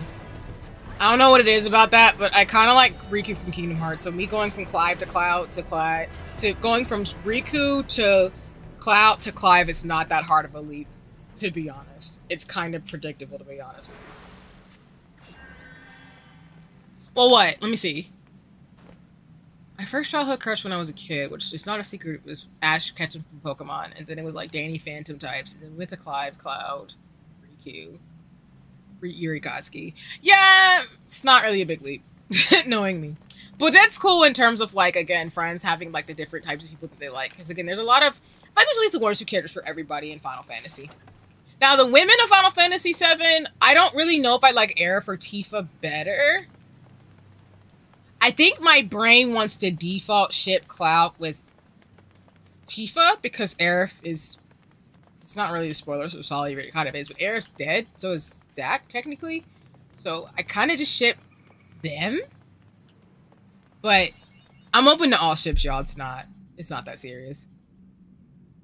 Like, I'm not gonna fight you if you have a different ship from me. Like, it's not a thing. I think all the fan art is cute from Final Fantasy VII in general. Oh. What happened to my sound? Oh no, what had just happened?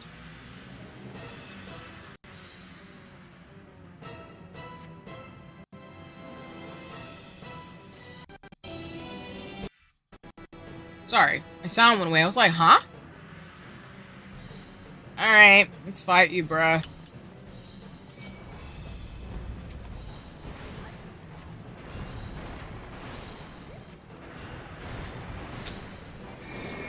Oh, how do I get away from that?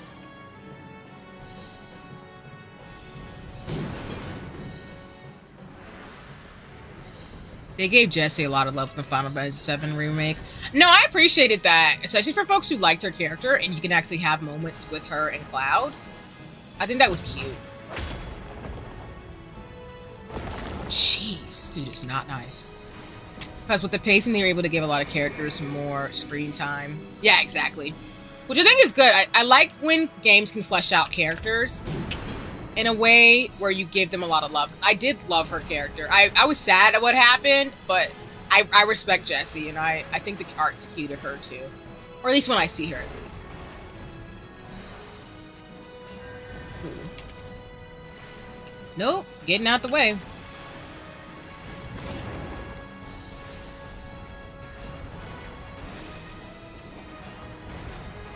Nope, backing up. Or as the song goes, back it up. I also love the interactions between Cloud, Big, and Wedge. Yeah, I think it gave Roxas with the gang from Twilight Town vibes. So again, I really like when games and stories flesh out side characters because it gives the story a lot of life, which I did appreciate that. I think the interactions were super cool. Like I said, I've never played Final Fantasy VII myself, but I did watch the games and I watched playthroughs, so this isn't spoilers for me. I just appreciate it in terms of the ambiance because I appreciate games for what they're trying to do, of course. Am I about to die? Ooh, let me heal. Good idea not to die. Yes, let's go!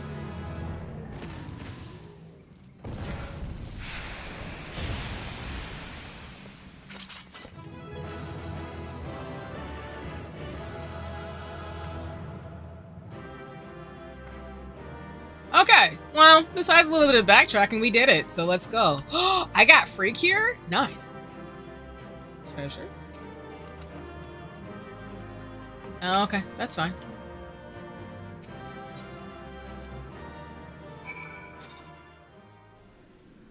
Well, we did what had to be done. Okay. Into a copper hell.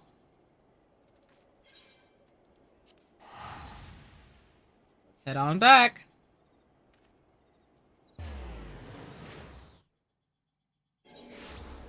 I think Final Fantasy VII is also really applicable to what's going on in time now. So I think that's also why the story did a good job of fleshing out the characters in a way where it actually is really good in terms of who they were and their motivations and why things were happening the way they were. By also engaging folks who are newer to the franchise in a way. The scene with Wedge and showering Cloud as cats is probably my favorite interactions in the remake. Like, oh no, that's totally Shoko too. Yeah, it was cute. Like, I remember that scene where he's like, here's my cats. Pet them.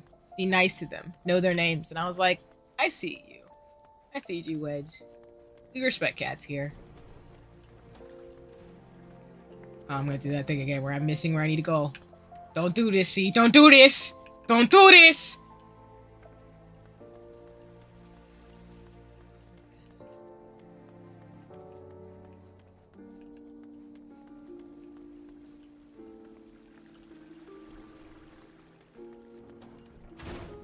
Like, find the doors.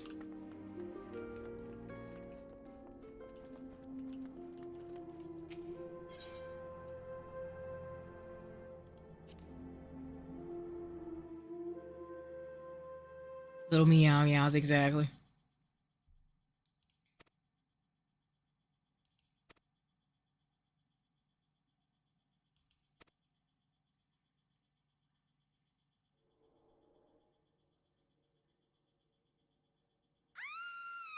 Huh?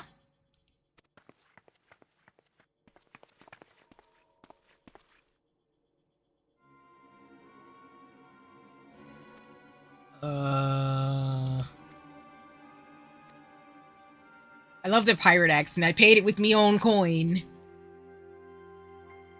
Oh, excuse you, sir.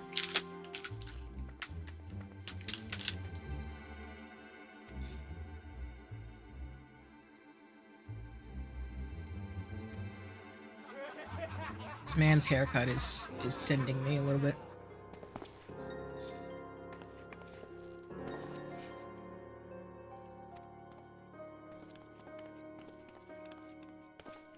I love how y'all not doing nothing.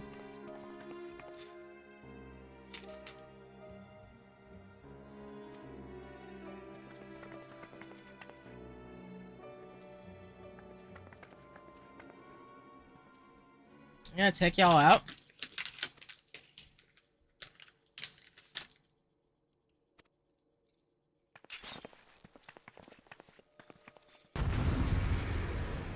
Alright, fine, we'll kill you.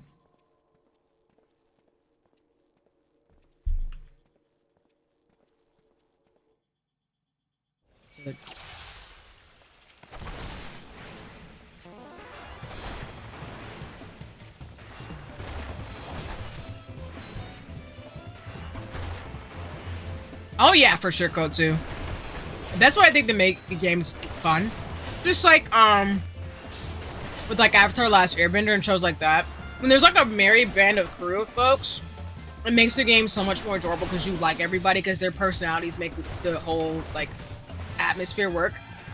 That's why, for example, I like Sea of Stars because it's a similar thing where everybody kind of makes it work and completes the team.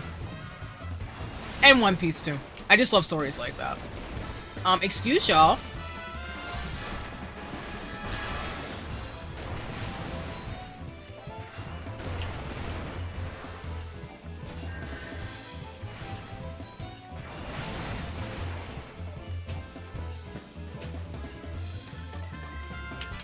Well, if you can't take any heat, get out of the kitchen. And magic powers.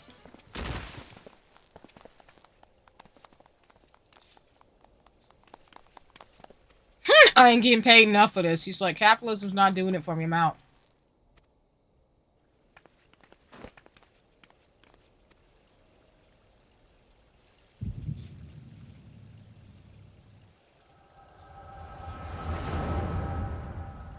Did we faint again?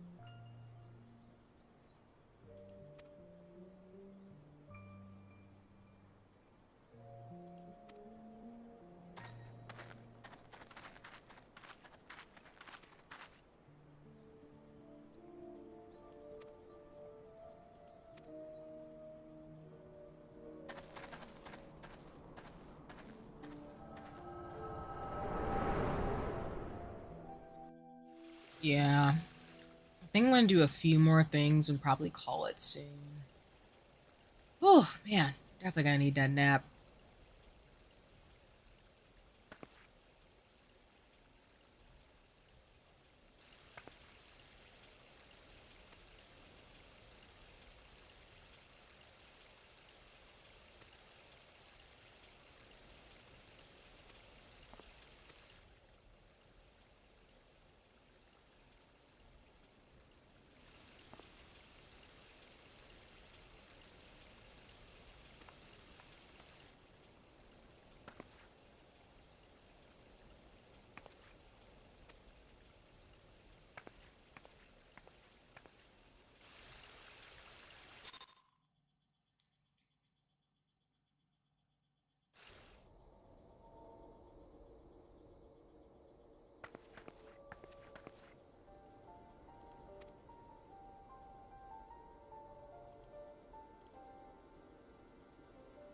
In the Final Fantasy Encyclopedia, I think I've mentioned this before, but they do have profiles in there, so.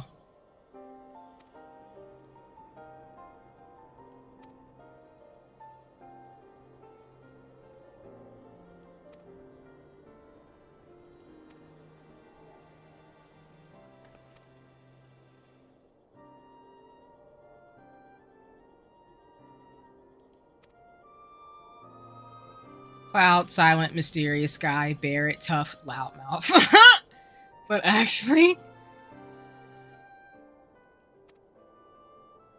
I will say Kotsu, and I think that's probably what it is. But I think it goes back to that stereotype, which I think it's because, what is it?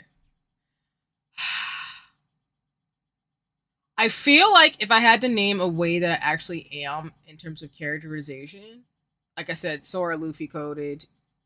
I think it's like the rambunctious person with like the silent type people. I think you just always have to have that balance. And then you got Biggs and Wedge, just the more caring side, with the Wedge being more equipped, dropping guy, exactly. And that's really what just makes it work. I think the equivalent of Cloud, I feel like the equivalent of Cloud in One Piece would probably be like, I want to say Law, maybe? And then Barrett would probably be, anything on that, actually. But like you're saying, it's like, you got the different types of characters, like, being who they are. I think you got spot on in terms of their personalities and their traits.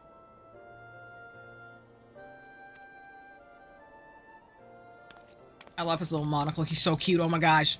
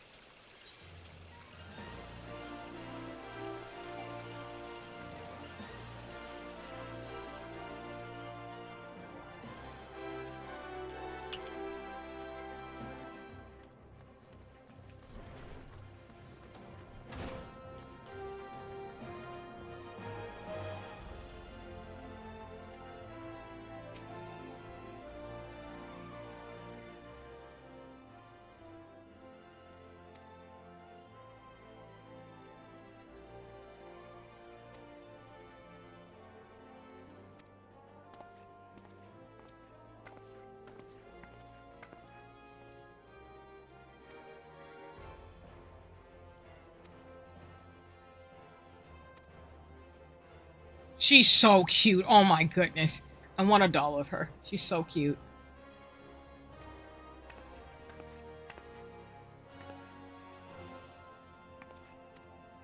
Aren't you the woman who got abandoned?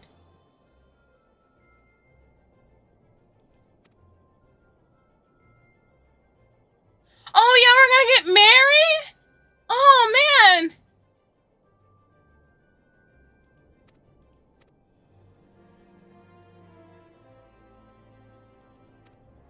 Then, of course, you got Jesse's technician. Yeah, Jesse was smart. Her girl had it going on. She was like, yep, I'm gonna tell y'all how to do this right now. And if we don't do it this way, we're gonna do X, Y, Z. And it was just litty.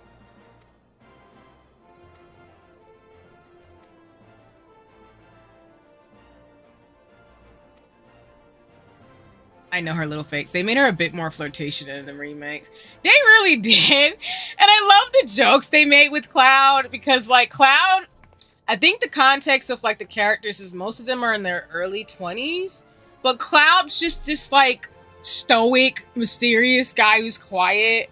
And all these women are hitting on him. And he's just like, I don't know what to do with this. And I'm just like, you poor baby.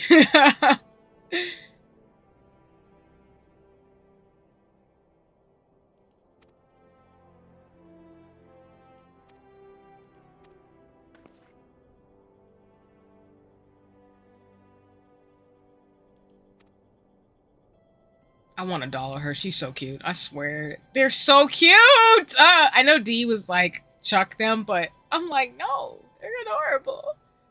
Why are they so cute?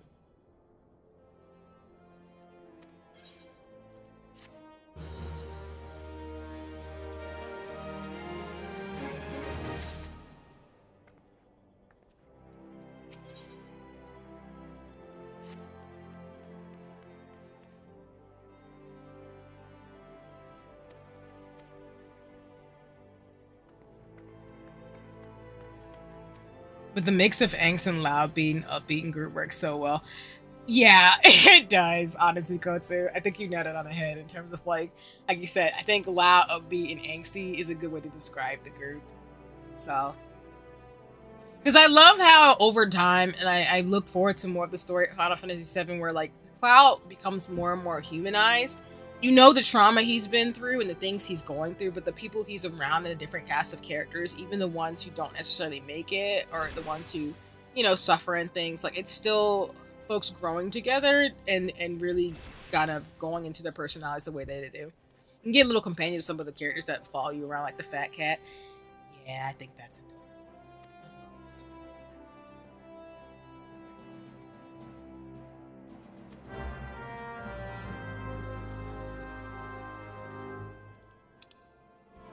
Okay, how do I get here?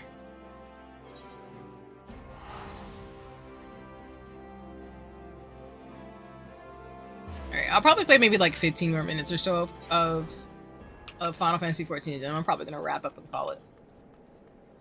Just want to do, like I said, a few more things, and then I'm gonna call it a day.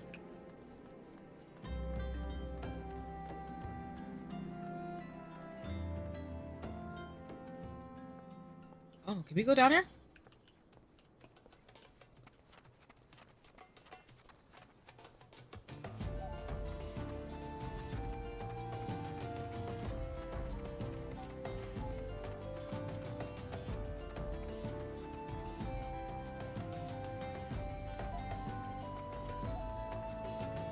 I was feeling we're gonna wrap back to those two characters that have been interacting and helping us occasionally.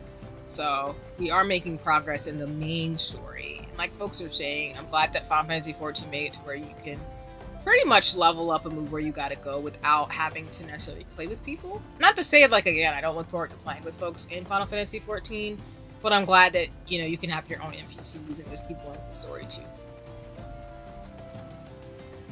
Oh, I'm level 33? Oh, well, let's go.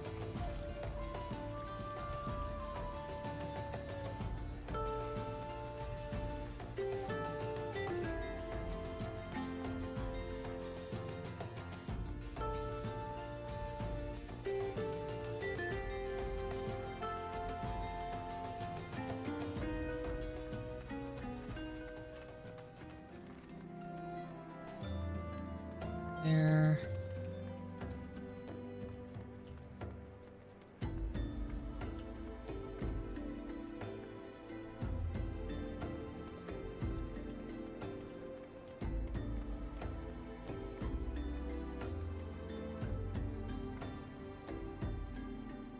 Really? Nice, Kotsu.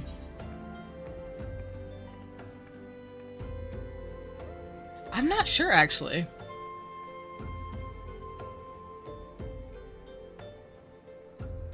I don't think I have yet, but I could. I probably need to think about it too. I don't think I have yet, Kotsu.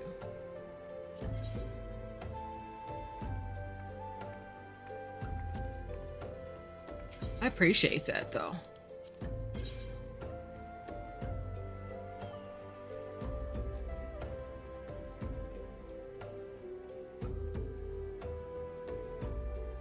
Oh, can I upgrade my shield finally?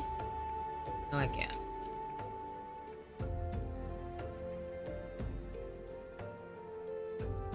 It's fine. Whoopsie. That scared the crap out of me. But it's cute, her minion will climb up on your character's back and on your shoulder. Oh, that's cute. I agree. That's adorable. Where? I'm doing something wrong. Is it down there? Maybe it's down there.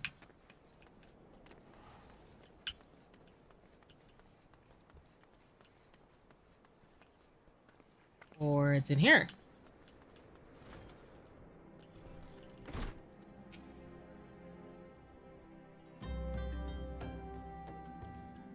These characters are so cute.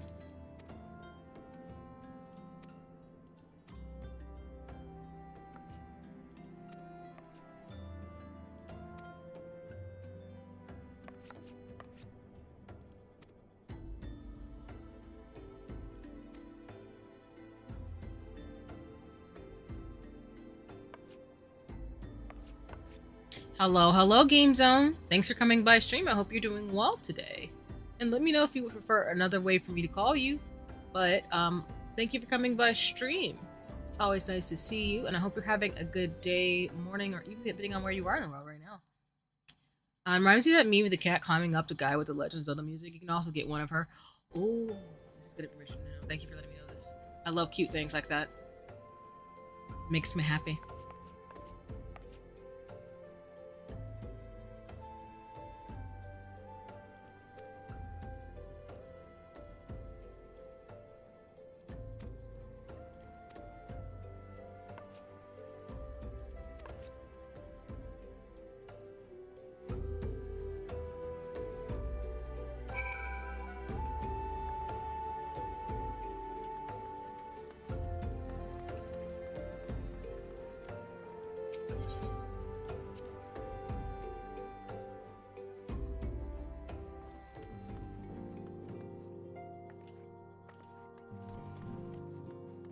You get ones of most of the reoccurring cast. Ooh, nice. I did not know that.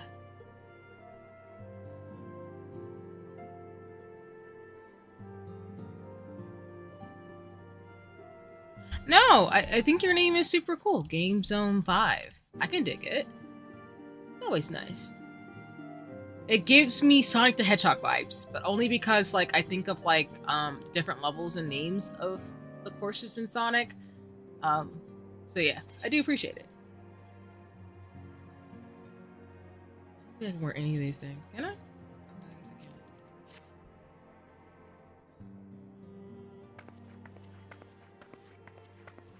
So you are the adventurer of whom I've heard so much. We get voice acting? Yay! Well met, friend. My name is Minpelia, and I lead the Scions of the Seventh Dawn. Basically, she a baddie. I'm cool for. I'm cool. I have awaited your coming.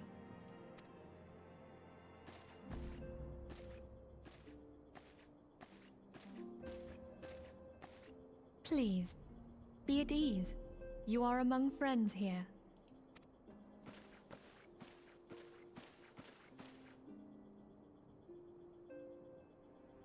No doubt you are ripe to burst with questions, but have patience. Oh, thank you so much. I appreciate it. First, always happy for folks to subscribe, and it's not obligated, of course, but I appreciate you subscribing. And I hope you enjoy your stay watching me stream in terms of things. I mainly stream JRPGs. I also do makeup, fashion, and co-working like I did earlier in my stream. But yeah, that's mainly what I do. As well as talk science, fashion, makeup, and what's going on in the world is enjoying games with everybody. So I appreciate it in advance. Thank you for your consideration. Like I said, the only thing you have to do with me is we are the chill. Scions of the Seventh Dawn, an order that transcends political boundaries. Our single objective is the preservation of the future of Eorzea. Sorry, I didn't want to talk over the voice acting. Just so you know, y'all, I will try not to talk over when the game is voice acting or doing things like that, because I don't want to do that. But no, yeah, that's pretty much me. So again, I really appreciate folks hanging out, because that's really all that matters to me. Hanging out, chatting, even lurking. I'm cool with that. Whatever works. And hello, Ling, welcome back. Hold on, I'm gonna drop your what's it call it? Did I drop when Kotsu came back too? If I didn't, I can fix that. But hi, Ling. Hold on, let me see. Let me see if I can do Ling's shout out again. And then if it did do Kotsu's, I'll just do it again. I don't know if I did it or not, but I just want to make sure. But I hope you're doing well, Ling. Like I said, I'm dropping folks like things, so yeah, I can go follow. I also ended up dropping a couple dollars for the Yuna and Tifa minions when I first started. I so appreciate that, Kotsu, because I would do the same. Among our gravest concerns are the godlike beings known as the Primals.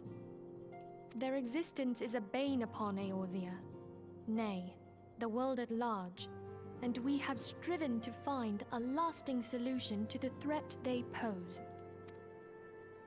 Our order is home to a number of individuals who, like you, possess a rare and special talent. This talent takes various forms, but one holds particular interest for us. Tell me, Have you ever experienced a sudden, inexplicable loss of consciousness? Have you ever had the sensation of being pulled away from reality? Felt as though you were hovering in space? A mind without a body? How's stream been? I was lurking while doing some cleaning and making food. Nice! Happy to hear things were moving and grooving. Things have been pretty good. I think we're making pretty good progress in terms of the game for Final Fantasy XIV. We've actually got, like, for example, a voice acting scene, and I've made it to level 33 to 34. And I think, for the most part, if we keep going, we'll probably be able to get to level 60 or 70 within the next couple of streams, because it's not that bad. But I've been pretty good. I've been excited. I'm probably going to get ready to wrap up stream soon, because I think I'm going on, I'm almost 5 hours in. But I'm going to try to finish this part, and then maybe figure out in terms of quest, and then upgrade my gear, and then probably call it. But yeah, I'm enjoying my time. Thanks for asking. Appreciate you. And I'm glad to hear again that you're getting some cleaning done and getting some food and making it. I was going to get Yuna's, but it wasn't much more to get Bosai Cave. Nah, that's fair. It's Yuna. All these things are the manifestations of your talent. Yours is the power to transcend the boundaries of the soul. A power known as the Echo. The Echo allows you to pass through the walls of a man's soul and hear the resonations of his past. You will be there in his memories and see things as he saw them. You may even interact with that which you see, though you cannot change the outcome of events. For another blessing, the Echo will enable you to know a man's mind even if you cannot comprehend his words. In short, the Echo is a truly extraordinary power, and this power is strong within you. It is only a shame that we cannot use it whensoever we choose. That's right. I too possess the Echo. With that established, let us return to the subject of the primals. So long as they exist, the realm cannot take so much as a single step towards true peace. Measures must be taken. Measures which transcend boundaries, be they of faction, race, language, or creed. And to do so, the Scions require the aid of those with our talent. Make no mistake, the Echo will be instrumental in dealing with the primal threat. Without it, we cannot hope to save the realm. I know not what it is you desire for yourself, nor what it was that first brought you to Eorzea. But I firmly believe that the power we possess was given to us for a purpose. Why else would the gods entrust man with a gift so extraordinary, if not to have him use it? And so I implore you, lend us your power.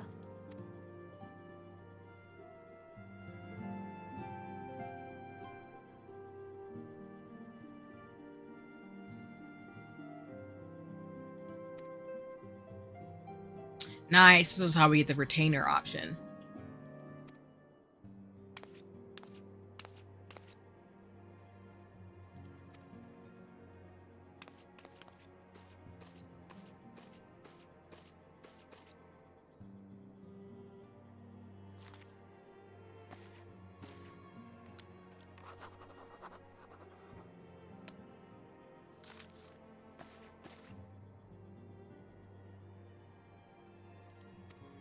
I know, right?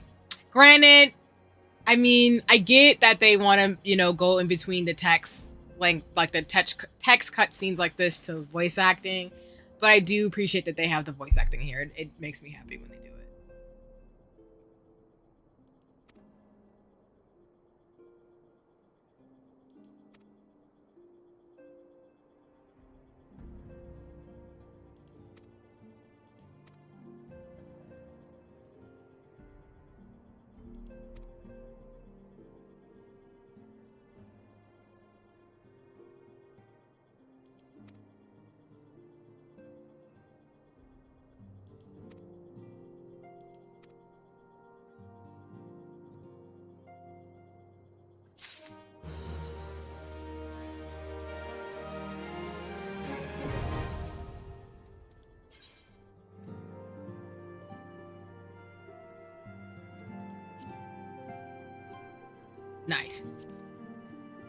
Once you get to the second expansion, there's a lot more voice acting scenes. Nice! Thanks, Kosu, for that, because that's good to know.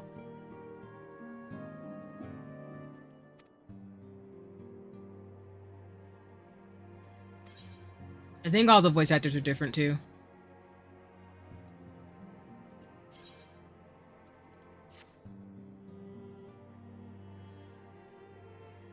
I take it you will help us.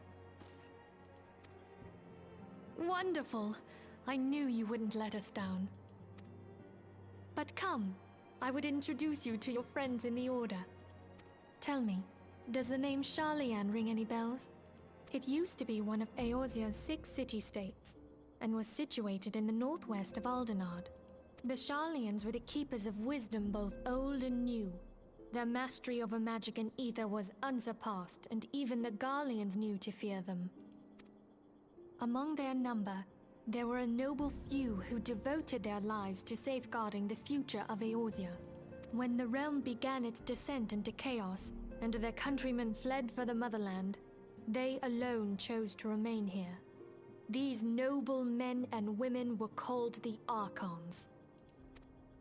Those same brave souls stand before you now. The masked woman is Ida, and beside her is Popalimo. The two are charged with surveying the Twelveswood. Hello there. Welcome. I had every confidence that you would agree to help us. Me too.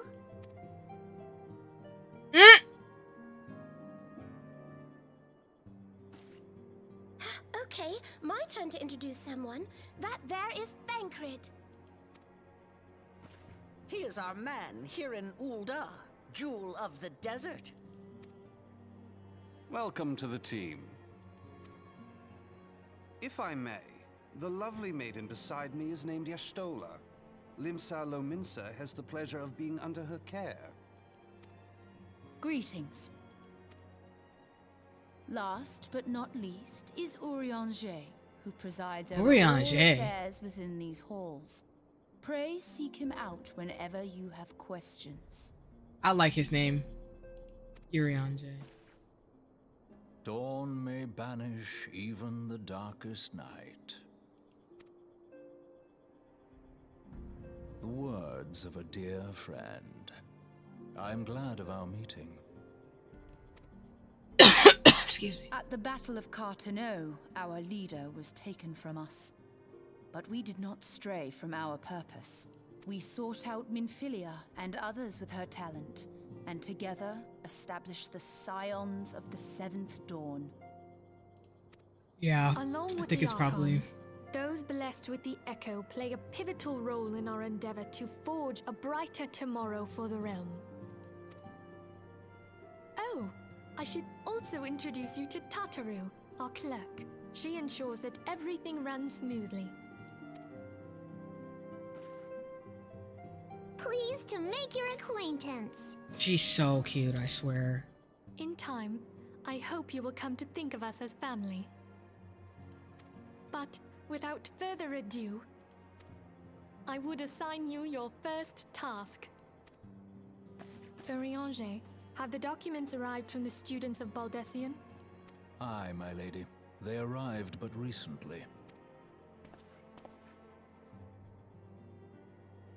We have received a request for aid from the Immortal Flames. Thancred, would you do the honors? It would be my pleasure. Some days ago, a crystal caravan registered to Amagina and Sons mineral concern. But there is more. Oops, sorry, Within y'all. the bell of the robbery, several people were reported missing from the shantytown outside the city. At a glance, one would assume the involvement of bandits, kidnappers, and coincidence. Such crimes are hardly uncommon, and the Immortal Flames deal with their like almost every day. However, this time we have reason to believe that a primal is involved. Aye, the evidence left behind implicates the Emolja, who are known worshippers of Ifrit. Then consider the objects that were taken. There is no room left for doubt. The crimes were committed in the name of a primal. I want you to know I name my computer Efrit because I'm a toddler. That you may better understand the nature of our struggle with the primals, I would have you play the leading role in this investigation. You have my thanks. If there is aught you wish to know, I recommend you speak with Thancred. He is well versed in the affairs of Ulda. Ever at your service, fair lady.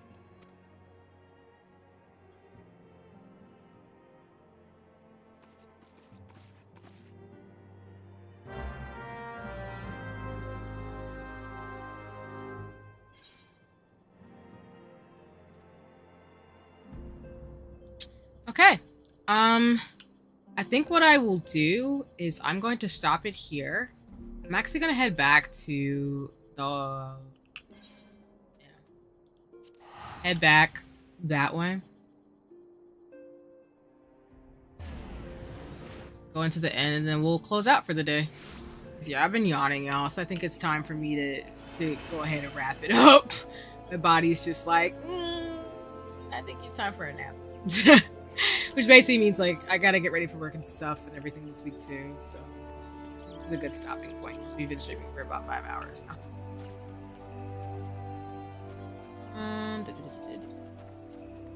We made pretty good story progress and leveled up quite a bit too, so that was always a good bonus.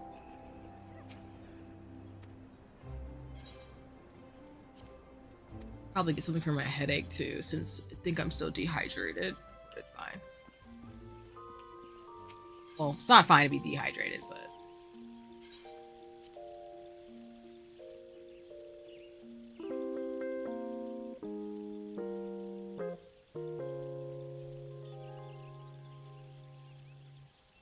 All right.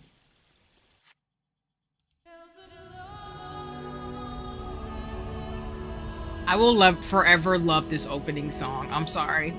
I literally listen to it all the time. It's like one of my favorites of, like, for real. All right. Let me go to just chatting and turn the captions back to black. And then we're going to wrap it up. But appreciate y'all. Thank you so much for another amazing, dope stream. Yeah. My Final Fantasy 14 streams are a lot of fun. I know other streamers also play Final Fantasy 14 and do chill sessions, so I like the vibes that they do and bring, so I hope folks enjoy them as well.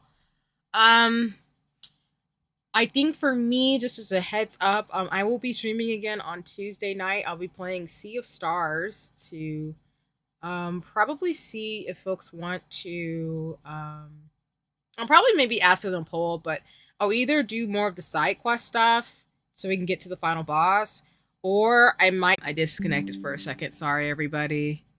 But yeah, I'll be streaming again on Tuesday, then Saturday, Sunday. I'll do makeup next week. But I can send y'all, if you'd like to watch another streamer. Janae is actually playing Fall Guys right now, so I'm probably gonna go watch her. Probably be in her chat and lurking while I try to get ready for the day to kind of decompress and stuff. So if you want to go check out Janae, I'll probably be watching her. She's playing Fall Guys. And yeah, that's pretty much all I got in terms of recommendations. I'll be back on Tuesday, Saturday, Sunday of this upcoming week. I will post my schedule on socials. I also will share I'll post my schedule on socials. I also put up the poll to see what folks want to do about Sea of Stars. I'm happy to do both, either or, but just want to make sure what's comfortable, because I'm happy to play Sea of Stars, because again, it's going to be ending soon, which makes me sad, but it's been a dope experience and a dope game. But thank you all for coming. Thank you all so much. I so appreciate you. I always have a blast when I stream. I hope that comes across in terms of all the topics we talked about, as we always do. Thank you, Charlene, Kotsu, Soul, Games of just everybody else who came by today. If you've been lurking or if you're watching the VODs, I so appreciate you. I will be back in a few days' time, but thank you. Take care. Please have a nice one. Again, if you want to check out Janae, I'm going to be probably lurking her in her chat while I get ready for the rest of my day and also take a nap. Need a nap. But yeah, if not, it's all goody in the hoodie. I appreciate you. Shout out to Ling, everybody else who came by today. But if not, I will see you sometime soon, whether it's on the internet, socials, Discord, somewhere, somehow. Yeah, it's all good to get in a hoodie. Take care. Appreciate y'all. I will be around. Huzzah! Yeah. All right. Later days, as the quote goes. Yeah.